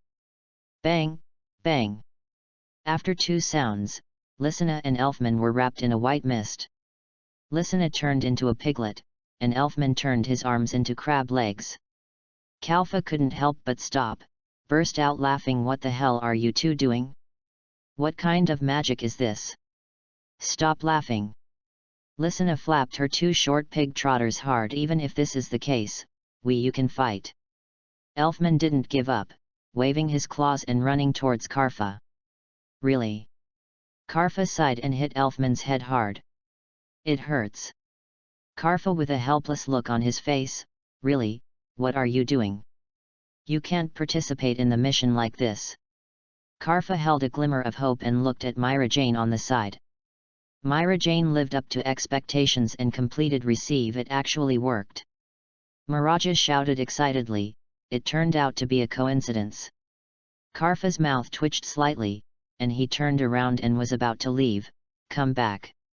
The fight hasn't started yet, how do you know I can't beat you? Mirage still refused to give up and called out to Kalfa, watch out. Dark sparks. Mirage tried hard to create a black and purple magic circle in his palm. Myra Jane threw out with all her might, and a beam of black magic shot straight at Kalfa. You can actually use magic? I'm surprised by this, but... Kalfa shook his head slightly. It's not powerful enough. Keep going. Right. Kalfa didn't even use the wooden sword, he just blocked Milage's magic with his hands. Okay, do you still want to compete? Kalfa looked at Milage, who looked unwilling. You are better than anyone else, you know you can't beat me now, so why do you still want to be brave? Mirage gritted his teeth, lowered his head, and tears ran out of his eyes. But I just want to try, I want to be with Carl as soon as possible. Let's fight together. Mirage pursed her lips, full of reluctance and grievance. I also know that I am weak, but I just want to be with Kalfa. Kalfa was slightly startled and walked forward, gently touching Mirajana's head. Myra Jane looked up at Kalfa with tears in her eyes. Okay, your face is all red from crying, wipe your tears. Kalfa smiled and said, I didn't say I wouldn't let you go. Mirage grabbed Kalfa's arm in surprise. Can we go on a mission with you? Really? Kalfa nodded. Of course we can, but you have to promise me that you won't get involved in the battle for now. Commissions above A level cannot be accepted. During the mission, you must follow my instructions. Can you do it? Mirage nodded quickly. Yes. Karfa looked at Lysina and Elfman next to him. What about you two? Can you be obedient? The two smiled at each other. We are the most obedient. That's good, that's good. Makarov's voice suddenly came from the tree next to him. You will grow faster if you go out and experience more. Karfa was surprised to see Makarov sitting on the tree. President? Have you been here? Makarov jumped down from the tree. Almost they have been here. Makarov pointed at Shiroi and Yaka standing behind them. Hey, you look energetic. Shiroi smiled and greeted Karfa. You too, ah. Yaka, is your leg okay? Yaka nodded with a smile and stamped her feet a few times. Well, thanks to Grandma Polyasika's help in prescribing medicine, I'm completely fine now. Shiroi walked forward and said with a complaining look. Really, at least call me for this kind of thing, don't treat me as an outsider. Kalfa put his hands together and smiled. It's too early, I'm afraid to disturb your rest. Hey, I thought you two were going to do something unspeakable in the woods. Shiroi is so mean, jokingly said. Okay, stop joking. Look at how blushing Myra Jane is, she's very sensitive to this kind of joke. Seeing that Marajana's face was about to smoke, Shiroi stopped joking. From what I heard just now, Kalfa, it seems that our team is going to disband. After a moment of silence, Shiroi spoke. It seems, yes. Kalfa spoke. I'm really happy to team up with you two during this period of time. Stop, stop, stop. Stop it now. Shiroi interrupted Kalfa quickly. Don't talk like someone is going to die, isn't it just that we're not going to team up? Kalfa touched the back of his head awkwardly. Sorry, I accidentally got too deep into the role. You're such a jerk. Shiroi looked at Kalfa speechlessly. I mean, shouldn't there be some ceremony before disbanding? Shiroi looked into Kalfa's eyes. Do you still remember our previous agreement? Let's see who can become the first S-class wizard of the guild. Kalfa looked at Shiroi firmly. Of course I haven't forgotten this. Shiroi grinned. Then let's have a competition. Let's see who is closer to S-class now, you or me. Kalfa saw Shiroi so motivated, and his blood was also ignited in his heart. Okay. I'm happy to accompany you. Chapter 28. Bien Engzem Vn Bngc Cha Dch, Coth Kyo Sung Kwai Trang Ch and Bn Dch. Shiroi, is your previous injury okay? Kalfa twisted his wrist, shook his hand lightly, and summoned Deep Scar. I don't want to be a person who just woke up from a coma. I am worried about the health of the guy. Shiroi chuckled and raised his left hand to make a magic circle to summon. I am now 100 times more energetic. The magic circle flashed instantly, and Wuma appeared from the light. Sir Kalfa, can you seeing you recover so well, I am really happy. But you are not allowed to let me off, understand? Karlfa smiled lightly, put Deep Scar on his waist, and took the IAI posture. Because we must also go all out. Instantly, Karlfa instantly drew out his long sword, and it flashed like a silver meteor. IAI style, silver light. Wuma pulled down the bow and shot an arrow. He used the reaction force of the arrow, leaving the string to jump high. At the moment when Karfa approached the arrow exploded instantly, and the heat wave of the explosion instantly engulfed Kalfa. After a short silence of less than a second, several silver lights flashed through the air, and a figure burst out from the ground. Rising Dragon. Kalfa's the blade was like a straight dragon, opening its huge mouth as if to tear Wu Ma into pieces. With a ding sound, Shiloi leaped up, wearing a pair of special gloves on his hands, and the blade of Kalfa colliding with each other, blocking O. Kalfa was slightly stunned. Puzzled, he looked at Shiloi in surprise, and Shiloi grinned proudly. You are not the only one who is researching new routines and new moves. There was a ping-pong sound in the air, and Kalfa and Shiloi were stunned for a moment. The fight was so intense that at that moment, Kalfa seized a gap in Shiloi's movements and slashed at Shiloi, causing Shiloi to fall heavily to the ground. Gale arrow. Tornado. 3. An emerald green arrow of wind whirled and whistled out like a tornado. Kalfa took advantage of the wind and leaped higher again. He stopped only when he felt that he could no longer see Shiloi. Raised the long sword above his head and chopped down. Dragon. Kalfa fell down, fast. It was extremely fast, like a flying dragon or a meteor. Shiloi had no time to dodge. Seeing this, Wu Ma protected Shiloi in his arms with one hand, blocked the arrow in front of him with the other hand, and jumped back, barely avoiding the attack from Kalfa. Although the sword didn't hit Shiloi, it chopped up the entire ground, and the surrounding trees and rocks were not spared. If it weren't for Makarov's protection, the people watching the fight would have been thrown out. Gee, sure enough, is it still too slow? Kalfa sighed with some regret and rubbed his neck helplessly. Shiloi looked at the broken ground under his feet with a guilty conscience. Are you really going to kill me with this knife? Me? Kalfa smirked. So you admit defeat? That's impossible. Shiroi snorted disdainfully and rushed towards Kalfa. Wuma, cover me. Shiroi rushed to Kalfa, raised his palm, and pressed it against Kalfa's lower abdomen. Kalfa dodged it easily by turning sideways. The arrow shot by Wuma followed closely behind. Kalfa turned the blade and cut off the arrow flying towards him. At this time, Shiloi attacked Kalfa again. Shiloi and Wuma cooperated with each other and beat Kalfa back repeatedly. What's going on? Is there nothing you can do? Kalfa was hit by Shiloi. Roy was forced to a big tree, with no way to retreat. Kalfa jumped onto the tree trunk and snorted coldly. No way? I told you I'd use all my strength, didn't I? Kalfa leaned down, and a strange light flowed from the blade. Deep blue light. Can you? Shiroi was slightly stunned. It's different from the mission. Kalfa didn't explain, but rushed forward with his sword drawn. His figure passed by like a ghost, and Shiroi had no time to react. The light flashed. Kalfa had slashed Shiloi several times in an instant, but because of the ability of Deep Scar, Shiloi felt the severe pain in his body, and with a thud, he knelt on one knee on the ground.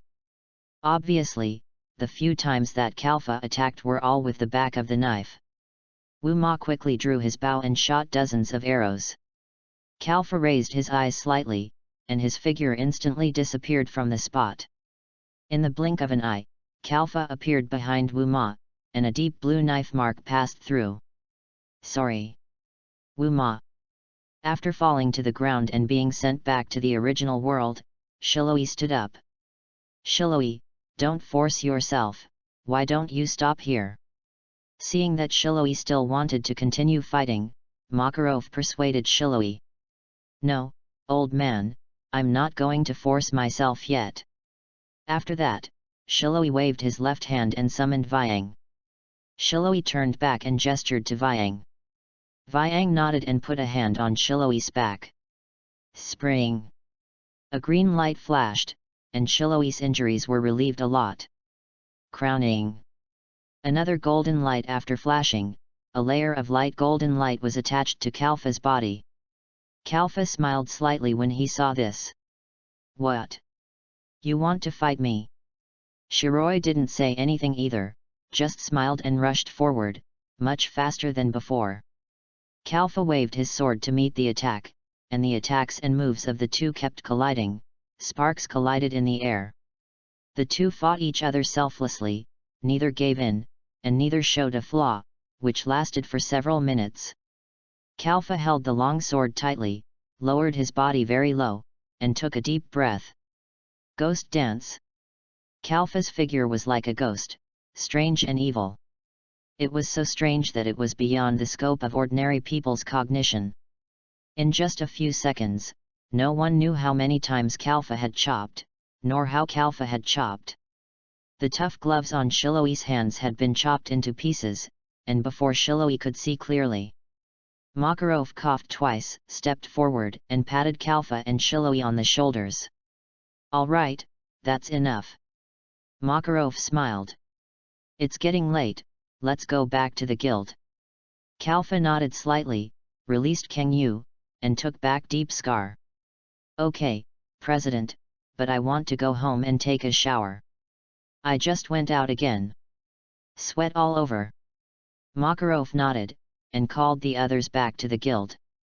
Shiloi stood there, paused for a few seconds, and sighed helplessly. "I told you not to let me win. Karfa still let me win." Yaka saw that Shiloi didn't catch up, so she ran back quickly. "Shiloi, what's wrong?" Yaka stretched out her hand in front of Shiloi's face and asked. "It's okay." Shiloi smiled indifferently and shook her painful palm. "Let's go, accompany me to order another pair of these gloves. Karfa is such a mean boy and doesn't pay attention to it." Chapter 29. Bien Engzem Vn Bngc Cha Dch, Coth Kyo Sung Kwai Trang Chn Bn Dch. Because Makarov and Polyasika were worried that Kalfa would go berserk again due to the Nidhogg in his body during the mission, they temporarily banned Kalfa from taking on high-difficulty combat commissions. Kalfa, who was slowly practicing with Jay and the other two, also accepted it happily, but some people seemed dissatisfied with this decision. "Kalfa! Look how good this commission is!" Mirage grabbed Kalfa, who was cleaning his knife. His arms kept shaking, and in his hand was a commission to subdue a Super A-level monster. The reward is so generous, and the commission is so simple and clear. Kalfa chose to ignore Myra Jane and put the sword back with a clang. "Sheath," said resolutely, "no way. Hurry and return the order." Mirage was dissatisfied, pouting. He hugged Kalfa's legs, not letting Kalfa leave. "Let go." Kalfa looked at Myra Jane helplessly, trying to pull his legs out, but afraid of hurting Myra Jane. "I won't. Go do the mission." Mirage stubbornly hugged Kalfa. Kalfa sighed, looked at the willful Mirage and said speechlessly, "Do you still want to eat? You actually threatened me with this method, me. Despicable. How can I cook if you don't let go?" Mirage paused slightly, let go of her hand, and sat on the ground like a kitten who made a mistake. "I'm sorry." Karfa covered his head, walked into the kitchen, and saw Kalfa leave. Myra Jane also returned to the room dejectedly to find Lysina and Elfman, who were asked by Kalfa to meditate in the room. Failed. Lysina half opened one eye and glanced at Myra Jane. "No need." Elfman didn't even open his eyes and said with certainty, "Oh. Can't you come with me? Think of a solution. Are you willing to stay at home like this forever?" Miraja threw herself on the mat where the two were sitting, looked up at the two, and Lysina and Elfman opened their eyes. Looked at each other and said, somewhat reluctant, "But no problem."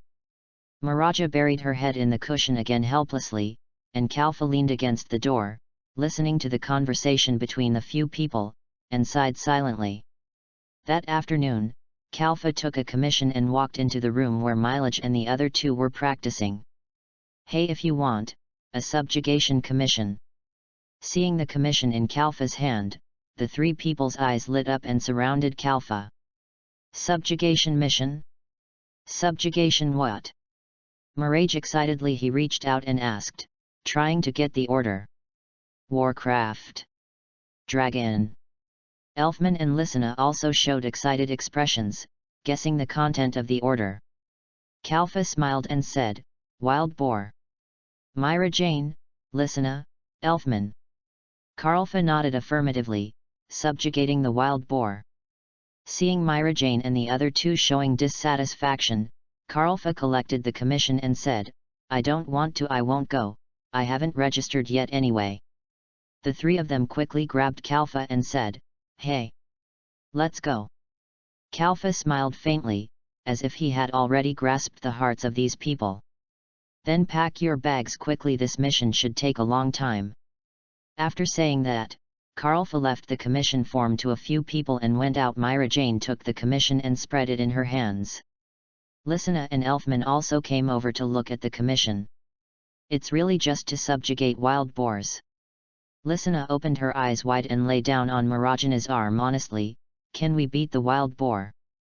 Elfman muttered, "Roasted ones are fine." Lysina replied affirmatively, "But the villagers, they probably won't ask us to hunt a roasted wild boar." Mirage didn't say anything. He looked at the commission information and thought of something. It seemed like he had a good idea. "You two should practice well. I'm going out." Something happened. Mirage hurried out the door. The next morning, several people hurriedly boarded the train with their luggage. "I'm so sleepy." Mirage leaned back in the chair. The whole person was dazed. "Why am I so sleepy?" Mirage shook his head slightly. "I just have some insomnia. It must be because I'm about to do a commission. I'm too excited." "Is it that exaggerated?" Kalfa reached out and touched Milaja's face. Milaja shrank her neck shyly and looked at Kalfa blankly like a kitten. "It's okay, I'm not sick." Elfman looked up at Kalfa. "Brother Kalfa, are you doing this on purpose?" Kalfa tilted his head in confusion. "What do you mean?" Elfman shook his head and smiled. "No, nothing." Kalfa scratched his head and didn't care. "Listen carefully, although the content of this commission is just a simple wild boar hunting, you have to listen to the command obediently." Kalfa said solemnly to the three people. "I know best, unexpected situations in commissions are the most fatal. Do you understand?" "Yes, sir." The three answered in unison, and Kalfa smiled gently. "Okay, sleep for a while, you guys must be sleepy after getting up so early, right? Recharge your energy." Chapter 30. Bien Engzem Vn Bngc Cha Dch, Coth Kyo Sung Kwai Trang Ch and Bn Dch. Finally we're here. As soon as they arrived, Myra Jane excitedly ran out of the car without even taking her luggage. "Miss Myra, wait for me." Lysina jumped down from the car seat. He ran towards Myra Jane with all his might, completely ignoring the two remaining men in the car. "Why are you two so anxious? Stop being like kids and be calm." Karlfa reluctantly carried the two people's bags and told Myra Jane and Lysina like a parent, "Aren't we just children?" Myra Jane and Lysina turned around and looked at Kalfa seriously, which made Kalfa speechless for a moment. Okay, go play by yourselves, and remember to gather at the client's place." Kalfa sent Myra Jane and Lysina away, and when he looked down and saw Elfman still knowing how to carry his luggage, he was immediately relieved. "There is still someone who can save us some trouble. Let's go and send the things to the B&B we booked first." "Let's go there." Elfman nodded, carrying his luggage and following Kalfa like a tail. After a while, the two of them settled their things in the B&B and went to the client's home, while Milaj and Li Shana had already looked sad, squatting on the side waiting for Kalfa and Elfman. "Why are you so unhappy? Didn't I let you go out and play?" Kalfa walked up and pulled the two of them up. We didn't get any pocket money. I can't buy many things I like." "That's right, we can't go out without money going shopping, what's the point?" Mirage and Lysina complained to Kalfa. Kalfa shrugged and smiled. "You didn't ask me." Mirage and Lysina pouted and shouted, "I forgot." Kalfa put his hands on the two people's heads and rubbed them, then turned and walked to the client's door and rang the doorbell. "Hurry up, the mission is important." "I'll buy you anything you like later." The one who opened the door for Karlfa and the others was a middle-aged woman in gorgeous clothes. "Excuse me, who are these children?" Karlfa skillfully displayed the guild emblem. "We are the wizards of fairy tale. We have received your mission."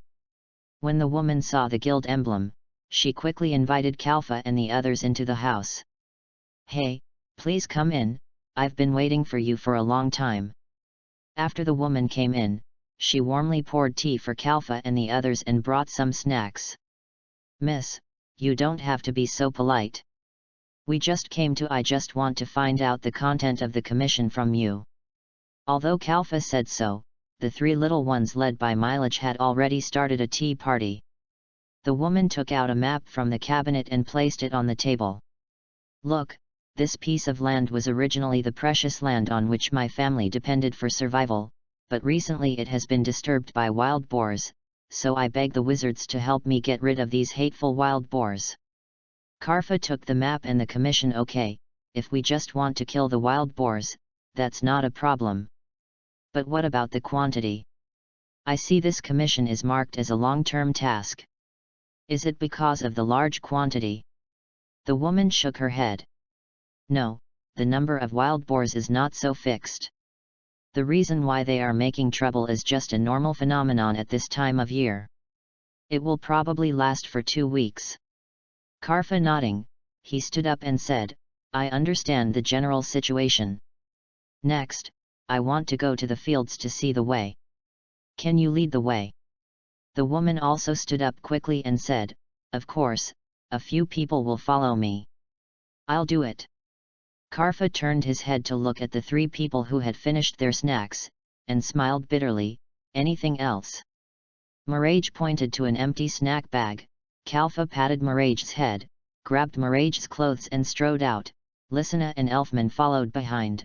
Fearing that she would be left behind, the woman covered her mouth and smiled softly. If you like it, I'll pack some for you later. Karlfa waved his hands repeatedly. No, no, how can I be so embarrassed? Where did you buy the snacks? I'll go by myself. Thank you. Before Kalfa finished being polite, Myra Jane thanked the woman sincerely. Oh, young man, you don't have to be so polite. Such a valuable thing, it is usually just a gift to give to others. Karfa smiled and pinched the back of Milage's neck hard. Thank you so much. Don't worry, we will do our best. Miraja looked at Kalfa with a smug look on her face, as if she was showing off her power. Lysina and Elfman looked at Miraja's kitten-like expression and couldn't help but sigh. Sister was really more childish than us when she was with brother Kalfa. There's a relationship. The woman brought a few people to the edge of a large field. Everyone, we're here. Kalfa looked around and saw a field that was carefully cared for. Okay, you go back first. If wild boars appear again these days, we will get rid of them. The woman nodded. Okay.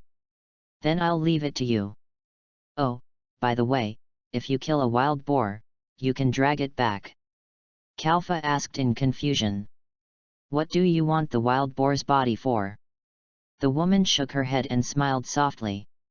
Please forgive me for keeping it secret for now. Then, I'll leave this field to you guys. After that, the woman stepped back and left. After the woman left, Mileage and the others started wandering around in the field. Be careful, don't trample on other people's land. Karlfa told Mileage like a male mother. You 3 stand guard here. Call me if there are wild boars coming. I'm going to look for wild boars over there. Okay. The 3 of them answered together. Seeing that the 3 agreed, Karlfa left and went about his own business. But before Karlfa could walk far, he heard Mileage scream. After hearing it, Karlfa immediately turned around, summoned Deep Scar and held it in his hand, and rushed back. What's wrong? Kalfa held the knife and looked around vigilantly. Wild boar or enemy attack? Miraja jumped onto Karfa and pointed at Lysina and Elfman. Karfa was startled and approached cautiously. Lysina and Elfman turned around suddenly, and Miraja was frightened and screamed. Kalfa! Lysina was holding a caterpillar and swinging it around, and Elfman was holding a bee in his hand. Miraja, sister, look! Miraja hid behind Karfa and closed her eyes. I won't look. Have you guys had enough trouble? Kalfa couldn't bear it anymore. There were 3 dong, dong, dong, and Karfa's roar. Maraja and the other two also had a big bump on their heads. Sorry. Times 3. Chapter 31. Bien Engzem Vn Bngc Cha Dch, Coth Kyo Sung Kwai Trang Chn Bn Dch. Afterwards, Kalfa gave a serious lecture to Milage and the other two. At least on that day, the three were very obedient. A few wild boars did run out during the trip, but they were just ordinary wild boars. Kalfa Myra Jane, who had just learned some magic, could easily deal with it.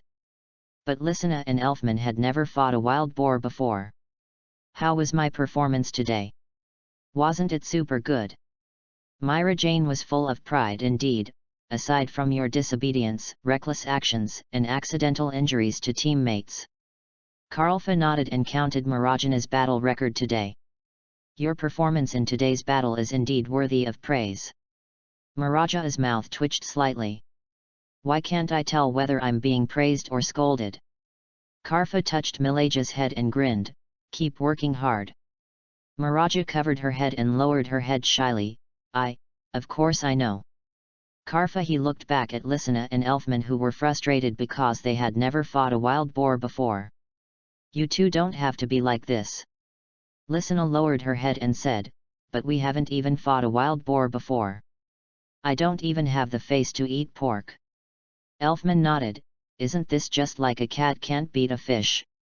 Kalfa covered his head, he didn't expect that Lysina and Elfman would care so much about these things, squatted down and comforted him. It's okay, you think, this is not an ordinary pig, this is a wild boar, just like a cat can't beat a shark, they are still young, it is normal that they can't beat them. Elfman looked up at Kalfa and said, then. Natsu can't beat these wild boars either. Kalfa scratched his head awkwardly and said, no. I think if it's just wild boars, Natsu should be fine, right? Elfman lowered his head again, and Kalfa quickly explained, don't compare yourself with him. He learned magic from a dragon, so of course he's better than other people his age. Li Shana also looked up and asked, where's Gray? He doesn't have a dragon cult, right? Karfa paused slightly, Gray's master. I haven't heard of him, but he must be a very powerful wizard. Li Shana and Elfman lowered their heads and sighed, why don't we have a powerful wizard to teach us? Brother Karfa, you two don't care about us. Karfa smiled bitterly and muttered, I don't know how to learn magic, what can I teach? Ah! You guys are finally back. The woman who entrusted the task came back early. Standing at the intersection back to the city waiting for a few people, here, these are the snacks that we promised you. Kalfa quickly stepped forward to take it. Really, why did you send it so far? We will pick it up in person. That's all. The woman smiled and shook her head, no, I forgot to tell you something, so I came to see you all. The woman took the map of the field and pointed to a few of them. Actually, you don't need to bother patrolling these fields. Wild boars won't go there at all. Karfa was a little confused. Why? Are you so sure? The woman explained, I planted medicinal herbs in these fields, and wild boars seem to hate this kind of plants, so they won't go there.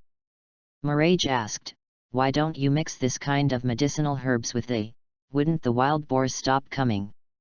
The woman shook her head and said, no, this kind of medicinal material is very nutrient intensive and is not suitable for concentrated planting or mixed planting with other crops. Kalfa suddenly remembered something and held out his storage. The ring released several wild boar corpses. Oh, this is the wild boar corpse you asked for before. I brought it back for you. The woman looked at the wild boar corpses in surprise. I actually brought it back. Can you guys help me deliver it to my house? Of course I will reward you. Kalfa looked at Milage and the other two and saw that they had no intention of objecting, so he nodded and said, it's just a small favor, not worth mentioning. Kalfa took the wild boar back to the storage space and took Milage and the other two and the woman. After returning home, Kalfa placed the wild boar carcass in the yard as requested by the woman. Can you wait a moment? The woman stopped the people who were about to leave and said, "If you have time, can you wait at my house for a while?" Karfa looked. The enthusiastic woman was a little confused. "What else do you want?" The woman pushed the few people back to the living room, looking mysterious. "Go prepare a thank you gift for you, please wait patiently." After that, she turned and left the living room. "Really, why are you so mysterious?" Mirage sat on the sofa and complained idly. "There's no other way, just wait a while." Karfa also found a sofa and sat down, summoned Deep Scar and started to maintain it. Time almost an hour and a half had passed, and Kalfa and his friends were so bored that they had started playing poker. "Everyone, it's ready." The woman pushed open the door and walked in at noon, holding a large plate of stewed meat in her hand. "Wow, it smells so good." A burst of aroma drifted into the noses of the people, and the woman put the stewed meat on the table. "Okay, you've been waiting for a long time. This is the meat I stewed with the wild boar you hunted just now. Come and try it." Mirage ran up first, picked up a piece of meat with chopsticks, and put it in his mouth. "It's so hot." The woman smiled. "After all, it's just out of the pot." Mirage swallowed the meat in one gulp, and her tongue was almost blistered from the heat. "But it smells so good." Lysina and Elfman couldn't resist the temptation and jumped on the stool to eat. Kalfa couldn't help but complain. Who said that they didn't have the face to eat pork? Kalfa walked up slowly, looked at the delicious stew on the table, picked up a piece with chopsticks, and looked carefully. This wild boar meat was darker in color than the ordinary pork he had eaten before, and it was more bouncy when picked up. After Kalfa blew the meat to cool, he put it in his mouth and tasted it lightly. Whether it was the texture or the taste, it was indeed much different from ordinary pork. "Yeah, it's delicious." Kalfa smiled at the woman. "That's good, I just want you to try some of our town's specialties." The woman took off her apron and said with a smile. "After all, you should have heard that our town basically survives on these few specialties. It can also be regarded as a publicity for our town. Then I won't disturb you guys from eating." Kalfa looked back and saw that there was less than half of the stew left on the plate. "Hey! Please leave some for me. I haven't eaten yet." Kalfa also hurriedly grabbed the little meat left on the plate with Milaja and the other two. Chapter 32. Bien Engzem Vn Bng Cha Dch, Coth Kyo Sung Kwai Trang Ch and Bn Dch. Yes, just keep your attention. Kalfa sat in the open space beside the field and taught Lysina and Elfman how to control magic. Try to mobilize your magic and awaken the one you want to receive. Soul. Of course, Kalfa was just trying to use the knowledge in the book to teach their theoretical school to accept magic. Although Kalfa knew a little bit, he only used it to suppress Nidhogg in his body and would not use it in battle. If you feel it, try to absorb it with your own magic power and swallow up its magic power. Kalfa patiently guided Lysina and Elfman, not paying any attention to the fighting sounds not far away. "Kalfa is really, why did you ask me to hunt wild boars?" Miraja accepted Satan, complained to Kalfa for leaving him alone, and tried hard to hunting wild boars. "Stupid, stupid, big stupid." Miraja held the dark sparks in both hands and threw them at the wild boars. "What are you doing, Myra? It's just a few wild boars. Is it necessary to be so exaggerated?" Karfa opened his eyes and glanced at. He looked in the direction of Myra Jane and saw the smoke rising. "You two should practice well. I'm going to see what's going on with Myra Jane." After instructing Lysina and Elfman, Kalfa he picked up the deep scar beside him and walked slowly towards the direction where Myra Jane was fighting. "Karfa, you idiot!" Myra Jane released the receiving state and lay on the grass, throwing a tantrum like a child. "I actually just patted my head and dismissed me. Are you talking about me?" Karfa walked to Myra Jane and squatted down, putting his head in front of Myra Jane. "Didn't you say it was okay and I could leave it to you without any worries?" When Myra Jane saw Kalfa coming over, she quickly sat up and said, "Of course I have no problem." Myra Jane jumped up from the ground with a proud look on her face. She turned her head away and walked forward on her own. "Thank you for your hard work." Karfa stood up and walked quickly to Myra Jane, walking side by side with Myra Jane. "I'll accompany you." Myra Jane turned around and saw Kalfa's bright smile, and couldn't help but feel shy. "Where are Lysina and Elfman? Are you not going to teach them anymore?" Kalfa smiled softly. "I'm just guiding them to be stable. I just want to use my own magic power to prevent the reception failure from happening again. After all, I am not a receiving wizard." Mirage gradually slowed down his pace, and unconsciously put his hands behind his back to Ka Alpha leaned over, and Kalfa took out a chocolate popsicle from the storage space and handed it to Myra Jane. "Want to eat? Your favorite chocolate flavor?" Myra Jane was shocked when the popsicle touched her lips. Then he took the popsicle in his mouth and glared at Kalfa. Kalfa laughed at Milage's cute behavior and flicked Milage's forehead gently. "It's delicious. Don't drop it on your clothes." Mirage snorted softly and turned his head away. Kalfa sighed helplessly. Mirage suddenly felt a shadow on his head. He raised his head in confusion and saw Kalfa holding up he moved the parasol closer to himself. Suddenly, the two of them were very close, almost touching each other. "Okay, let's go back and rest. Lysina and Elfman are waiting for us," Kalfa said, and was about to turn around and walk back, but Myra Jane quickly grabbed Kalfa's arm and said, "It's okay. I'm not tired, I can continue patrolling." Miraja looked around and pointed in the opposite direction of Lysina and Elfman. "That way. I haven't been there yet, let's go patrol together." "Let's wait." Kalfa looked at Mirajana's expectant eyes, sighed helplessly, and walked with Myra Jane. "It's really good for us to leave Lysina and Elfman aside like this." Mirage squeezed towards Kalfa contentedly, "It's okay, it's just the right age." Kalfa smiled speechlessly, "What age are they at?" Seeing Mirage with a happy look on his face, Kalfa didn't say much, but just stayed quietly beside Milaja. "Hey! Look!" He pointed excitedly to a sea of colorful flowers not far away, with colorful flowers flying between the flowers. "The butterfly there! It's so beautiful!" Karfa touched Myra Jane with his shoulder. "Would you like to go over and play for a while?"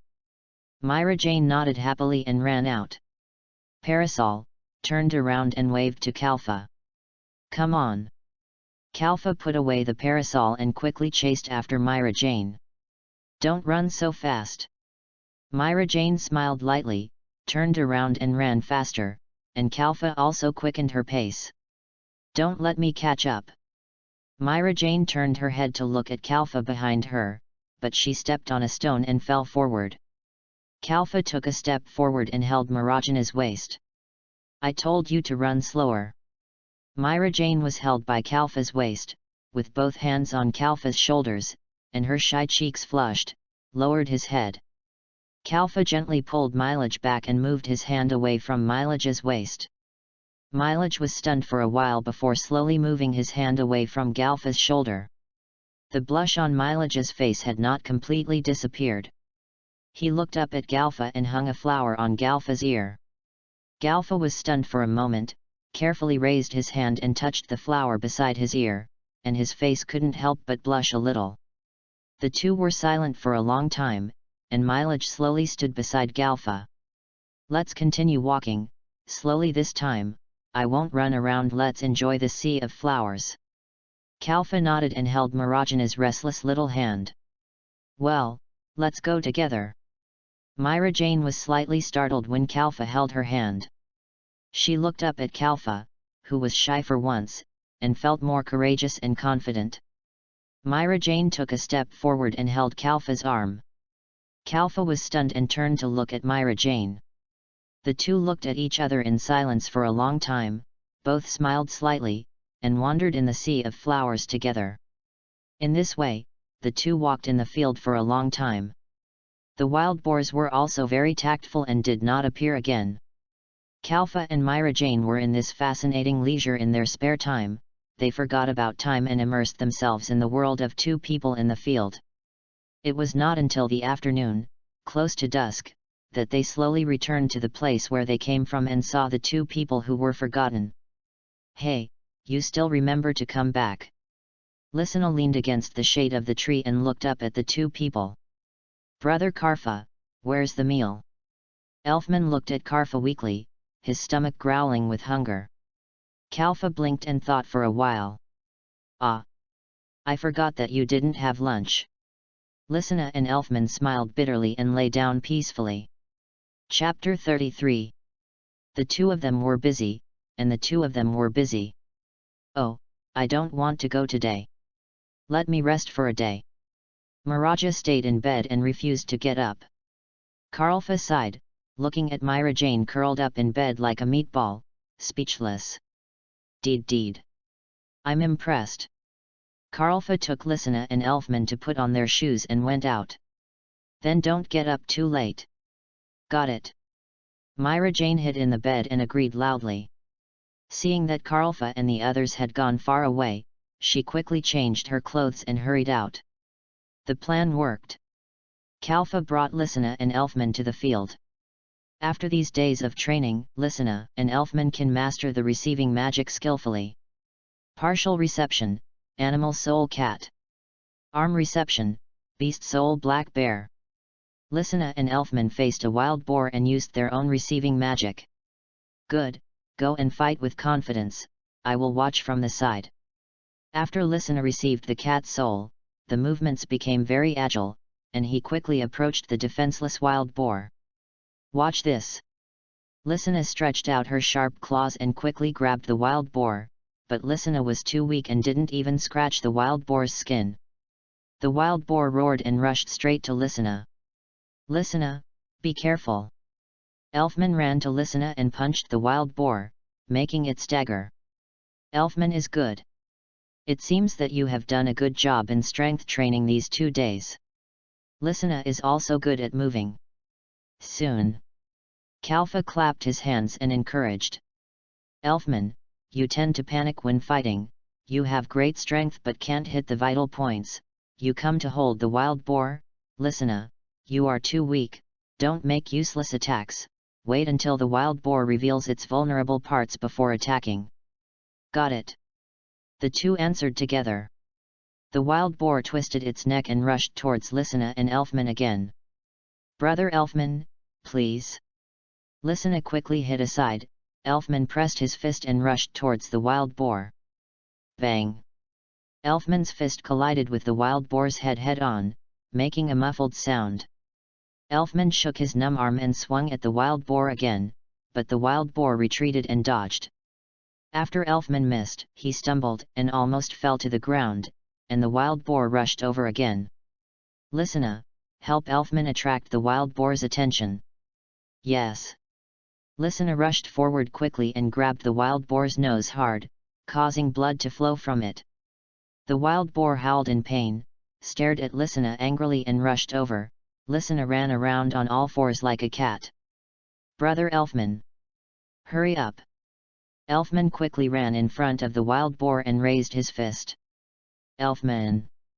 Don't just hit the head, hit its side." Elfman heard Kalfa's command and quickly dodged to the side of the wild boar. "I'll try." When the wild boar rushed to Elfman, Elfman swung his fist hard and hit the side of the wild boar, knocking it to the ground. "Take advantage of this moment. Hit its abdomen." Lysina quickly braked the car, turned around and rushed towards the wild boar, raised his claws, and quickly scratched the wild boar's lower abdomen several times, spilling a few drops of blood, but it was not enough to kill. Seeing that the wild boar was about to stand up, Kalfa hurriedly shouted, "Elfman, go up and make up." Elfman was a little flustered, but he also obediently strode forward and punched hard, but the position of the punch was a little off and hit the wild boar's buttocks. Wow! Elfman didn't stand firmly and fell down. The wild boar rolled over and stood up, rushing towards the two again. Lysina grabbed looking at Elfman, he fled in panic, avoiding the wild boar's collision. Sure enough, it was still a little bit short. Kalfa sighed, but was also very relieved, and stabbed the wild boar's heart with a knife. Lysina and Elfman panted and collapsed on the ground to release the reception. Overall, the performance is good, and the progress is quite big. Kalfa walked up to Lysina and Elfman and handed each of them an ice cream. Here, a reward for you. Lysina and Elfman took the ice cream and ate it in big mouthfuls. Brother Karfa, what should we do next? Lysina looked up and asked. It's very simple. Let's make up for your two fatal shortcomings first. Kalfa looked at the two. One has strength but no skills, and the other has all skills but no strength. Lysina and Elfman smiled awkwardly. Okay, you guys take a break first, I'll go patrol nearby for a while. Okay. Lysina and Elfman replied, and sat down in a cool place to eat ice cream quietly. In the evening, Karfa brought the exhausted Lysina and Elfman back to the town, and saw the client and several others walking and laughing at the snack stand. Yeah, you've worked hard in another 2 days, we'll be back. You can go home in 3 days. The woman smiled and said to Kalfa and the others. You are so capable at such a young age. You took 2 commissions in 1 trip, you are really hard-working. Kalfa was slightly stunned and asked in confusion. 2 commissions? The woman pointed to an old man beside her. Yes, and there is also the commission of this old man, didn't you take it too? After saying that, the old man shook the commission in his hand. Kalfa was stunned and hurried forward to check. Lysina and Elfman also followed him in a panic. Defeat A-level monsters? We didn't take this commission, Myra. Kalfa's heart trembled, and he slapped the commission on the table. Where is the monster? The old man and the woman were startled by the sudden action, and pointed to a mountain east of the town. There. Before the old man finished speaking, Kalfa instantly summoned Deep Scar and rushed out like a cheetah. That idiot! At this time in the back mountain, Mirage covered his injured and bleeding arm, limping and fleeing in a panic. Not far behind him, a huge lion was staring at Mirage.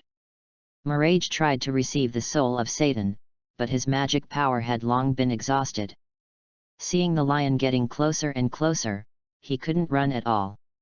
Mirage looked down and saw a stone, and tremblingly picked it up. He stood up and threw the stone with all his remaining strength. The stone fell softly on the ground without even touching the lion's fur. The lion stared at the desperate Mylaja with a playful look, and pounced on Mylaja with flames on its claws. The knife flashed, and Kalfa panted and stood in front of Mylaja, holding up the knife to block the lion's attack. Kalfa.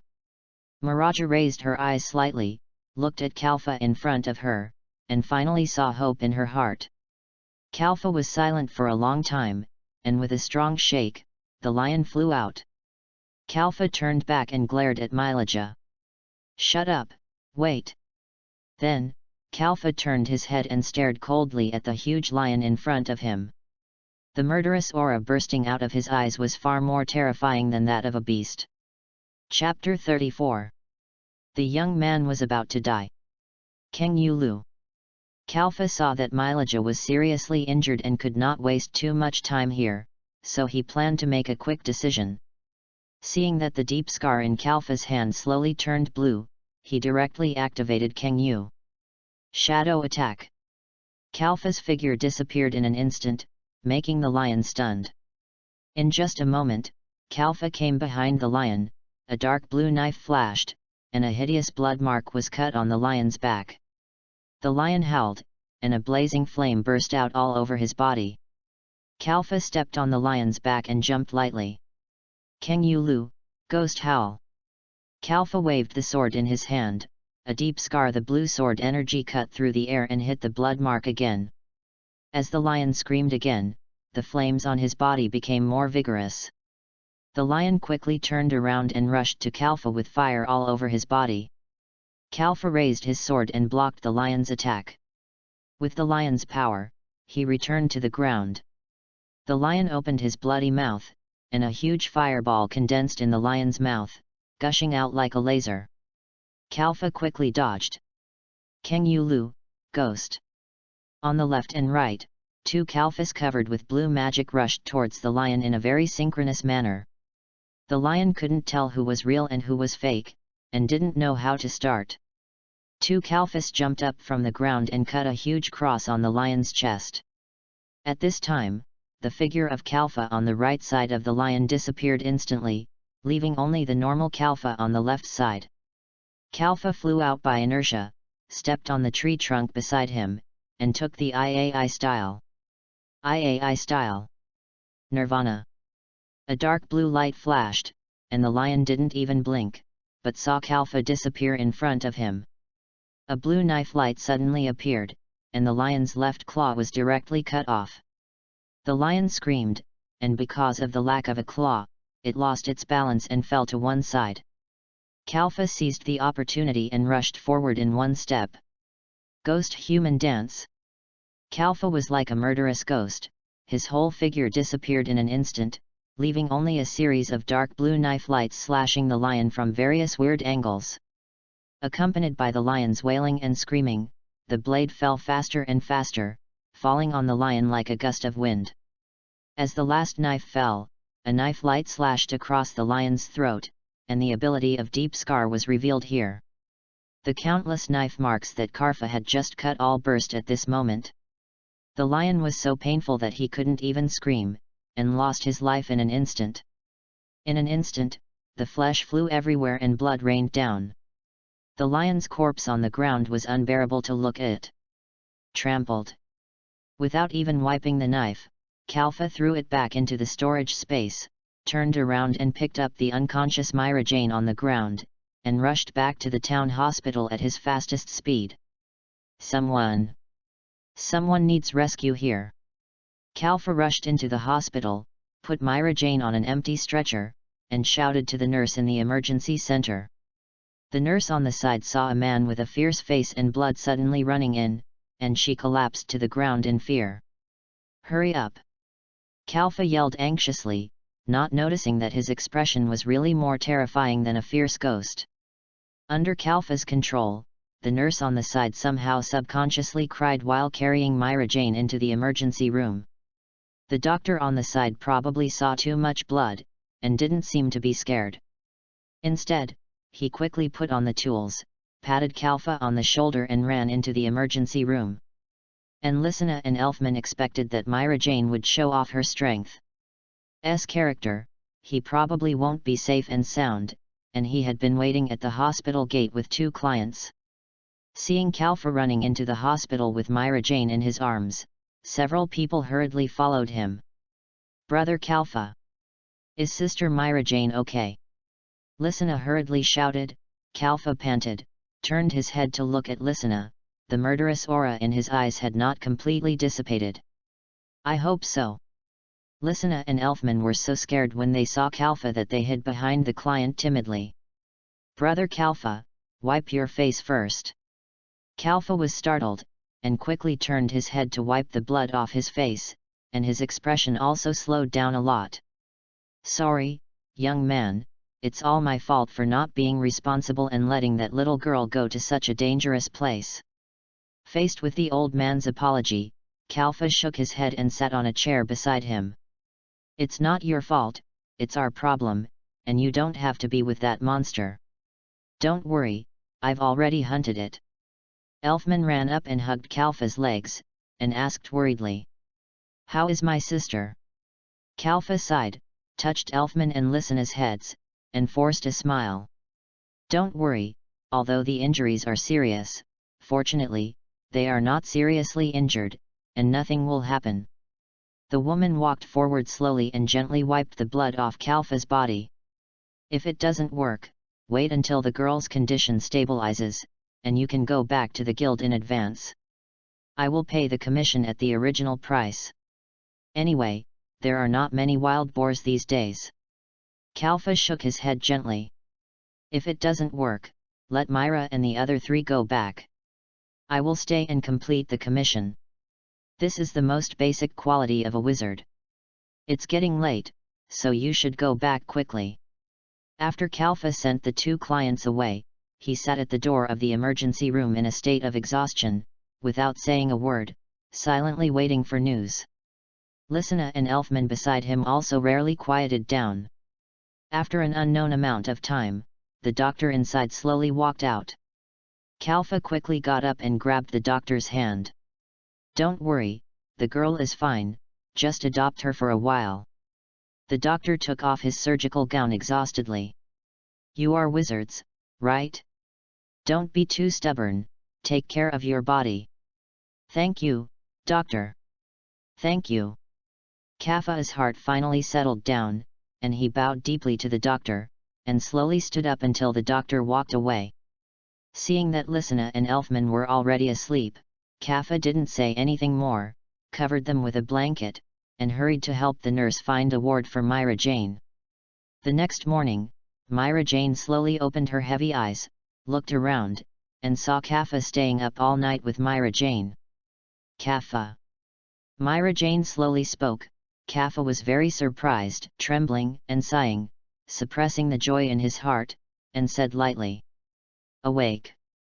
Myra Jane lowered her head and pursed her lips. "I'm sorry, Kalfa. I shouldn't have secretly done such a dangerous commission without your knowledge." Kalfa lowered his head and looked gloomy. "Why did you do this? There has to be a reason, right?" Mirage turned her head and was silent for a while. "I want to prove myself, prove that I can stand with you." Before Mirage finished speaking, Kalfa suddenly stood up from the chair and hugged Mirage in his arms. "Idiot, haven't you always stood by me? No matter what you are like, haven't you always been by my side?"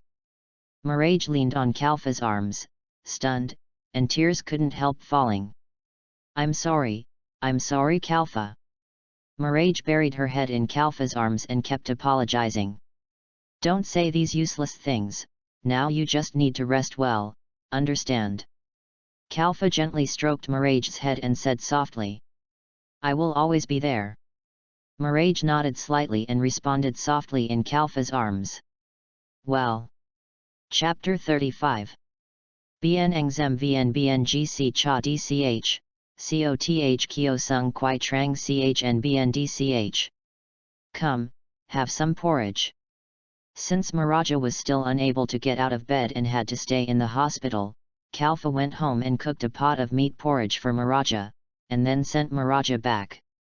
Because of guilt and unwillingness, she was in a low mood. When Kalfa came, Myra Jane was still in a daze. Myra Jane recovered and took the porridge from Kalfa's hand. She forced a stiff smile on her face and said, "Thank you." Kalfa looked at Listener and Elfman beside him, and they shook their heads. "Miraja has been like this since just now. We tried to persuade her but it was useless." Kalfa sighed. He took a breath and waved his hand to signal Listener and Elfman to go out first. Then, Kalfa sat down beside Mirajana's bed with the porridge, scooped a spoonful, blew it cool and fed it to Myra Jane. Bien Miraja lowered her head shyly, hesitating. After a while, he opened his mouth and ate it. "Tell me, why are you still upset?" Mirage was silent for a while and turned his head away. "I didn't." Kalfa was silent for a while and looked at Mirage with a serious face. "Mirage." Mirage turned around with a shudder, trying to sit up, but was stopped by Kalfa. "Just say whatever you want to say, don't keep it in your heart." Mirage looked at Kalfa's serious face, feeling a little scared. He lowered his head silently. "Kalfa, are you angry with me?" Kalfa was slightly stunned. "So it's because of this? If I was angry with you, I would go back and give it to you. Cook porridge." Mirage thought for a while and nodded. Kalfa was speechless and said, "Yes, I will." Kalfa muttered to himself, "But if I am really angry with you, I will do you speak to me in a gentle voice here." Mirage shook her head and said, "I don't know. I haven't seen you lose your temper with anyone." Kalfa smiled gently, still as gentle as usual, and reached out to touch. He patted Mirage's head and said, "So, I'm not angry with you. If I were really angry, it would be scary." Karfa pretended to be serious again, but, when you go back, you must go with me to apologize to the president. Mirage nodded and wiped her slightly red eyes. I know. Are you okay? If you are okay, I can go to do the mission. Kalfa was about to get off Mirage's bed. Mirage, he reached out and grabbed Kalfa's hand. Can you let me be willful again? Kalfa looked at the blushing Myra Jane in confusion and tilted his head. Can you feed me so that I can finish this bowl of porridge? Kalfa French, he smiled, scooped another spoonful of porridge and blew it. I can't do anything with you. Open your mouth, ah. Miraja opened her mouth and ate the most delicious bowl of porridge she had eaten in the past 10 years in this short and happy morning. In the days after the porridge, Kalfa asked Lysina and Elfman to take care of Myra Jane in the hospital.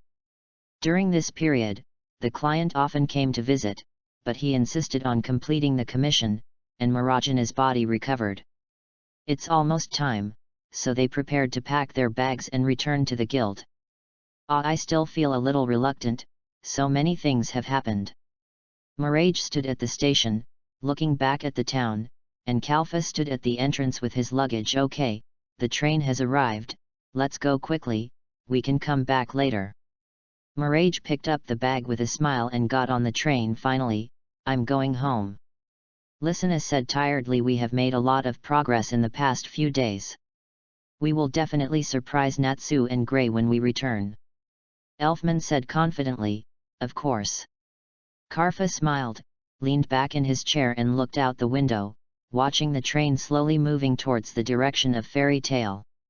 The train sped along, and after an unknown amount of time, they finally returned to the land that was familiar to Kalfa and his group. Fairy Tale. We're back. As soon as they got off the train, they heard an explosion from the direction of the guild. Everyone hurried back to the guild and opened the door. They heard unusual silence inside the guild, but soon an old man's angry curse came out. We're back. Karlfa smiled awkwardly, walked slowly into the guild. Myra Jane and the other two followed behind Kalfa, looking at the mess in the guild. Makarov calmed down and said, Kalfa, you big. Are you tired of packing small bags? Kalfa nodded in understanding. Then let's put the luggage home first. Makarov nodded, and Kalfa quickly took Myra Jane and the other two out of the guild. As soon as Kalfa and the others left, a roar came from behind. You bastards! What have you done to my guild? Myra Jane came to Kalfa. Kalfa, we apologize today, isn't it a bit bad? Kalfa shook his head and said seriously. What's good about apologizing? Apologizing at the first time is the best. Myra Jane nodded obediently. Then we'll come after we put the luggage away. After a while, Kalfa brought Myra Jane to the president's office and explained everything to Makarov. I'm sorry, President. I shouldn't have accepted a difficult commission that I couldn't complete without permission. President, I didn't find out earlier. Makarov looked at the two sincere faces, sighed helplessly and shook his head. You tell me, you have to fail at this critical moment. Kalfa and Myra Jane were slightly stunned and looked at each other. What, critical moment? Makarov put his hands behind his back and glanced at the two. This year's S-level assessment is coming soon. I was planning to give Karfa a place, but now. Myra Jane panicked immediately after hearing this. President, whether it was stealing the commission or doing the commission without permission, I did it all by myself. Karfa and the others didn't know at all. Myra Jane squatted down and explained stammeringly. Don't punish Karfa because of my mistake. Makarov shook his head. One person makes a mistake, and the whole team will be punished. Don't you know? Mirage lowered her head in bewilderment, her eyes were a little red, and she seemed about to cry. Kalfa quickly helped Mirage up and comforted her softly. Okay, it's okay. If it doesn't work out this year, there's still next year, right? It's not bad to practice for another year. Makarov looked back at Mirage. Crying. Makarov blinked, and quickly jumped onto the table and patted Mirage's head. Don't cry, I was just teasing you. Mirage and Kalfa looked at Makarov in surprise. Are you serious? Makarov chuckled a few times. Of course, don't forget that Kalfa has the ability and qualifications to accept high-difficulty crusade commissions. It was said to be prohibited before, but it was just a suggestion this time. You know you're wrong, just correct it. I won't punish you too much. Look how scared you are, I'm the kind of inhuman, eh?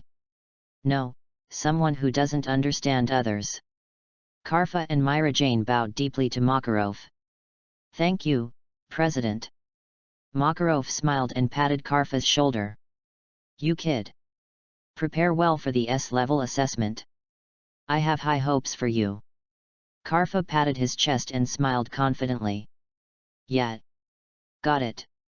Chapter 36. Bien Engzem Vn Bngc Cha Dch, Coth Kyo Sung Kwai Trang Chn Bn Dch. Alright. Everyone, be quiet. Makarov stood on the second floor, cleared his throat and shouted, Time flies, years go by, in the past year. President, let's get down to business. Stop reciting the words. The people on the first floor interrupted Makarov and said with a smile, I know. It's so annoying. Makarov shouted and put the cheat sheet in his hand. Throw it down. Anyway, this year's S-class exam will start in 2 weeks. Are you excited? As soon as Makarov finished speaking, the crowd below began to cheer. Our guild has finally. Is there going to be a second S-class wizard? That person will definitely be me. I don't think you are even qualified to participate. Makarov was very pleased to see that everyone was so excited. Stop. The exam list has not been announced yet, why are you so excited? Everyone. Then it became quiet. Makarov looked at the well-behaved people, sighed and muttered, why aren't you usually so obedient? I declare. The members who are qualified to participate in this S-level assessment are Makarov O. Kalfa. Shiloi. And Laxis. Everyone's eyes immediately locked on the 4 people who took the exam. Ha ha ha. I told you I'm better than you. Macau looked proud. He showed off to his drinking buddy Wakaba. Damn it. I bet you will be the first one to be eliminated. Karlfa leaned back in his chair and looked at Laxis, who was sitting in the corner of the guild. Laxis's eyes also drifted towards Karlfa. Shiloyi and Yaka sat aside and looked at Kalfa and Laxis. They are already eyeing us eagerly before the game even starts. Makarov looked at Laxis helplessly and shook his head. Besides, in the game during the 2 weeks before the start, I need the 4 members who are taking the exam to choose a partner for me. As my companion, this person must be an internal member of Fairy Tail, and cannot be an active S-level 1 wizard. Although he is not in the guild, anyway, that's all I have to say. Everyone, go away. After saying that, Laxis stood up from his seat, gave Kalfa a provocative look, turned around and left the guild. Kalfa snorted disdainfully and ignored him. Kalfa, what's wrong with you? Laxis, who was not paying attention to Myra Jane, saw that Kalfa's face was not right, and whispered with concern, nothing. Kalfa shook his head and returned to his kind demeanor. Oh, by the way, the random person that the president mentioned examinee, do you want to try it? Mirage looked at Kalfa in surprise, then after hesitating for a moment, shook his head and said, no, I'm not proficient in magic yet, so I can't help much if I go, not to mention that I feel my body needs to rest for a while longer. Kalfa smiled with relief and nodded, okay, I understand. Then you go back first, I'll go home later. Myra G nodded obediently, okay, then come back soon. We are still waiting for you to cook.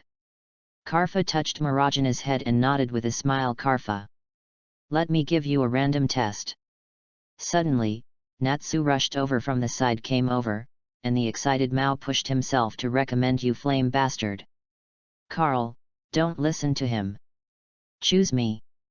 I'm definitely more reliable than this guy. Gray punched Natsu from behind and stood in front of Carl in front of the law. He said confidently, "What did you say? You ice exhibitionist." "I'm telling the truth. You have a problem? You fire idiot." Carlfa looked at the two people who were in a stalemate in front of him. He smiled bitterly and quickly walked around the two of them. "Natsu. Gray. You two, behave yourself."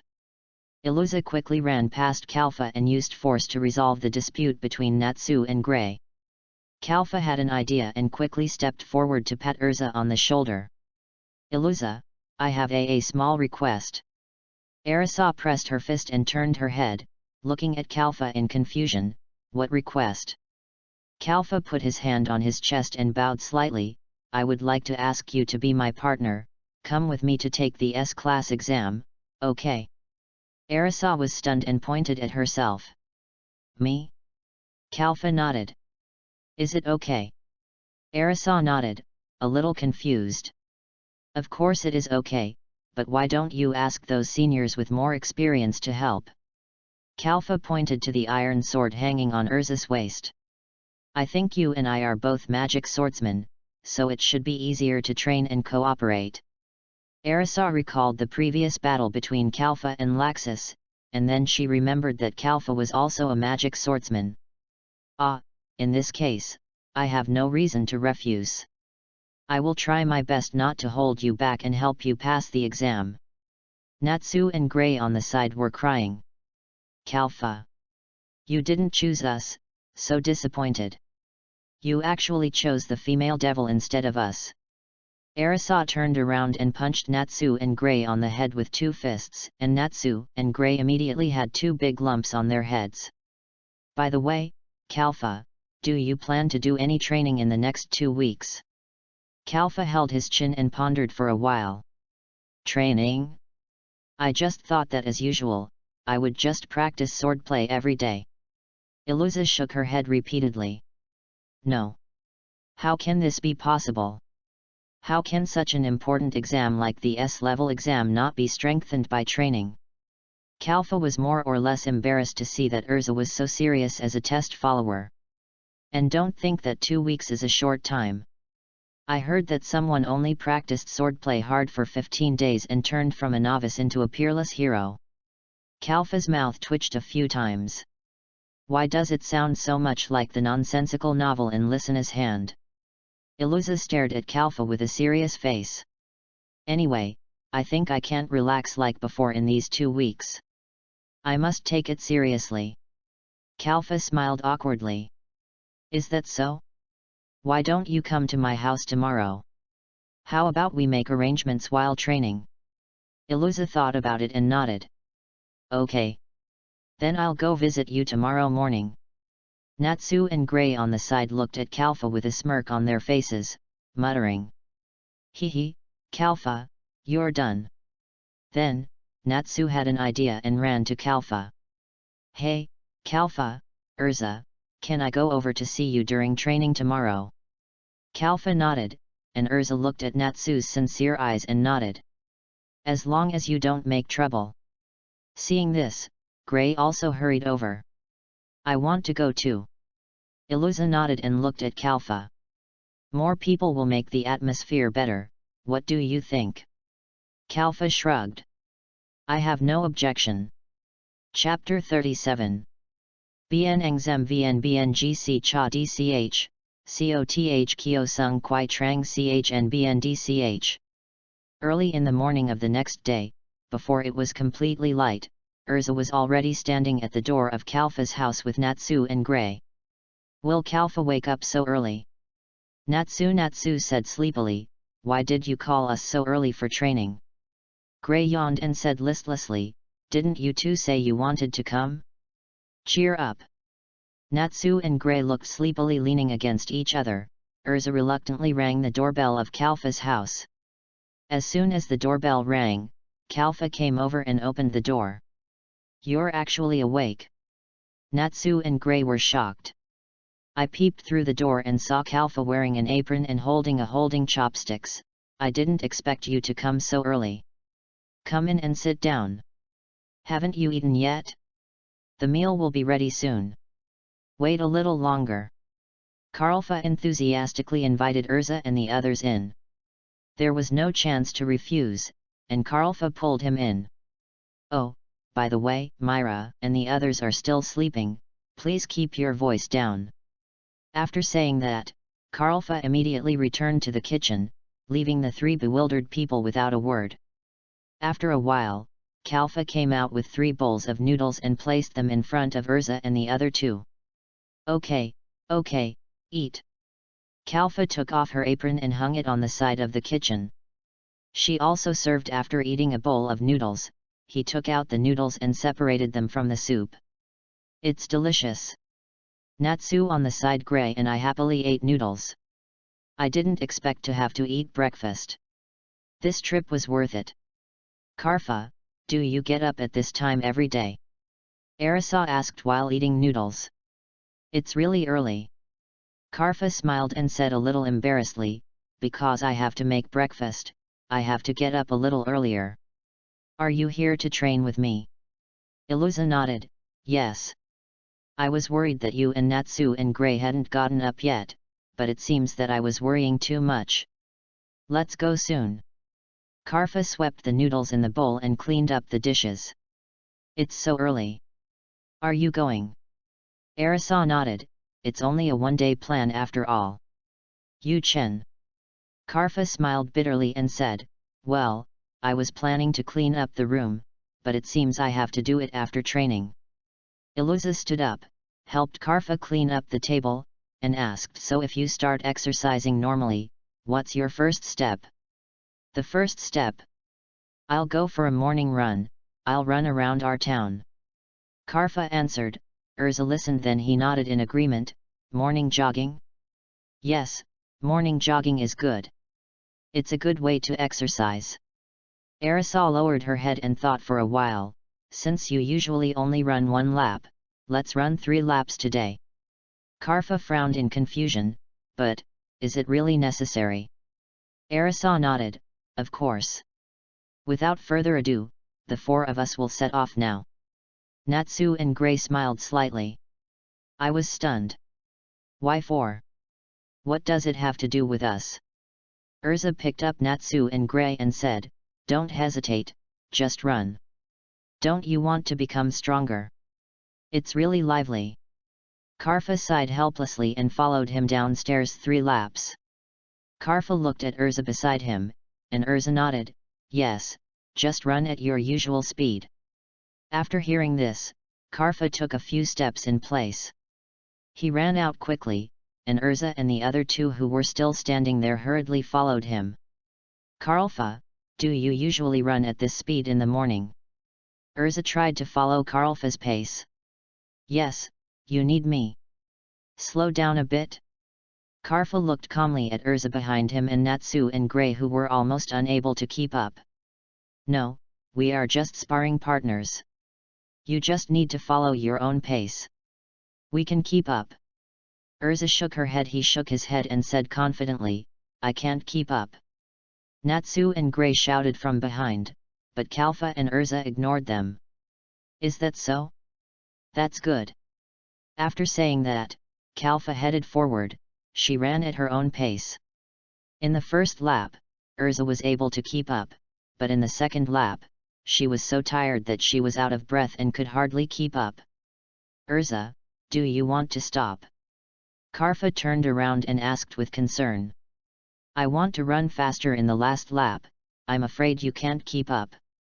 Arisa shook her head. No, you run on your own, I'll catch up with you. Okay then.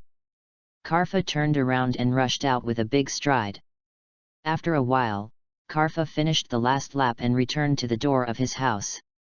Natsu and Gray were lying on the ground, and they saw Karfa coming back, but Urza couldn't see him. Where's Urza? Kalfa wiped the sweat off his face and looked back. I don't know. I rushed back on my own in the last lap. Urza will be back in a while. You are a monster of physical strength. Kalfa drank a sip of water disapprovingly. It's tiring to run 3 laps at a time.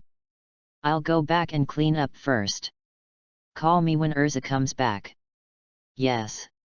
After a while, Urza finished the last lap, and Kalfa was almost done with it. Kalfa, what's your next plan? Urza leaned against the wall and asked Kalfa. Don't you really need to rest? Kalfa looked at Urza, who was panting and almost unable to stand, and asked. No need. Just tell me the plan. Kalfa shook his head. You should take a break. Kalfa walked forward and gently poked Urza's forehead, and Urza fell backwards and lay on the ground. Okay. Afterwards, everyone rested for a while, and Urza recovered quickly.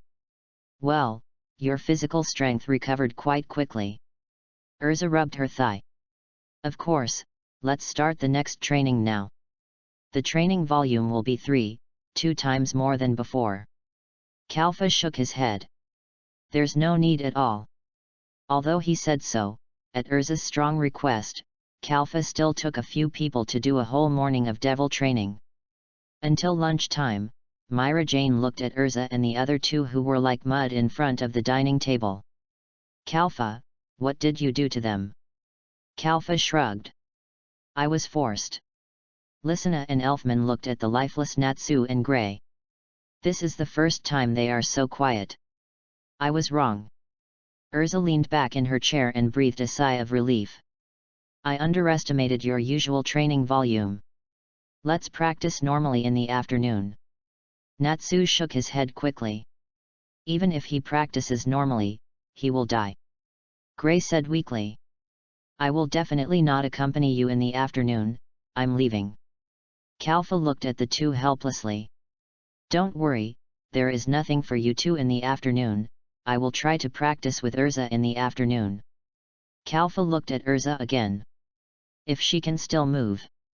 After lunch, everyone came to the place where Kalfa and Jiroi competed last time, but this time it was not Jiroi who stood on the field and confronted Kalfa, but Urza.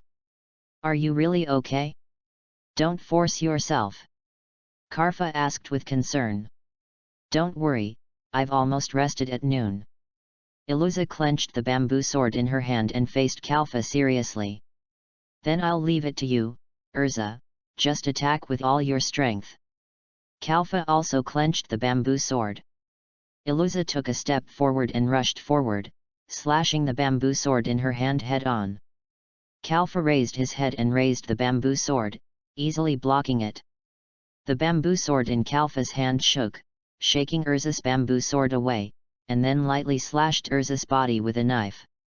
Iluza was slightly stunned, and immediately turned the direction and stabbed Kalfa sideways, but Kalfa easily dodged sideways, and quickly stabbed Urza twice with 2 knives one after the other. This won't work, the action is too slow, it's full of flaws, you only slashed twice, but I hit you 3 times without actively attacking. Kalfa exerted force on his hand, picked up the bamboo sword in Urza's hand, and said seriously. In a real battle, this is a fatal problem. It will really kill you. Urza looked down at her empty hands, her face gloomy and a bit dazed. Miraja looked at Urza's bad face and whispered to Kalfa.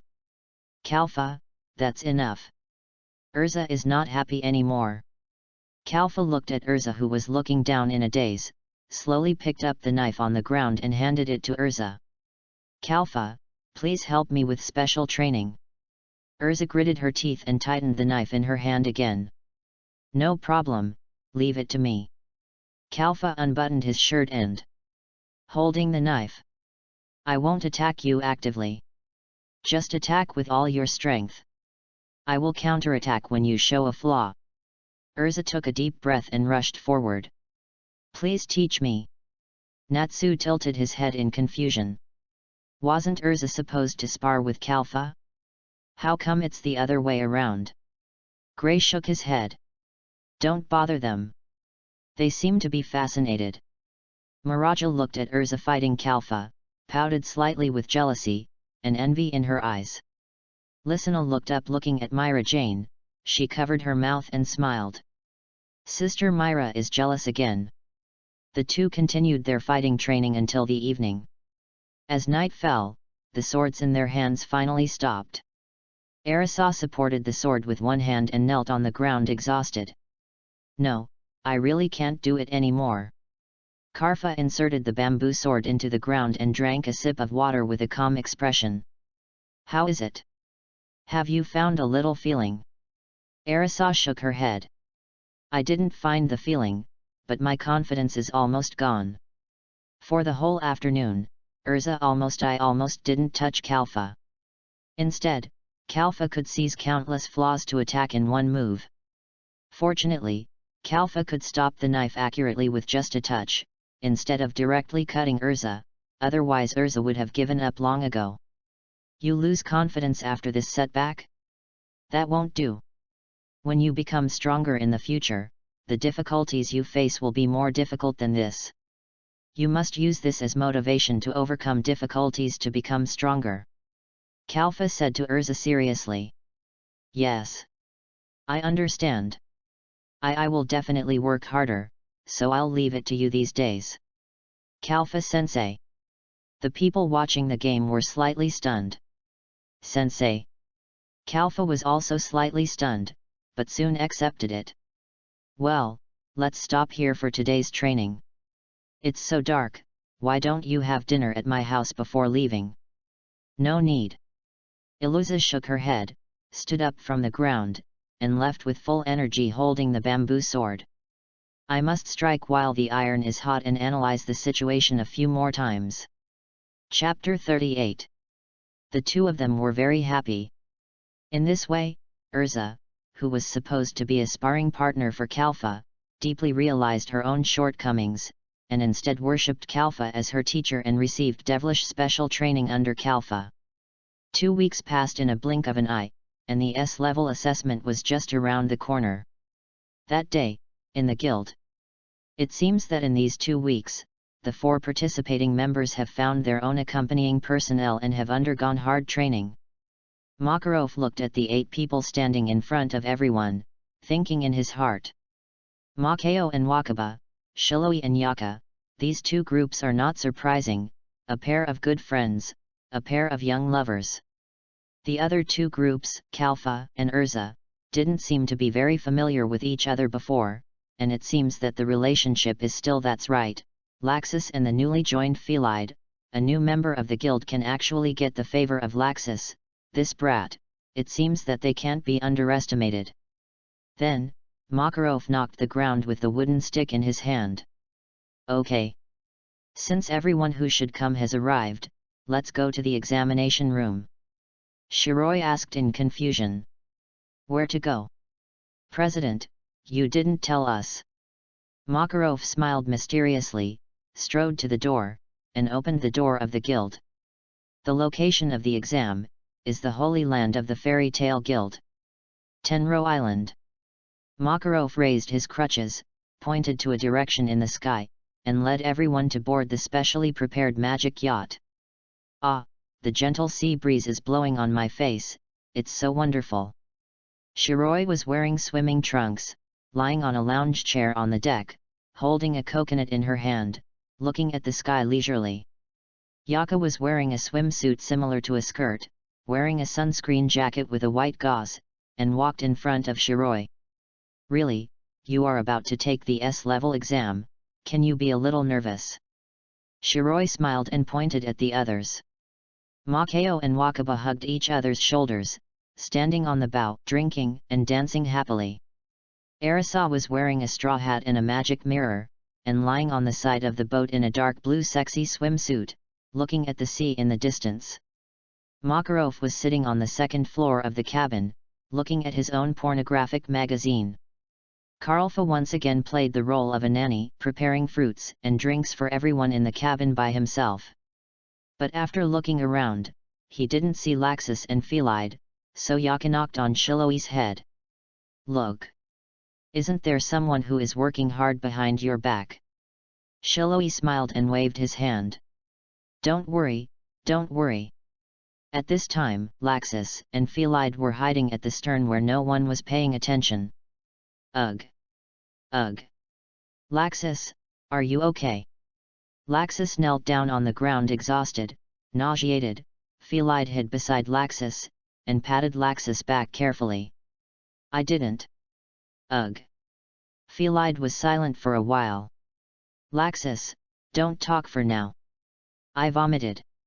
A cruise ship without any sense of tension slowly sailed into the territory of fairy tale Holy Land, Tenro Island. From a distance, Tenro Island is a small island covered in golden color. There seems to be a smaller island on the small island. On that island, there is a huge tree that reaches the sky, which is very magnificent. Is this Fairy Tale Guild Holy Land, Tenro Island? Aerosol lay on the bow and exclaimed from the bottom of her heart. It's really beautiful, so spectacular. Makarov jumped onto the bow with great pride. Of course. After all, this is the result of the joint efforts of me and the previous 2 generations of presidents. As they were about to approach their destination, everyone came to the bow to receive the content of the exam. Macau and Wakaba stopped smiling, and Kalfa stopped what he was doing. Laxus and Phelide also appeared at the bow. Laxus still closed his eyes, struggling to resist his nausea and pretending to be aloof. Makarov said. The content of this S-level exam is divided into 2 parts. Now I will announce the content of the first part to you. It won't take long before we arrive at Tianlang Island, and I have already used magic to set up a huge maze on this island. The 4 groups of you will each choose an entrance and go in to explore the maze. The maze has 2 exits A and B. The first one to arrive at exit A and the first one to arrive at exit B will enter. The team that reaches exit B wins and is eligible to take the second part of the exam. Macau asked. President, I say, are there any differences between the 4 entrances? Makarov nodded. Of course. I have set small challenges of different difficulty and methods for each entrance. Only by passing the challenges can we move forward. Yaka pondered for a while and spoke hesitantly. But, President, if the difficulty of each entrance is different, then the people who choose the easy track and the people who choose the difficult track are compared. Isn't it unfair? Makarov laughed softly a few times. When you face a battle in the future, there will be no such thing as fairness. Get used to it slowly. Looking at the approaching Tenro Island, everyone stepped forward and stood with their partners. Remember, this exam is not just a test of your strength. It will also test your cooperation with your companions, your ability to deal with unexpected problems, etc. It is also a test of each of your qualities as a wizard. As the cruise ship docked, Makarov descended the stairs and opened the 4 doors of the same maze for everyone. Go! Children! Fight with the determination to win. Kalfa summoned Deep Scar, holding it tightly in his hand at all times, and turned back to signal Urza. Let's go! Go all out! Urza nodded and changed her clothes from swimsuit to armor in an instant. Yes. Teacher. Chapter 39. The 2 of them were in a mess. Ahem. Urza, are you okay? Karlfa asked Urza behind him with concern. I'm fine, let's keep going. Urza covered her mouth and nose, pulled Karlfa's clothes and walked forward carefully. For some reason, not long after Karlfa and Urza entered the maze, a thick light blue fog fell on Tianlang Island. At first, the 2 did not care, but after staying in this fog for a long time, they gradually felt that their bodies were a little numb. The fog is getting thicker and thicker. Karlfa looked around. When he first came in, he could still see the big tree in the center of Tianlang Island, but now the fog is so thick that he can't even see Urza behind him. Hold my clothes tight, don't get separated, there are many forks in the road here. Iluza simply responded and grabbed Kalfa's clothes tightly. This fog is so strange, it doesn't fall early or late, but it has to wait until we enter the maze to fall. Cough cough cough. Kalfa accidentally inhaled a large mouthful of fog and was choked. Obviously, this fog is not a normal natural phenomenon of Tenro Island. If the president didn't do it on purpose, it means that there must be enemies nearby. The president said that no one can find anyone here on Tenro Island except the people of Fairy Tale. Iluza muttered in confusion. Could it be a monster on Tenro Island? But I vaguely remember. The president said that Tenro Island there are only larger animals on the ground, and there shouldn't be any magical beasts that can use these strange magics. Karfa shook his head. I don't know about that. Let's keep going. After all, the exam has to go on. Iluza let out a long sigh. Change clothes. Karfa was slightly stunned and looked back at Urza. You change into armor now. Iluza was wearing a set of isolation suits used in hospitals, covering herself tightly. Do you want it? Iluza took out another set from the dressing room and handed it to Karfa. After hesitating for a while, Karfa only took the mask. Thank you. Iluza took the isolation suit back to the dressing room. I doubt that this fog it will also have an impact on your body. Are you sure you don't need to wear an isolation suit? Kalfa put on a mask and shook his head. No, it's not convenient to move in this suit. I'm afraid that if the enemy suddenly appears, I can't keep up with the action. Iluza nodded. Okay then. But is this maze that big? We have been walking for almost an hour, right? Kalfa sighed and shook his head. I said this is a maze. The fog is so thick that I can't see the road here clearly. I can only walk around and try my luck. Iluza lowered her head and pondered for a while. Teacher, I have a way. In the future, when we don't encounter a fork in the road, we will insert a sword at the intersection ahead, so that we won't keep going around in circles. As she said, Urza used the dress-up magic to take out several swords from the dress-up space and handed them to Karfa. Hey, it's really a good idea.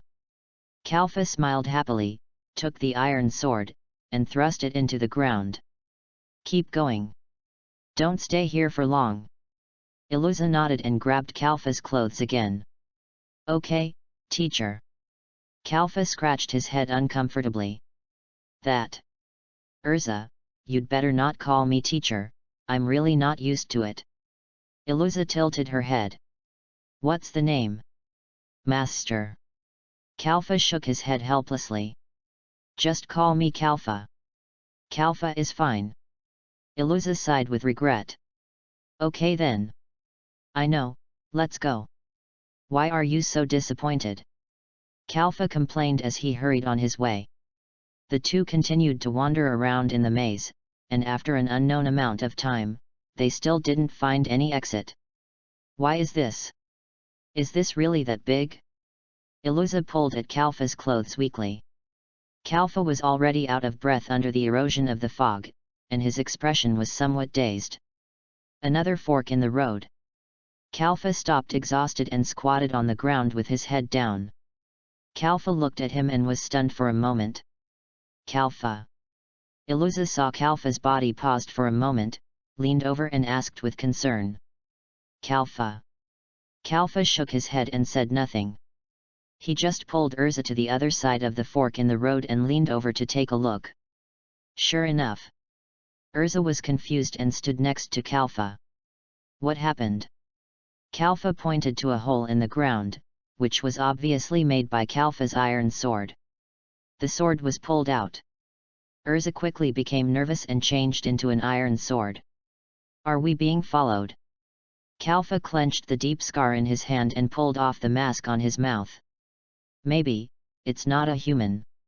After saying that, Kalfa pulled Urza's neck back and dodged a tentacle that suddenly stabbed out from the thick fog. In a flash of the knife, Kalfa swung his knife sideways and cut the thick tentacle in front of him in half. Octopus. Kalfa looked at the ground in confusion, and there was still active tentacles. Change clothes. Armor of the Sky Wheel. Iluza immediately changed her protective suit, put on the newly customized armor she had recently customized, and cut off another tentacle that attacked again. Damn! The fog is too thick, I can't see where the enemy is at all. Kalfa saw the tentacle flying from the side, tilted his body slightly to avoid it, and then he had an idea and swung a knife with force. King Yalu. Lanyu.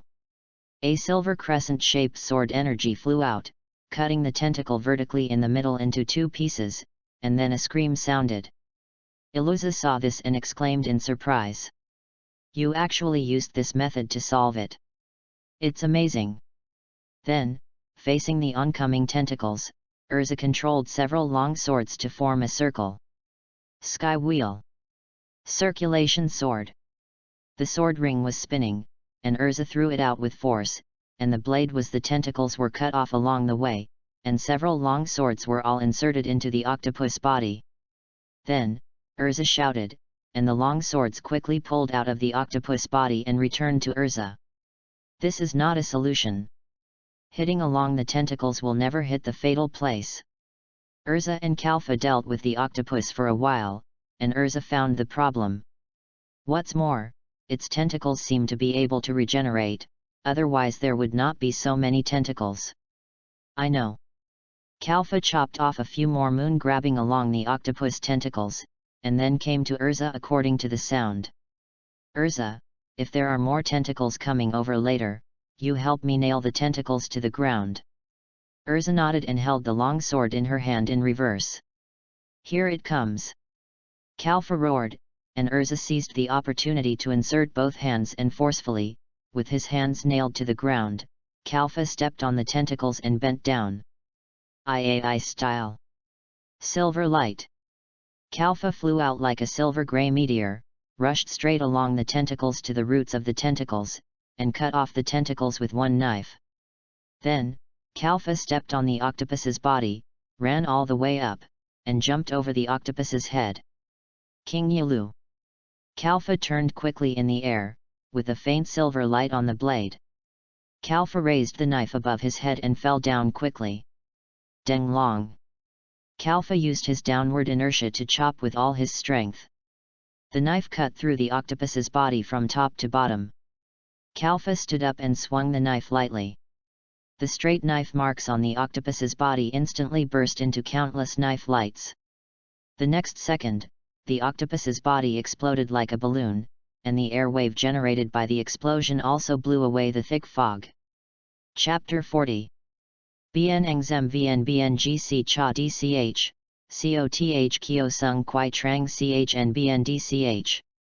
Kalfa gently wiped the blood off his face, looked up and saw something glowing in the pile of octopus monster's body parts, so he slowly waded through the rubble and said, Kalfa, what's wrong?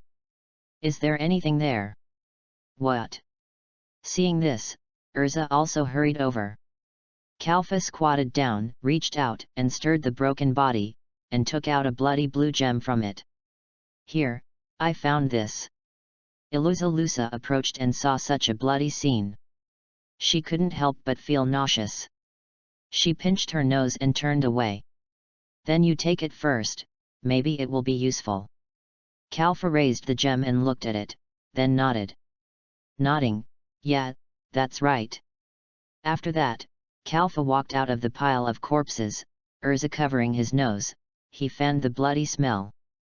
Karfa, didn't you bring any change of clothes? Karfa looked down at the white shirt half stained with blood and sighed, then I'll go change. After a while, Karl changed into a black outfit. Black is better, although it's a bit hot, but it's dirt resistant. Iluza looked back and couldn't help but take a breath. I said Karl Fa, have you ever thought about holding back your strength when you draw your sword? There's no need to make the scene so bloody, right? Kalfa asked in confusion as he walked, why should you have mercy on the enemy when you draw your sword? Urza shook her head. It's not that I want you to feel pity. It's just that you don't think this scene is it too inappropriate for children? Karfa looked around in confusion, then looked at Urza, there are no children around here. Urza lowered her head helplessly and muttered, I'm only 13 years old. Karfa smiled embarrassedly, sorry, did the scene just now make you uncomfortable? I will pay attention next time. Iluza smiled bitterly, it's okay, let's go quickly, don't be late. Without the interference of the fog, the two people's journey was very smooth. After a while, they came to a stone door. Kalfa, there's a hole here. Do you think we should put the stone we had earlier in there? Kalfa came closer. He took out the blue gem, compared it, and put it in. It looks like it is. With a click, the gem was set into the door, and the stone door slowly opened. Kalfa and Urza walked in slowly. Does this count as passing the first exam? Arisal looked around, looking at the empty cave around her. No, not yet. Karfa stopped and pulled Urza. Looking at the two figures in front of him, right. The two figures were Shiroi and Yaka, who also took the exam. You're so slow, we've been waiting here for a long time. Shiroi got up from the ground. Sitting down, he smiled softly and stood up, patting the dirt off his pants. Then what to do next is obvious, right? Kalfa smiled faintly, and the silver-grey light on the deep scar appeared again. Iluza, are you still strong? Change clothes. Flame Emperor armor. Iluza took a deep breath and changed clothes again. Armor appeared. This time it was an orange armor, and Urza also had two brown swords in her hands. Of course. Shiroi waved her hand lightly, and Wu Ma and Wei Yang appeared behind Shiroi at the same time. Then come on. Yaka held the scabbard with one hand and the handle with the other hand. Well, I'm sorry. Yaka took a step forward and Kalfa also rushed forward. Ding! The blades of the two men collided, making a crisp sound. Thunder arrow. Wuma stood aside and secretly shot two arrows at Kalfa. Urza took a step forward, waving the flaming double swords cut down the flying arrows, and then Urza quickly stepped forward and rushed in front of Shiloi. Shiloi turned back and gave Viang a look, and Viang immediately understood and said, "Crown." A burst of golden light flashed and attached to Kalfa and Yaka. Ding! Ding ding! Urza quickly waved the two flaming swords in her hand, but they were both caught by Shiloi. Shiloi quickly slapped. However, after 2 weeks of special training at Kalfa, Urza's reaction speed was much faster than before, and she could easily dodge.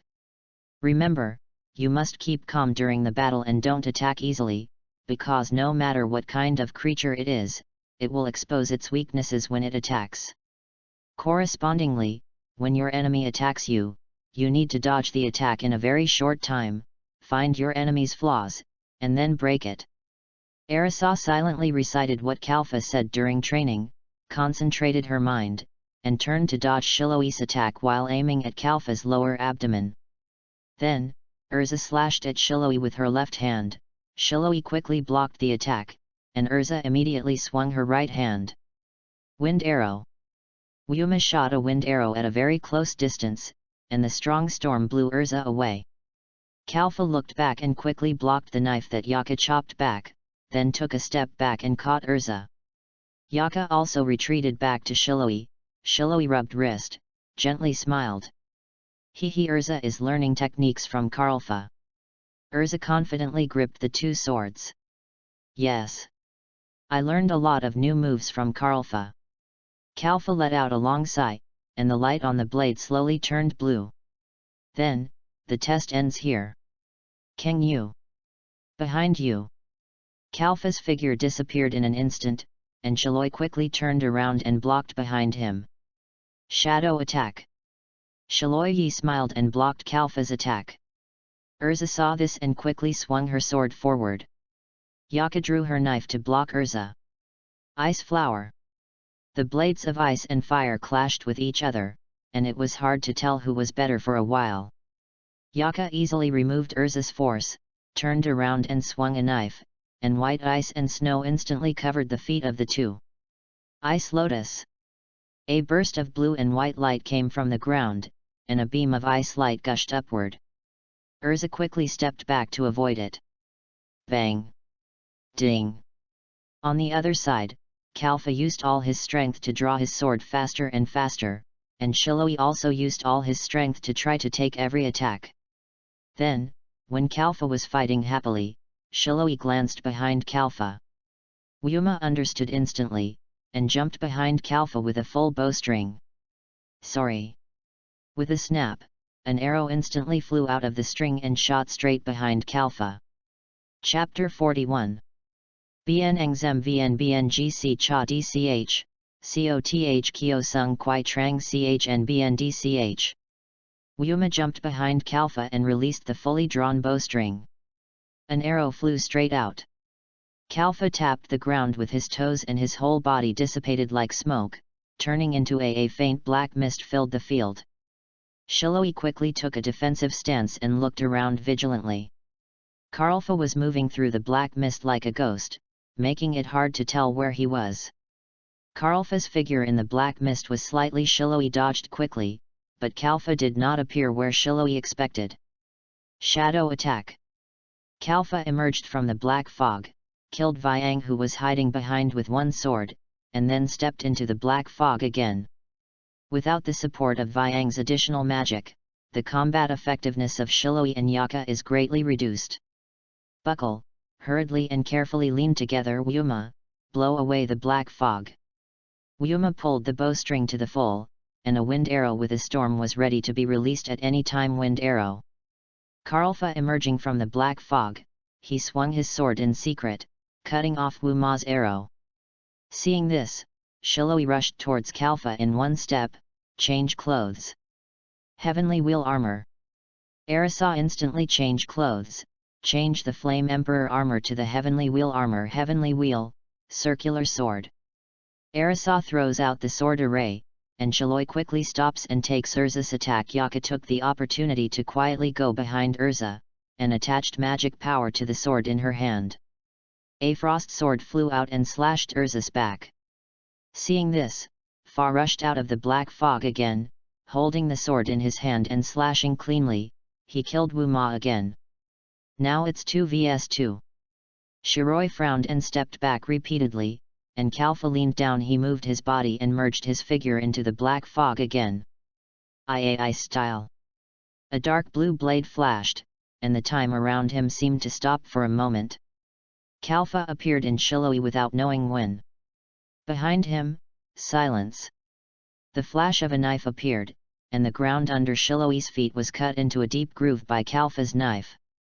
Shiloi's eyes were distracted, and he knelt on one knee on the ground. Heavenly Wheel. The sword of the three. AI. After being hit, Urza quickly adjusted her position and turned to rush towards Yaka. Urza swung her sword and used a triangle to attack Yaka. Yaka slashed several times along the trajectory. Because Shiloi was defeated and distracted, she failed to parry in time and was subdued by Urza in one move. As Shiloi and Yaka fell to the ground, a hidden stone door slowly opened. Shiloi lay on the ground exhausted. Are you convinced? Kalfa stood in front of Shiloi and slowly stretched out his hand. Shiloi grinned and said, I'm not convinced. You go first, I'll lie down for a while. Kalfa looked at Shiloi helplessly, smiled slightly, and called Urza to continue moving forward.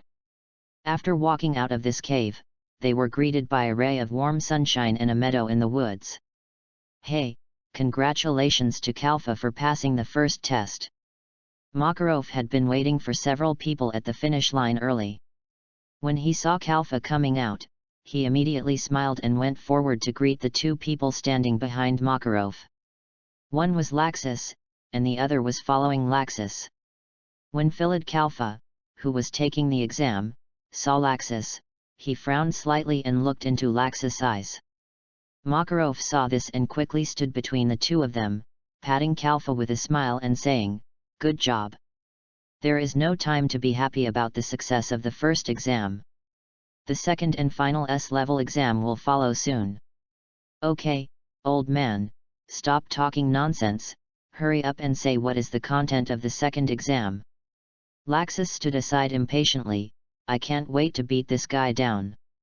Kapha didn't care about Laxus's provocation at all, but chuckled softly, President, take us to the second exam venue. Makarov sighed softly when he saw the two people at loggerheads. Kalfa, you just passed the first test, why don't you take a rest here? We just need to wait for the other 4 people to come back. Kalfa nodded slightly, okay, I'll listen to you, President. Laxus leaned against on the tree beside. After resting for a while, the Shiloi group and the Makeo group also slowly walked out of the first test site. Kalfa also rested enough and could continue to fight. Good. Then, I will announce the content of the second exam. Makarov shouted. The content is actually very simple. Both parties will duel here, and the winner can become the second S-class wizard of the guild. Makarov then added. In addition, there are the rules of the duel. First and foremost, you cannot hurt the other party's name. You can go all out, but you can't kill them. Secondly, only the examinees can participate in this exam, and the accompanying examinees cannot participate. Apart from this, there are no other requirements. Both sides, get ready. Karfa and Laxus both walked into the competition area. Both of them were silent, but they were also ready for the battle. Competition. Start. Makarov gave an order, and the two rushed towards each other like cheetahs hunting for food. Lightning Spear. A golden lightning bolt attached to Laxus's hand, shooting out like a spear. King Yi Flow. Yanhui. Karlfa slashed with the sword in his hand, cutting off the oncoming lightning, and then took a step and stabbed the tip of the sword forward. Laxus quickly jumped up from the ground and dodged the attack. Karlfa kicked his legs down and jumped up as well. Shenglong. Laxus raised his right hand, and a golden lightning fell from the sky with flashes of lightning. Lightning Strike. Boom. The attacks of the two collided with each other, causing a violent explosion. Karlfa was blown back to the ground by the blast, and Laxus relied on lightning to float in the air. Lightning Bomb. Laxus fired several lightning balls from his hand, attached to Karlfa, and then Laxus stretched out his hand and pinched them, and the lightning balls quickly expanded and exploded. King Yulu. Lanyu, Lian Chan. Kalfa escaped from the explosion and swung his sword quickly. A series of sword chi flew out. Laxus had no time to dodge in the air and was hit by a sword chi and fell to the ground. Lightning. Kalfa rushed forward quickly and slashed at Laxus with his sword. Laxus was covered with lightning and resisted the attack. Laxus then stood up quickly and threw a lightning bolt at Kalfa. Violent Volt. Kalfa threw the sword into the ground, diverting Laxus' attack and leading it into the earth. Lightning Shock. King Yu Style. Waltz. Laxus rushed towards Kalfa with a lightning bolt in the center of his palm. Kalfa pulled out the sword from the ground and rushed forward, slashing a circular slash, colliding head-on with Laxus' attack. Chapter 42. Bien Engzem Vn Bngc Cha Dch, Coth Kyo Sung Kwai Trang Chn Bn Dch. After a burst of explosions, a deep pit was blown out of the ground under the feet of Laxus and Kalfa. The two people jumped out of the deep pit at the same time in tacit understanding.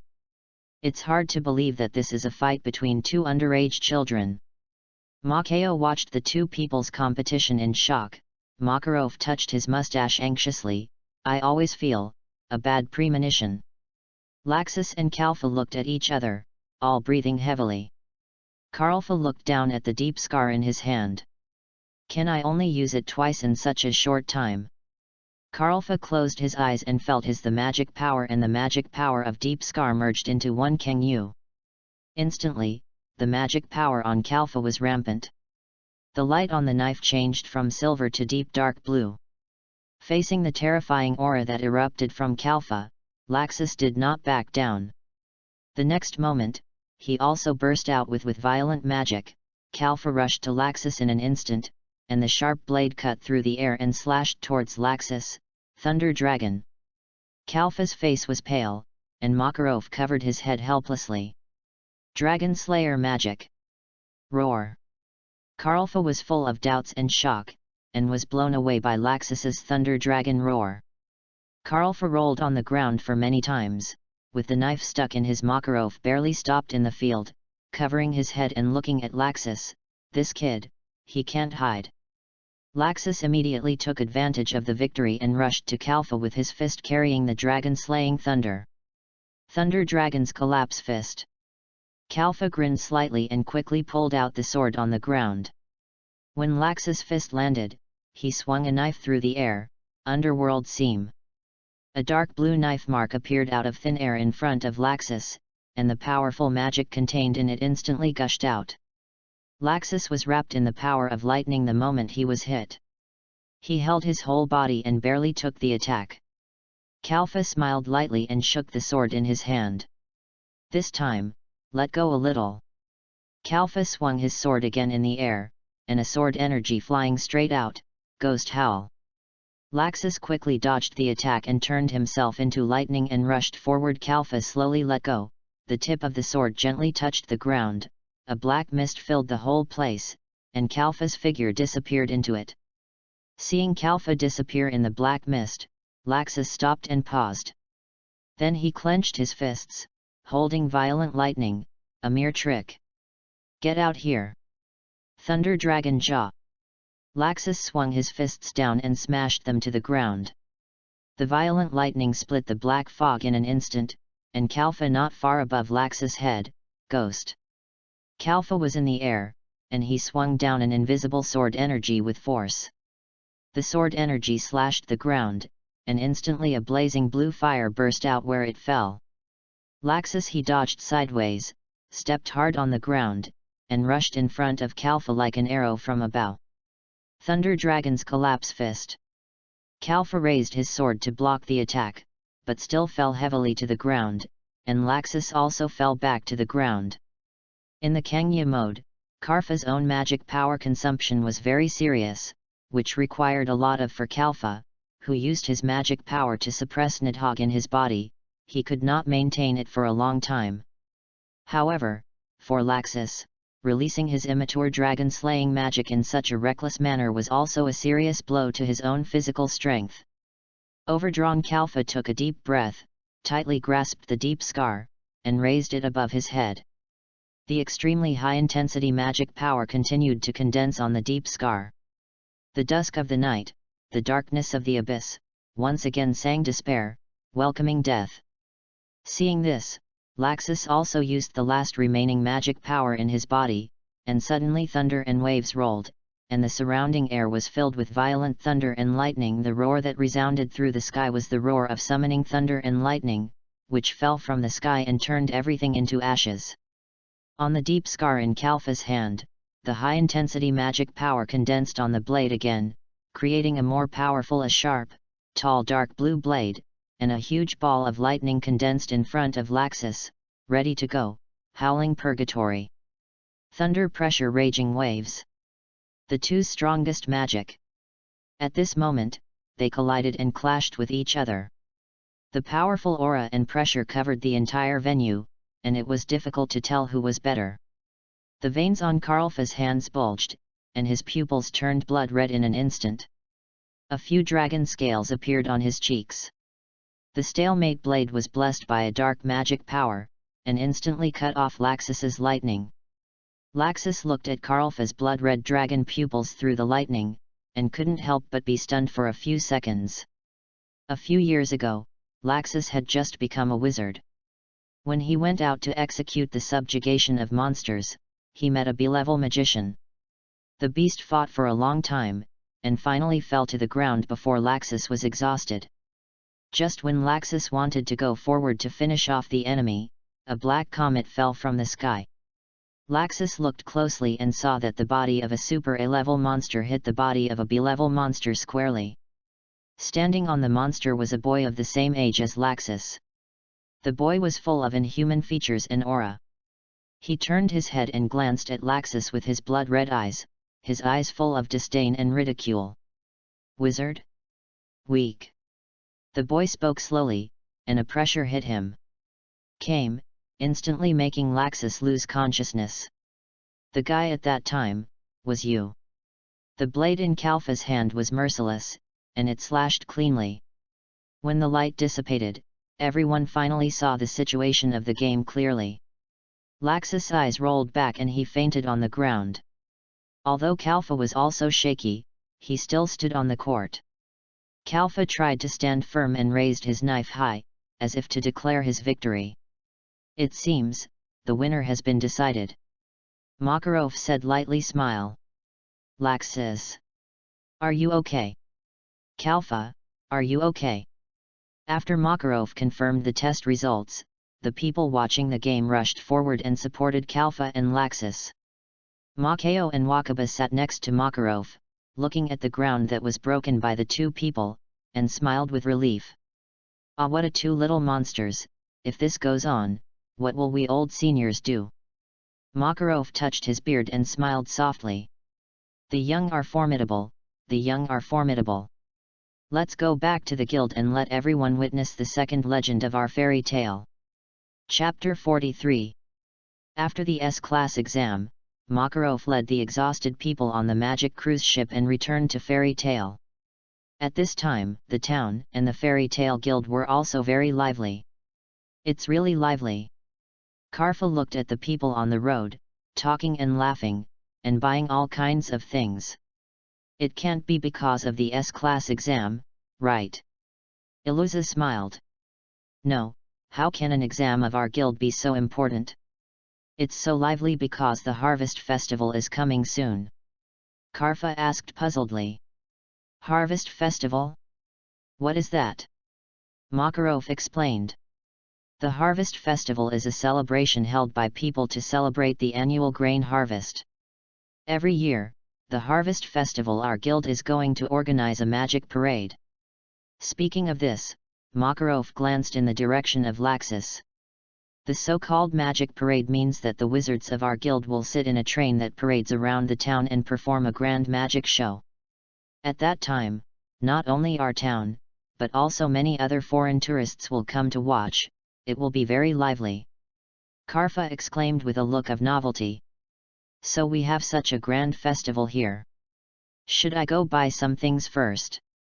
Makarov held Karfa. Why are you in such a hurry? There are still some days. The most urgent thing now is to celebrate your return to the guild. That's right. Makayo and Wakaba, one on the left and one on the right, he put his arm around Kalfa's shoulders. We have to have a good drink later, and you must not spoil the fun. Makarov pulled Makayo and Wakaba apart. Let's go. Those little brats in the guild can't wait. After a while, several people hurried back to the guild. When the people in the guild saw the people who participated in the S-level exam coming back, they quickly surrounded them. Who won? Who won? Makarov squeezed through the crowd, jumped to the second floor, and clapped his hands vigorously. Okay. Everyone, be quiet. Makarov shouted. Fairy Tale's S-level exam this year is over. As a matter of course, our guild, Fairies, there is another S-class wizard in Fairy Tale. Makarov patted the railing on the second floor. From now on, the third person who can enter the sacred area of the second floor, in addition to Guildarts and me, has appeared. Makarov looked at Kalfa and smiled slightly. Don't keep us in suspense. Old man. Natsu and Grey shouted impatiently. Speak now. Makarov covered his mouth and laughed. Then please come. After that, Kalfa stood up from the chair, and under the gaze of everyone, he strode up the stairs to the second floor. The guild suddenly became quiet, watching Kalfa climb the stairs quietly until Kalfa stepped into the second floor and stood with Makarov. Let us congratulate. Kalfa passed the S-class exam and became the second S-class wizard of Fairy Tale. Oh. The guild was boiling all of a sudden, full of noises of envy and admiration. Makarov patted Kalfa on the shoulder and smiled. How does it feel to be on the second floor? Kalfa was at a high place, looking down at everyone in the guild. What a great view! Makarov laughed happily, took out 2 bottles of wine from his collection, and handed one to Kalfa. Come on, kids. Let's toast to Kalfa's becoming an S-class wizard. Makarov and Kalfa raised their glasses, leading everyone in the guild to raise their glasses together. Cheers! Makarov shouted. Let's have a party. Everyone cheered and jumped for joy, all happy for Kalfa's promotion. The banquet lasted until the evening, until everyone in the guild had almost made a fuss and the guild was almost dismantled, and then they gradually began to go to various homes. And Kalfa, who was a little drunk, returned home with the help of Myra Jane. "Sister, why did you and brother Kalfa come back so late?" Elfman rubbed his eyes, walked out of the house, and looked at Myra Jane and Kalfa who had just returned home. "Lysina and I are both asleep." Myra Jane waved her hand. "Be good, you and Lysina go to bed quickly, Kalfa is a little drunk, let him take it easy first." Elfman looked at Kalfa with red cheeks, nodded, and went back to the room. Mirage helped Kalfa to sit down on the sofa, went to the kitchen to get Kalfa a glass of water, and fed him to drink. "Really, I'm so tired." Mirage twisted his shoulders and sighed tiredly. Kalfa slumped on the sofa with a red face, humming softly all the time.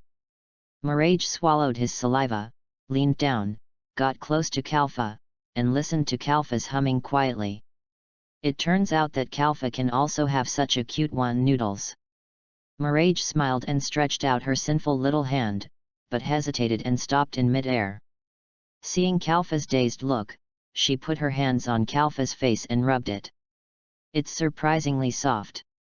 Mirage pinched Kalfa's face and just as she stood up and prepared to leave, she was pulled back by Kalfa and sat on Kalfa's lap. "Don't go." Mirage was held tightly in Kalfa's arms, and their bodies were tightly pressed together. Kalfa put his head on Mirage's neck and said in a coquettish tone. Mirage's face instantly turned red, feeling the warmth coming from Kalfa. The temperature and the hot breath of Kalfa. "Let me go." Mirage patted Kalfa's hand gently, but Kalfa didn't let go, but hugged him tighter. "Don't go." Mirage felt itchy in her heart when she heard Kalfa's coquettish tone, and she was more reluctant to leave. Kalfa hummed softly again, and Mirage pulled out an arm and gently touched Kalfa's head. After being touched on the head by Mirage, Kalfa shrank back and rubbed his head against Mirage's neck, like a clingy puppy. Looking at Kalfa who was so defenseless, Mirage gritted his teeth and slowly raised his Kalfa's chin. Mirage's face was red as blood, and Kalfa didn't even open his eyes, but he still didn't dare to look at Kalfa. Mirage mustered up the courage and finally slowly moved his face closer to Kalfa. Kalfa's hot breath blew on Mirage's face. At this time, Mirage's heartbeat kept accelerating, and he pursed his lips, at a loss. Looking at Kalfa's defenseless lips, Mirage gritted his teeth hesitantly, and finally made up his mind. He kissed Kalfa's cheek lightly, like a dragonfly touching the water. Sure enough. Mirage breathed a sigh of relief, leaned in Kalfa's arms, and shrank back. But this is also good. Chapter 44. Bien Engzem Vn Bng Cha Dch, Coth Kyo Sung Kwai Trang Chn Bn Dch. The next morning, after a night of deep sleep, Kalfa woke up from the alcohol and was in the kitchen preparing breakfast. Myra Jane, who had not slept well due to being held by Kalfa, lay on the bed. At the dining table, "Drowsy sister, what did you do last night?" "I must have done something unspeakable with brother Kalfa." Lysina and Elfman both. Myra Jane blushed and buried her face in her arms. "You didn't refute it. Did you really do it?" Lysina shouted in surprise, and Myra Jane quickly raised her head and shouted, "No." Kalfa came over with a sandwich and said, "Stop messing around and eat. We have to hurry back to the guild after dinner." Elfman said excitedly, "Yes, everyone said that we are going to discuss how to handle the harvest festival today." Lysina then remembered, "Yet. I haven't decided what to perform in the magic parade yet." Kaf touched Lysina and Elfman's head and said, "You are still too young. You won't perform in the magic parade, right?" Lysina pouted and said, "Why? I want to, too. Go up and perform with everyone." Elfman looked at Kalfa and said, "Brother Kalfa, what are you going to perform at the magic parade?" Kalfa scratched his head and said, "Well, I haven't really thought about it." "Well, I can't do anything except swinging a knife. Hey! Carl! Mirage suddenly slammed the table and said excitedly, I heard that someone needs to go up and dance, right? Carl Fa, how about we go dance together? Facing Miragina's expectant eyes, Kalfa smiled awkwardly, that show seems not to have boys, and it's all solo dances. Miragni lowered his head in disappointment. He nodded, oh yeah, I forgot. Bang, bang, bang. As they were talking, there was a knock on the door. Karlfa ran over to open it and said, hey, good morning. Shiroi stood at the door with his hands in his pockets and said, hurry up and tell Elfman to leave. The president asked the boys to go there early. Karfa asked in confusion, boys? Where are you going? Shiroi shrugged, I don't know, it seems that they are going to assemble the train for the magic parade. Ha! Karfa smiled bitterly, we still have to assemble the train ourselves. I understand, wait a moment, we will come out soon. After a while, Kalfa and his companions arrived at the place designated by the president. It was a large open space with a lot of wood and iron sheets. Hey, Kalfa, good morning. Macau greeted enthusiastically, you drank a lot last night, are you sober? Kalfa smiled and said, don't worry, I'm completely sober. Makarov saw that Kalfa and his friends had arrived, so the cane knocked on the ground. All right. Everyone, be quiet. Makarov patted the wood behind him. The car used in our guild's magic parade last year was too old and can no longer be used. So this year, with the support of the mayor, our guild purchased a brand new train. This is too new. Shiroi looked at the pile of parts on the ground and complained.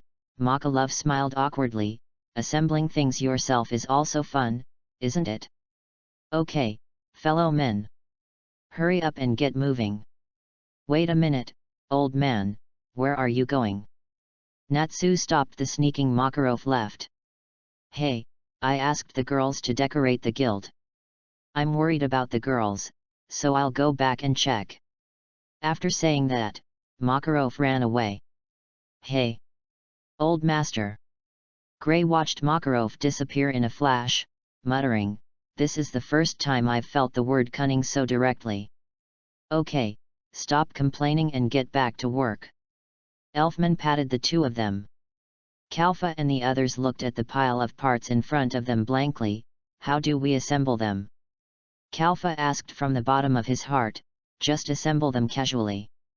Shiloyi shook his head and replied, whatever, is that okay? Karfa asked, practice makes perfect, do it. Shiroi made up his mind and organized everyone to get busy. Come.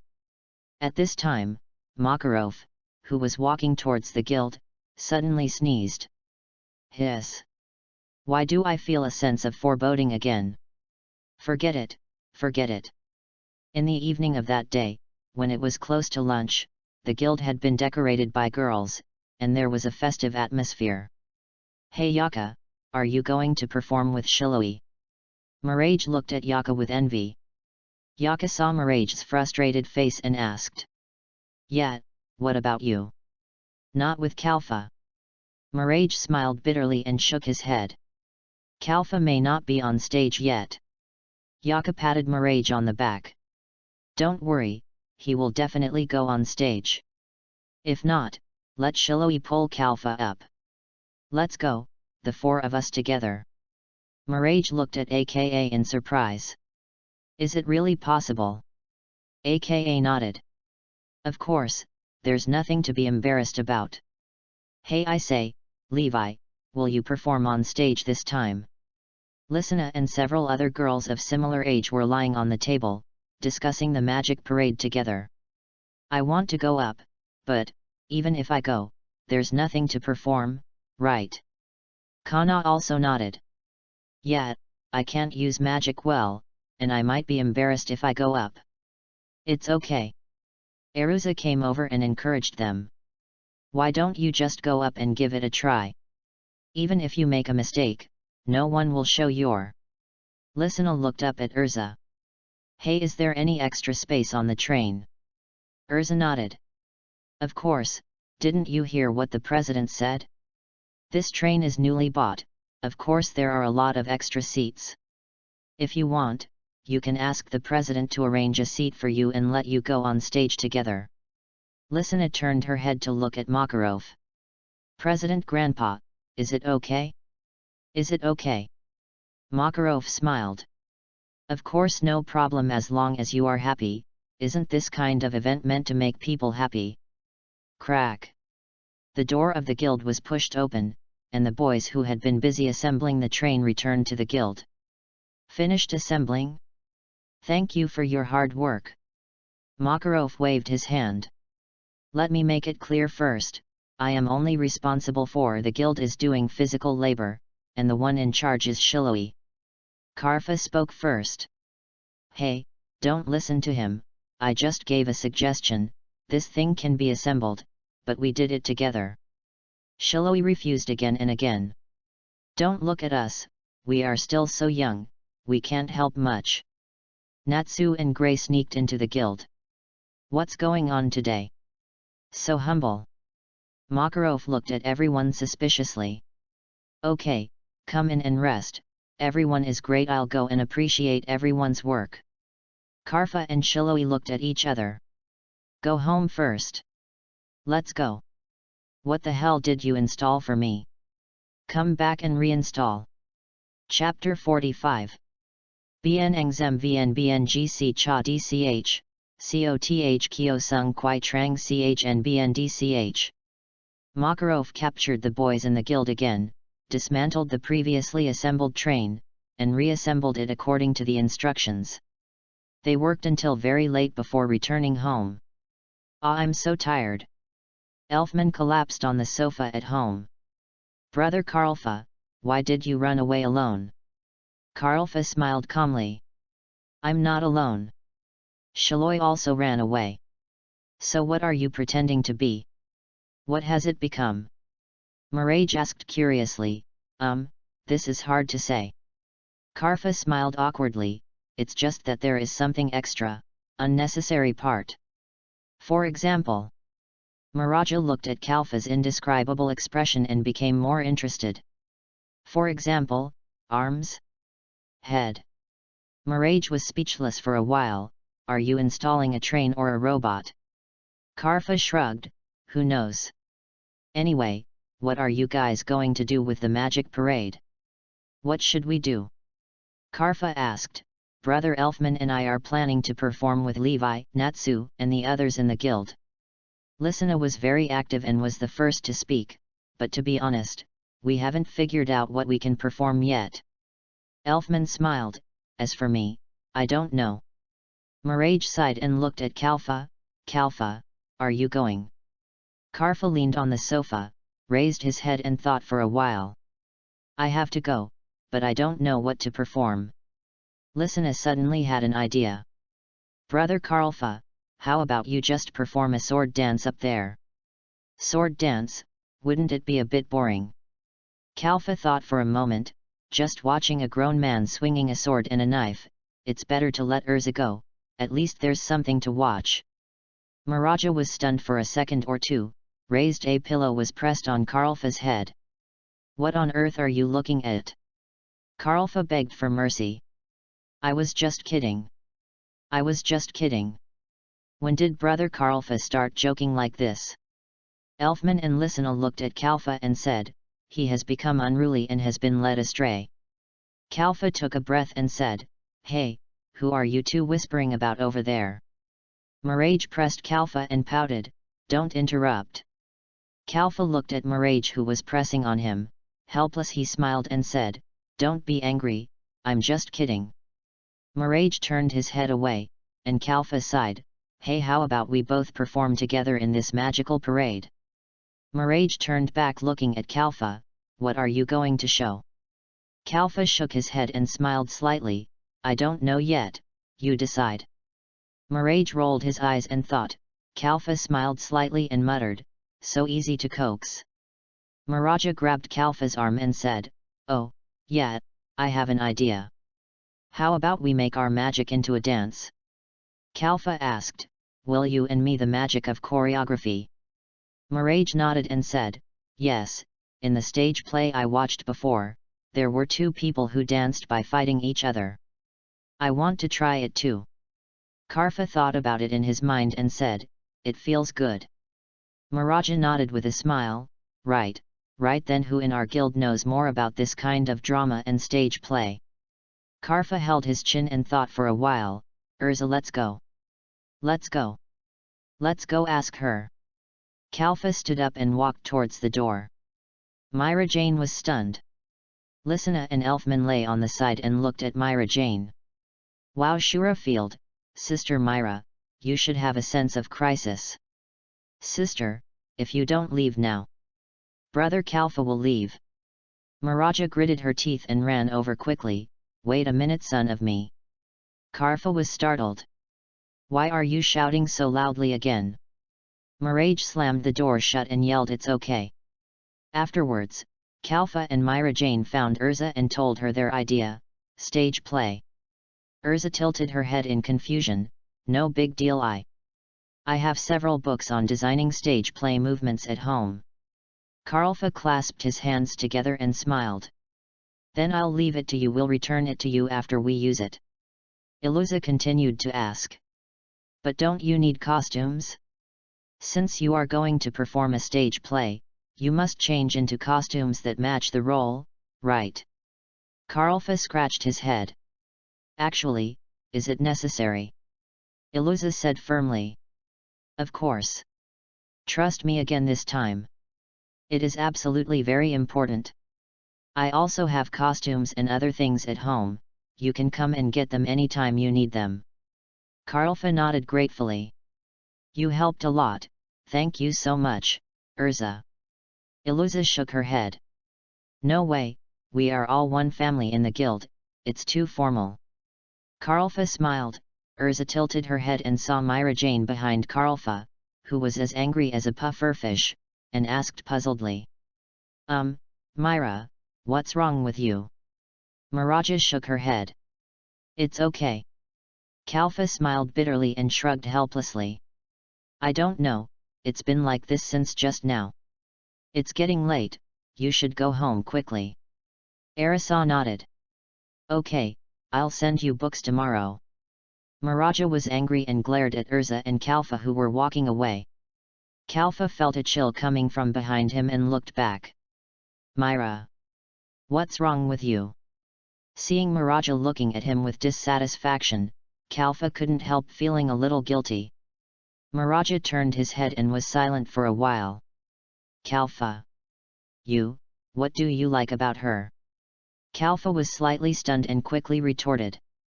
It's really a misunderstanding. Don't listen to what Lysina and Elfman say. Miraja looked at Kalfa angrily. But what's the matter with you saying Urza has a good figure at home just now? You are really good at remembering this kind of thing. Kalfa complained. I said it all, it was just a joke. Besides, a 12 or 13-year-old girl, how good can her figure be? Miraja continued to stare at Kalfa. Me too. Kalfa swallowed and smiled awkwardly. No, our Myra has a good figure, she is the most beautiful girl in fairy tale. Miraja was more and more proud of Kalfa's praise. Are you serious? Really? Kalfa nodded repeatedly and agreed. It's really easy to coax. Miraja wiped the tip of her nose and proudly puffed out her chest. Well, then I forgive you first, let's go. Chapter 46. Afterwards, Kalfa and Myra Jane went to Urza's house and got the book for designing stage play dances. With the joint efforts of Kalfa and Myra Jane, a simple dance was finally completed and officially entered the rehearsal stage. Okay. We must surprise everyone in the guild. Myra Jane patted her chest confidently.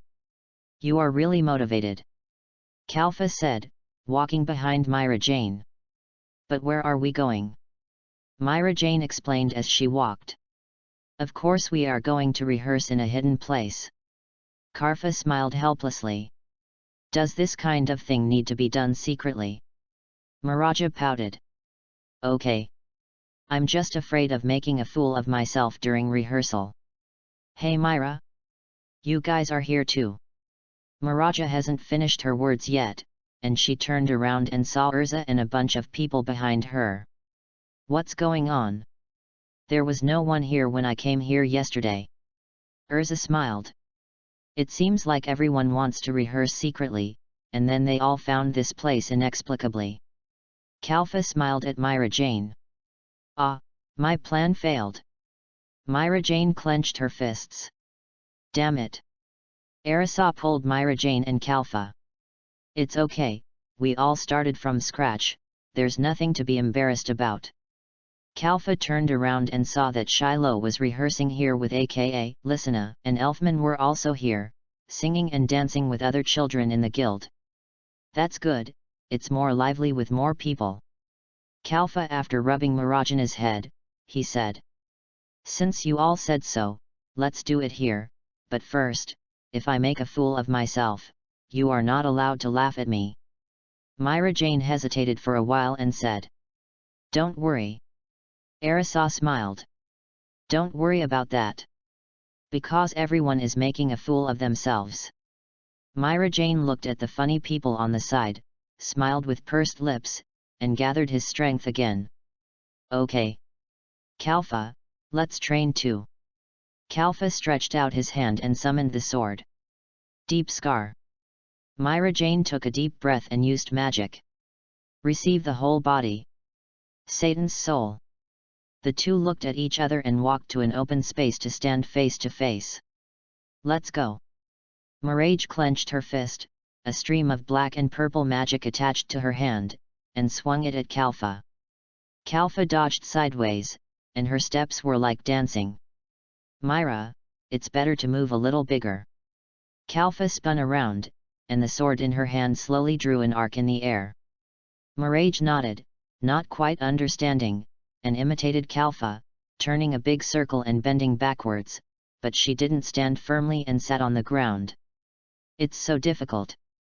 Mirage sat on the ground and complained. You move so slowly that you can't stand steadily at all. Kalfa pulled Mirage up and patted the dirt off her body. It's better to move a little bigger, otherwise it will look like an ordinary fight, not a dance. Kalfa said. It's okay to move faster, I move slowly because I'm afraid you can't see clearly and accidentally hurt you. Mirage was full of confidence and encouraged herself. Okay. Come again. Kalfa nodded. Okay, pay more attention to the range and arc of your body's movements. Mirage turned his body, and the magic on his hands drew arc-shaped traces in the air one after another. Kalfa dodged while swinging his knife, letting the blade pass through the air, leaving silver-white cuts. Yes. Very good. Kalfa praised Mirage, and the two cooperated with each other. Although there were many mistakes and errors, they managed to string the dance from beginning to end. Great! Mirage shouted excitedly. I knew I had no problem. The others saw that Karfa and Mirage were progressing so smoothly, and they couldn't help but speed up. Kalfa, this kid can also dance? So comprehensive. Shiroi looked at Karfa in shock. Yaka, we have to speed up, we can't be overtaken by Karfa again. Yaka smiled slightly. You two, you really want to compete in everything. Makarov sat quietly aside, watching the guild members rehearse their own programs. Yo hee hee. It looks like this year's magic parade is particularly interesting. I'm really looking forward to it. In the evening, night fell, and everyone went back to their homes to rest after a busy day of rehearsal. Kalfa, I want another bowl of rice. Miraja had rice grains on her lips and handed the empty bowl to Kalfa. Don't eat too much, be careful of stomach discomfort at night. Kalfa served Miraja rice while admonishing. Are you so tired? Seeing that Lysina and Elfman were also wolfing down their meals, Kalfa also served them a bowl of rice. Of course I'm tired. Brother Kalfa is not tired, which means that Brother Kalfa is not serious enough. Listener put a piece of meat in her mouth and said in a muttered voice. Yes, yes. Kalfa sat down. But if I get tired too, who will cook for you? Woo. Listener looked at Myra Jane, who was more tired than herself. Then brother Kalfa should not be so tired. Kalfa covered his mouth and smiled softly. By the way, Listener, what show are you going to perform? Listener scratched her head and spoke a little embarrassedly. It's called a magic show, but it's a bit too simple. Elfman added. We practiced for a long time today, but we didn't come up with any tricks, so we decided not to cooperate, and we will just cast magic randomly when the time comes. It doesn't matter, it makes you look very energetic. Kalfa paused. Wait, are Natsu and Gray also there with you? Listener nodded, and Kalfa smiled bitterly. If you use magic randomly, that won't be good. Elfman waved his hand. It's okay, Natsu and Gray have already agreed with us not to fight or use magic on people during the performance. Kalfa shook his head and sighed. They say what they say, and they do it too. Let's pray that the magic parade will be safe. Mirage put the bowl on the table and stretched. Well, I'm full. Listener and Elfman also ate the rice in their bowls. We've finished eating too. Kalfa stood up and cleaned up the dishes. Go take a shower, you've been out all day, go to bed early today. Kalfa urged like a male mother, tied an apron and started to wash the dishes in the kitchen. Seeing this, Mylaja walked to Kalfa silently and took the bowl from Kalfa's hand. You don't want to rest? Kalfa turned to look at Mylaja. Mylaja shook her head. Don't do the housework alone in the future, I can help. Kalfa was slightly stunned and joked. Yo, you've grown up. Miraja bumped Kalfa with her shoulder, and then the two of them worked quietly. Chapter 47. The two of them were so busy that they had to work hard. In the repetitive but not boring practice, 2 weeks passed quickly for everyone in Fairy Tale. It was the evening of the Harvest Festival. Everyone stepped onto their own stage and prepared for the start of the magic parade train. Kalfa wore a white robe with a blue tint. Milage received the soul of Satan and wore a bright red dress. The carriage was covered with fallen flowers and leaves. In the middle was an old leafless tree. Karfa and Milage stood under the tree. In the carriage in front of the two were Shiroi and Aka. Shiroi had already put the afternoon Ma Viang was summoned. When Yaka saw this, she encouraged each other with Myra Jane and cheered each other up. Behind the two was Urza, who was changing clothes back and forth in the carriage, confirming the equipment she needed. The carriage with Lisana and her group of children was at the front. It was obvious that these people had not rehearsed much and were just waiting to perform on the spot. And Makarov, the president of Fairy Tale, stood in the carriage in the middle of the train. There was a building similar to an ancient castle on that carriage, and Makarov stood at the top. Laxus did not get on the train. He stood in a dimly lit place, looking at the magic parade from afar, his eyes full of mixed feelings. After a while, the train slowly started, entered the scheduled route, and began to parade around the streets of the town. The first carriage slowly entered people's field of vision. Lisana and Elfman used receiving magic, holding flowers in their hands, standing by the carriage, and interacting enthusiastically with the audience. Kana's magic was card magic. Kana grabbed a few cards in her hand and threw them into the sky. The cards turned into a few white doves. Flew into the sky. Levi used three-dimensional text magic, which could make the written words concrete. Levi wrote words like flowers and fish in the air with a magic pen, and then the words immediately came alive and wandered in the air. The most noisy ones were the two lively treasures standing in the center, Natsu and Gray. Perhaps because they often fought and had been instructed by masters since childhood, their magic level was much higher than that of their peers. Gray used his ice-shaping magic to create several ice flowers in the air, and Natsu spewed out blazing dragon flames from his mouth. The flames and ice crystals collided in together, a brilliant firework exploded. Next came Makeo and Wakaba, a pair of drinking buddies. As senior members of the guild, one used purple flame magic and the other used smoke magic. The two stood on the carriage. Wakaba fired several clouds of smoke into the sky. Makao aimed at the smoke and used purple flame magic to disperse the smoke, turning it into a particle-like substance like catkins, which floated down. Next came Shiroi and Yaka. Yaka drew the long sword from his waist, and a layer of hazy ice mist covered the carriage. Wei Yang waved his staff and ran around the carriage. Then, a thick layer of pink mist was added to the white ice mist. Shiroi stood in the mist and could only see the shadow of a person waving his palms in place. The palms were windy and the surrounding mist shrank together, like a god riding the clouds. Wu Ma shot arrows into the sky, and the arrows exploded into fireworks in the air.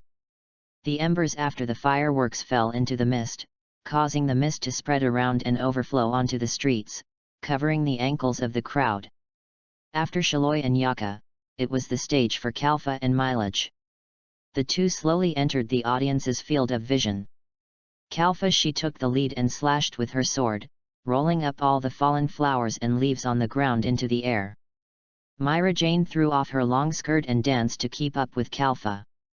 The steps of the two changed quickly but not chaotically, and the skills of their hands were just right.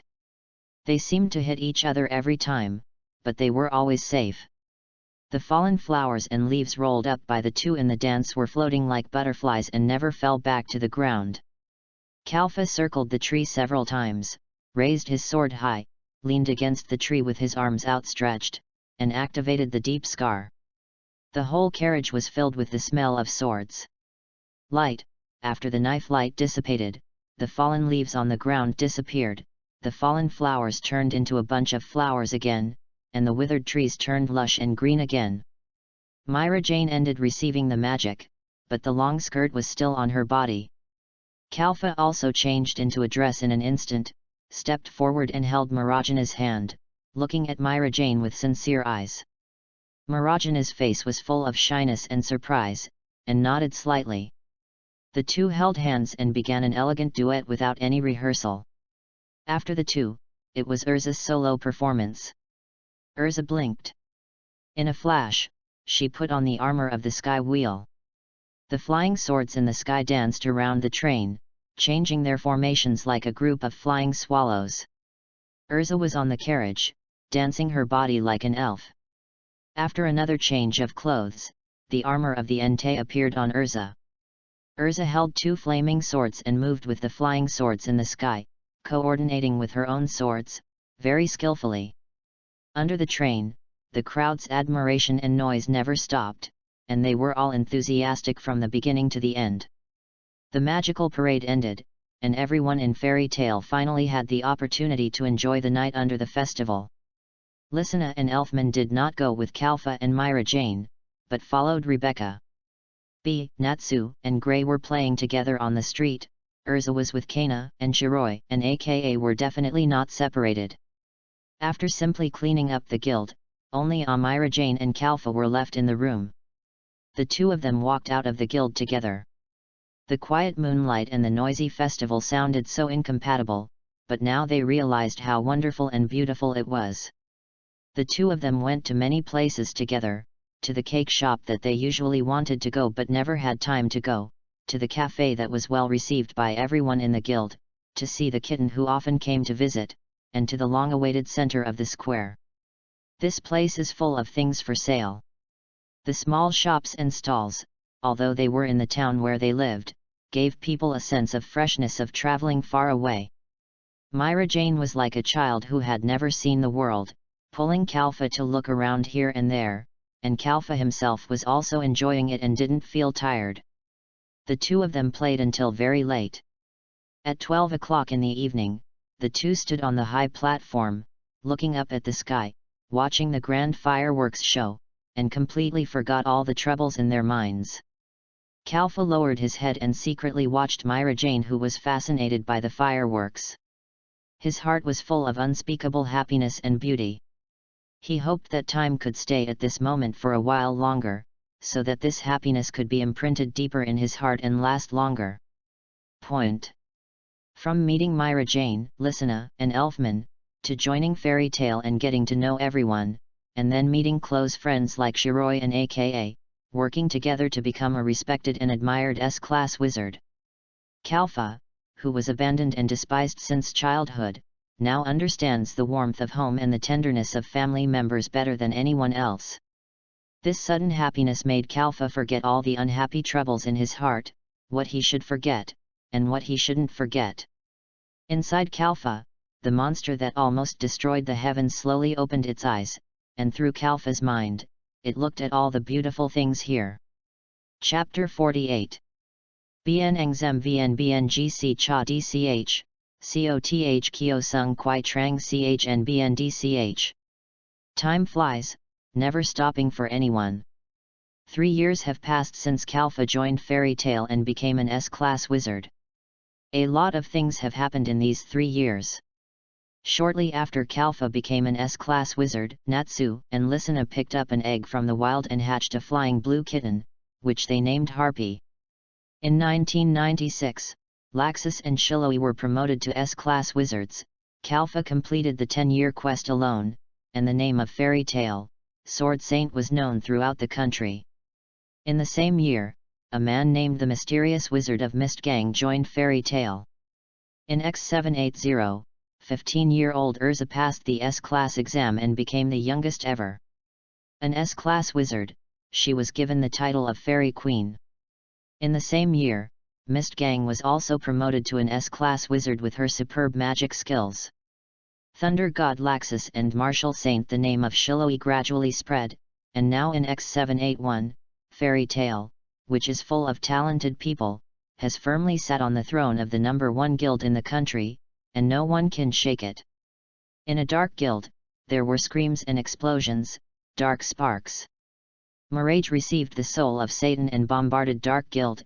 After 3 years of growth, Myra Jane has become quite mature in both magic and body. Animal reception, Cat Soul. Arm receives, Black Bear Soul. Lisana and Elfman were not to be outdone. After receiving, they rushed forward. Under the guidance of Kalfa, Lisana and Elfman he also has the strength to stand on his own, and knocked down several wizards in a few moves. Damn it! Why did a group of wizards suddenly rush in? Who cares?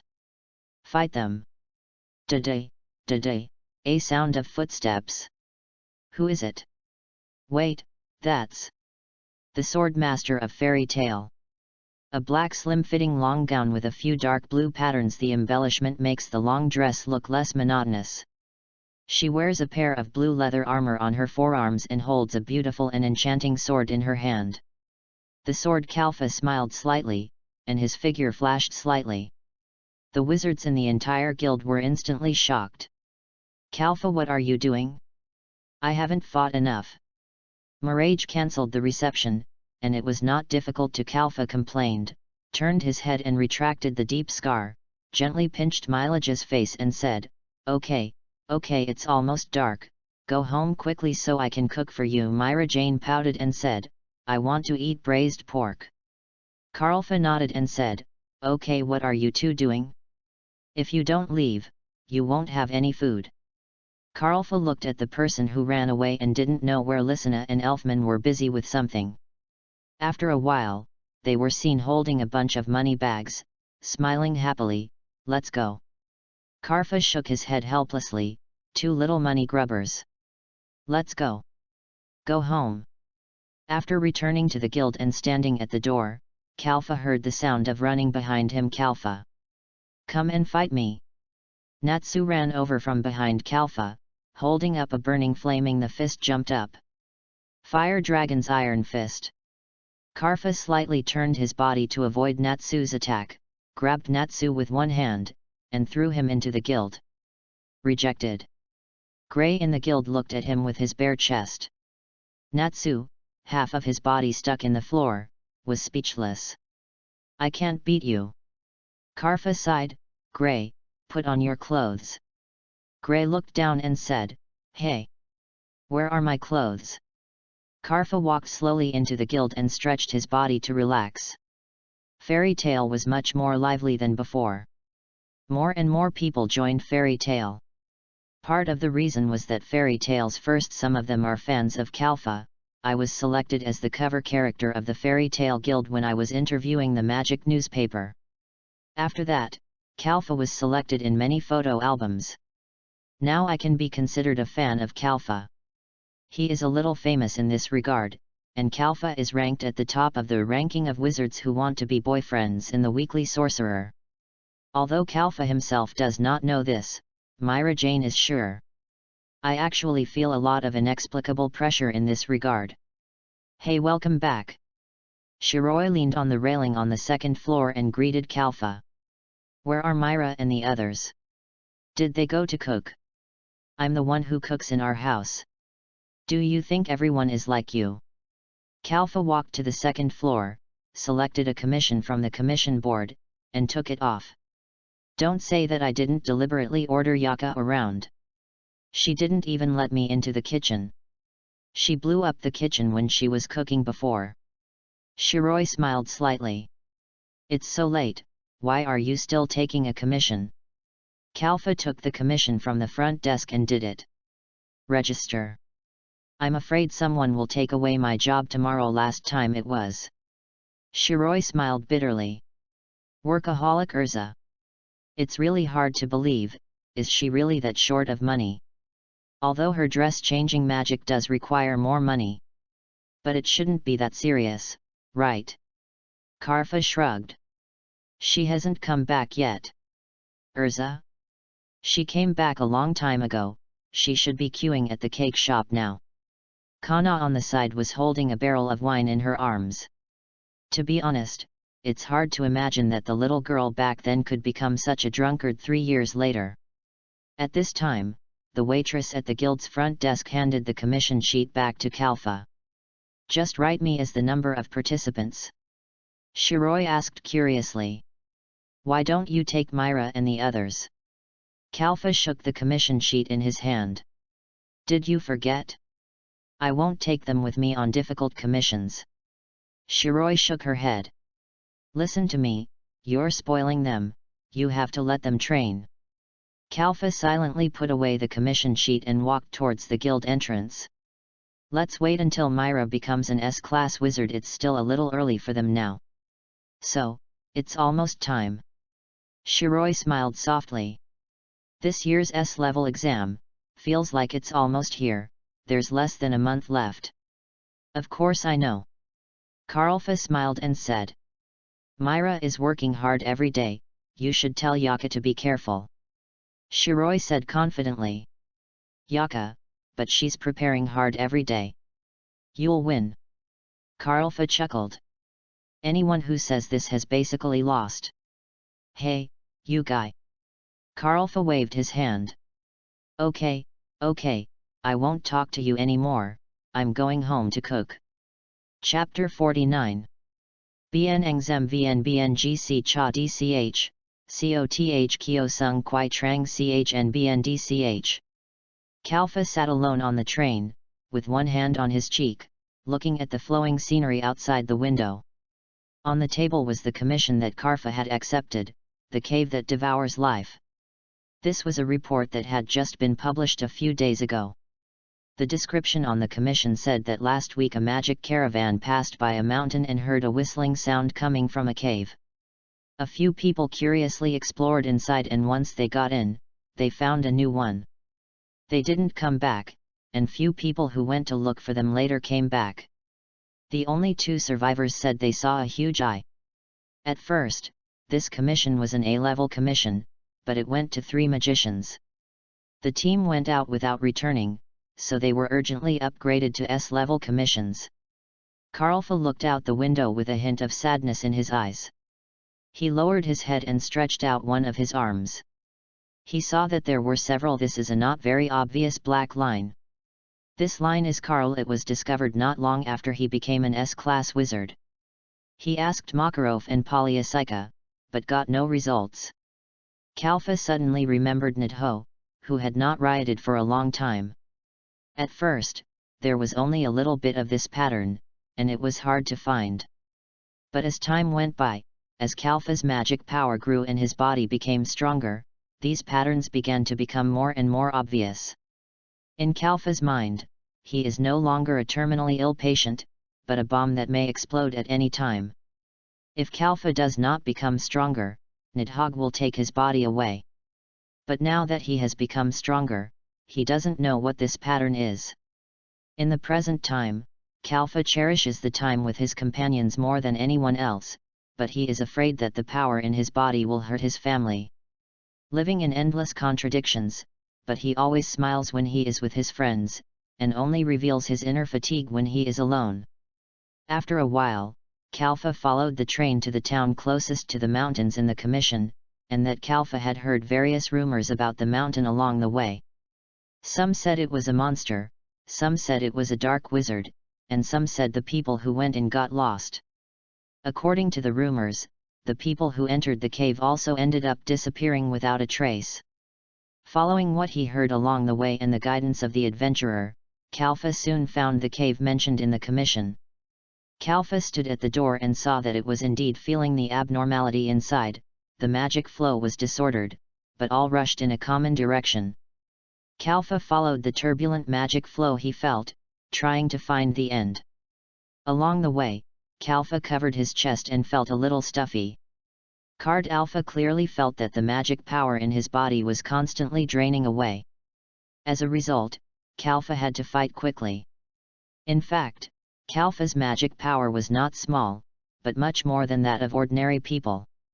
The simplest example is, after using most of his magic power to suppress Nidhogg, Kalfa was able to stay at the top among all the S-class wizards with only a small amount of magic power. Kalfa endured the discomfort of his body and moved forward step by step. Finally, Karlfa came to the end of the cave with difficulty and saw the eye mentioned by the client. Karlfa took a closer look and found that it was not the eye of a monster at all, but the magic vortex was constantly swallowing up the surrounding magic. Karlfa held on to the stone wall tightly to prevent himself from being sucked into the vortex. Looking at the violent vortex in front of him, Karlfa didn't know how to stop it. Deep Scar. Karlfa stretched out a hand, transformed into Deep Scar, and swung out a sword with force, Ghost Howl. A dark white sword energy flew out and slashed towards the magic vortex, but the sword energy was instantly broken into magic particles by the vortex and sucked into the vortex. At this time, Kalfa slipped and slid straight towards Kalfa thrust the blade into the ground, trying to stop, but the Deep Scar itself had magic power and was also within the absorption range of the magic vortex. Just when Kalfa was about to be sucked into the vortex, a figure rushed over. He came out and grabbed Kalfa. Kalfa looked up and saw a blue-haired man with several magic wands on his back and covered tightly with dark clothes. He grabbed his hand and said, "Mr. Gang. Hold me tight." Mr. Gang shouted, dragging Kalfa to the stone. Behind the wall, he pulled out 3 magic wands behind him to form a protective barrier, blocking the suction of the magic vortex. "Kalfa, why are you here?" Kalfa took a deep breath and stabilized his magic. "I came here to handle the commission, but I was careless." Kalfa looked at the magic vortex through the magic barrier. "That's it, it seems to suck in magic things around, it's very dangerous." Mr. Gang looked at the magic vortex and shook his head. "I'll solve it." Kalfa looked at Mr. Gang and walked out in confusion. "How do you solve it?" "Be careful." Mr. Gang walked slowly towards the magic vortex, but he didn't receive any influence. Mr. Gang took out several parts from his backpack and arranged them into a magic circle around the magic vortex. Anima, twist. Several parts exuded a magical power, and after being sucked into the magic vortex, they began to destroy the vortex structure from the inside. After a while, the magic vortex was disintegrated. Kalfa walked out of the magic barrier in shock. "Hey, awesome, Mr. Gang, how did you do it?" Mr. Gang shook his head. "It's a very complicated principle. But if you encounter something like this in the future, just call me directly, and I won't have to look for it again." Kalfa looked at Mr. Gang. "So, you've been busy outside for a long time, not returning to the guild, just to eliminate these strange vortices all over the world. Mr. Gang hesitated for a moment. About the same. Kalfa tilted his head and asked. Why? Commission. Mr. Gang paused and shook his head slightly. If I have to say, responsibility. Kalfa saw that Mr. Gang didn't want to talk about this topic, so he didn't ask any more questions and quickly changed the topic. Mr. Gang, shouldn't you go back to the guild? At least report to the president that you are safe. Mr. Gang hesitated for a moment. That's right. I haven't been back for a long time. Please tell the president that I will go back to the guild in a few days. Go back, hypnotize everyone, and take a commission and leave. Kalfa smiled helplessly. At least talk to everyone well. Mr. Gang hesitated for a while. Let's just forget it. I can't do anything to you. Kalfa shook his head helplessly. Thank you anyway, I'll treat you to a meal when I'm free. Mr. Gang nodded. I want to eat what you cook, anything is fine.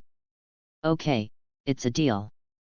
Kalfa said, and a device in Mr. Gang's backpack suddenly began to make a faint sound, and Mr. Gang quickly packed up his things. I'll leave first. Before Kalfa could reply, Mr. Gang hurriedly left the cave. Whose commission is it? Kalfa looked at Mr. Gang and said to himself. I'll take it first. Chapter 50. Afterwards, after delivering the commission, Kalfa returned to Magnolia. As soon as he returned to the guild, he heard a fierce quarrel inside. Don't worry about my business. Bang! The door of the guild was kicked open, and Laxus came out angrily. He glared at Kalfa and left the guild with his hands in his pockets. Kalfa walked into the guild and saw that everyone in the guild was unusually quiet. Makarov was sitting at the bar, sulking. President, did Laxus make you angry again? Kalfa sighed and walked up to sit next to Makarov. Don't mention that brat to me. Kalfa saw that Makarov was still unwilling to calm down, and shook his head helplessly. President, you are so old, don't always sulk, is there anything I can help you with? Makarov looked at Kalfa's concerned eyes and the lifeless look of everyone in the guild. He was silent for a while, and his expression on his face was obviously relieved. He jumped off the bar. It's just some family matters. Kalfa, come with me. I have something to ask you. Help. Kalfa nodded and followed Makarov to the president's office on the second floor. When everyone saw that Makarov had calmed down, they started to make noise again. President, what do you want to talk to me about? Kalfa closed the door of the office, walked to Makarov, and asked in a low voice. Kalfa, you also know that this year's S-level exam will be in a few days, right? Makarov sat on the chair, looked at Kalfa and asked. Kalfa nodded. Of course I know, is there anything I can do? This time, you will also go to Tianlang Island with me. Makarov said. I want you to accompany me to find something. Kalfa was slightly confused. Find something. Makarov nodded, stretched out his hand to roll up Kalfa's sleeves, and pointed to the lines on Kalfa's arm. I remember that there seem to be records of various legends on Tianlang Island. The ancient books and relics mentioned may have something related to Nidhogg. Kalfa was silent for a moment and looked at his arm. Thank you for your trouble, President. Makarov shook his head and patted Kalfa on the shoulder. You are the one who is troubled. You have worked hard for this guild. Kalfa lowered his head, his eyes a little dim. But is it really okay for me to continue staying in the guild like this? Makarov looked up at Kalfa and answered Kalfa's question firmly. Kalfa, I may not be able to do anything about the Nidhogg in your body, but you must believe that this guild will always be your safe haven. Kalfa smiled faintly and put down his sleeves to cover the stripes. President, if you have nothing to do, I will leave first. Kalfa waved his hand. Well, let's go, don't force it, I'm alone, take a good rest. Kalfa nodded gently and left Makarov's office. Makarov looked at Kalfa's tired back and sighed with self-blame. Kalfa. Laxis. I can't even take care of my own children. Am I really a qualified parent? Kalfa walked out of the office and put a hand on Kalfa's shoulder. Hey! Why are you so depressed? Shiloi looked at Kalfa's stern face and asked with concern. Ah, nothing. Kalfa patted his face, smiled again, and walked down the second floor. Just a little tired. Shiloi leaned on the railing on the second floor and threw Kalfa something like a scroll. I found it for you, go home and take a look. Kalfa looked at the scroll, looked at Shiloi in confusion, and understood the use of this scroll a little bit. Thank you. Kalfa put away the scroll, waved and left the guild, and returned home. The house was empty. Myra Jane seemed to have taken Lysina and Elfman out on a mission. There was a note on the table, which looked like it was written by Myra Jane, saying that they would be back tonight. Kalfa turned and walked into the bedroom. Sure enough, it was a mess. In desperation, Kalfa put the scroll in his pocket and carefully cleaned up the house.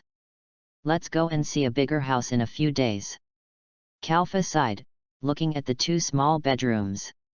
If it was okay 3 years ago, Elfman and Lysina were very small, and Myra Jane was not much bigger, but now Myra Jane and Lysina are not as big as before. They are so small now, especially Elfman, who is much worse than he was 3 years ago. Kalfa returned to the bedroom, sat in front of the desk, and spread out the scroll, which contained some totems and scrolls. On the far left of the scroll, there was a huge tree trunk. At the bottom of the trunk, there was a black creature that looked like a lizard lying on the root of the tree, seemingly gnawing at the roots.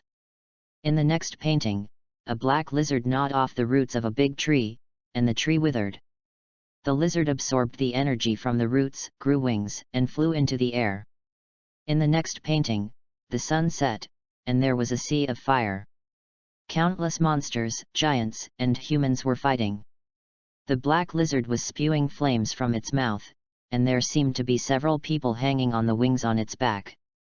In the next painting, the earth collapsed, the sky shattered, the world was full of despair and death, and the black lizard was full of various creatures on its back.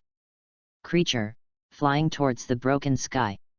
In the next picture, the black lizard was dragged by the creature on its back, falling down and falling into the abyss. In the next picture, which is also the last picture, the whole world fell apart and broke into many small pieces, giving birth to different lights. This is...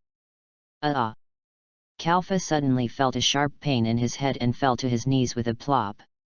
Nidhogg. Kalfa covered his head with both hands, gritted his teeth and roared, and fainted. Tick, tick. The familiar sound of dripping water, the familiar cool feeling, and the familiar figure. Long time no see, little Kalfa. Kalfa turned around, looked at the dark dragon in front of him, gritted his teeth. Nidhogg. Nidhogg raised his eyes slightly. What? Do you miss me? It's been almost 3 years you have used my power, right? Don't you miss it? Kalfa said coldly. What do you miss? Nidhogg smiled. The feeling of being invincible, that anyone can be crushed to death with one foot. Don't you miss it? Kalfa said expressionlessly. I don't think massacres are very pleasurable. Nidhogg's smile gradually disappeared, and he put his head close to Kalfa. Stop pretending, don't think I don't know, you don't have a trace of mercy when you kill people. Kalfa stared at Nidhogg. I killed the enemy. Nidhogg closed his eyes. I killed the enemy, and your enemy. Seeing Kalfa still gritting his teeth, Nidhogg couldn't help but find it funny.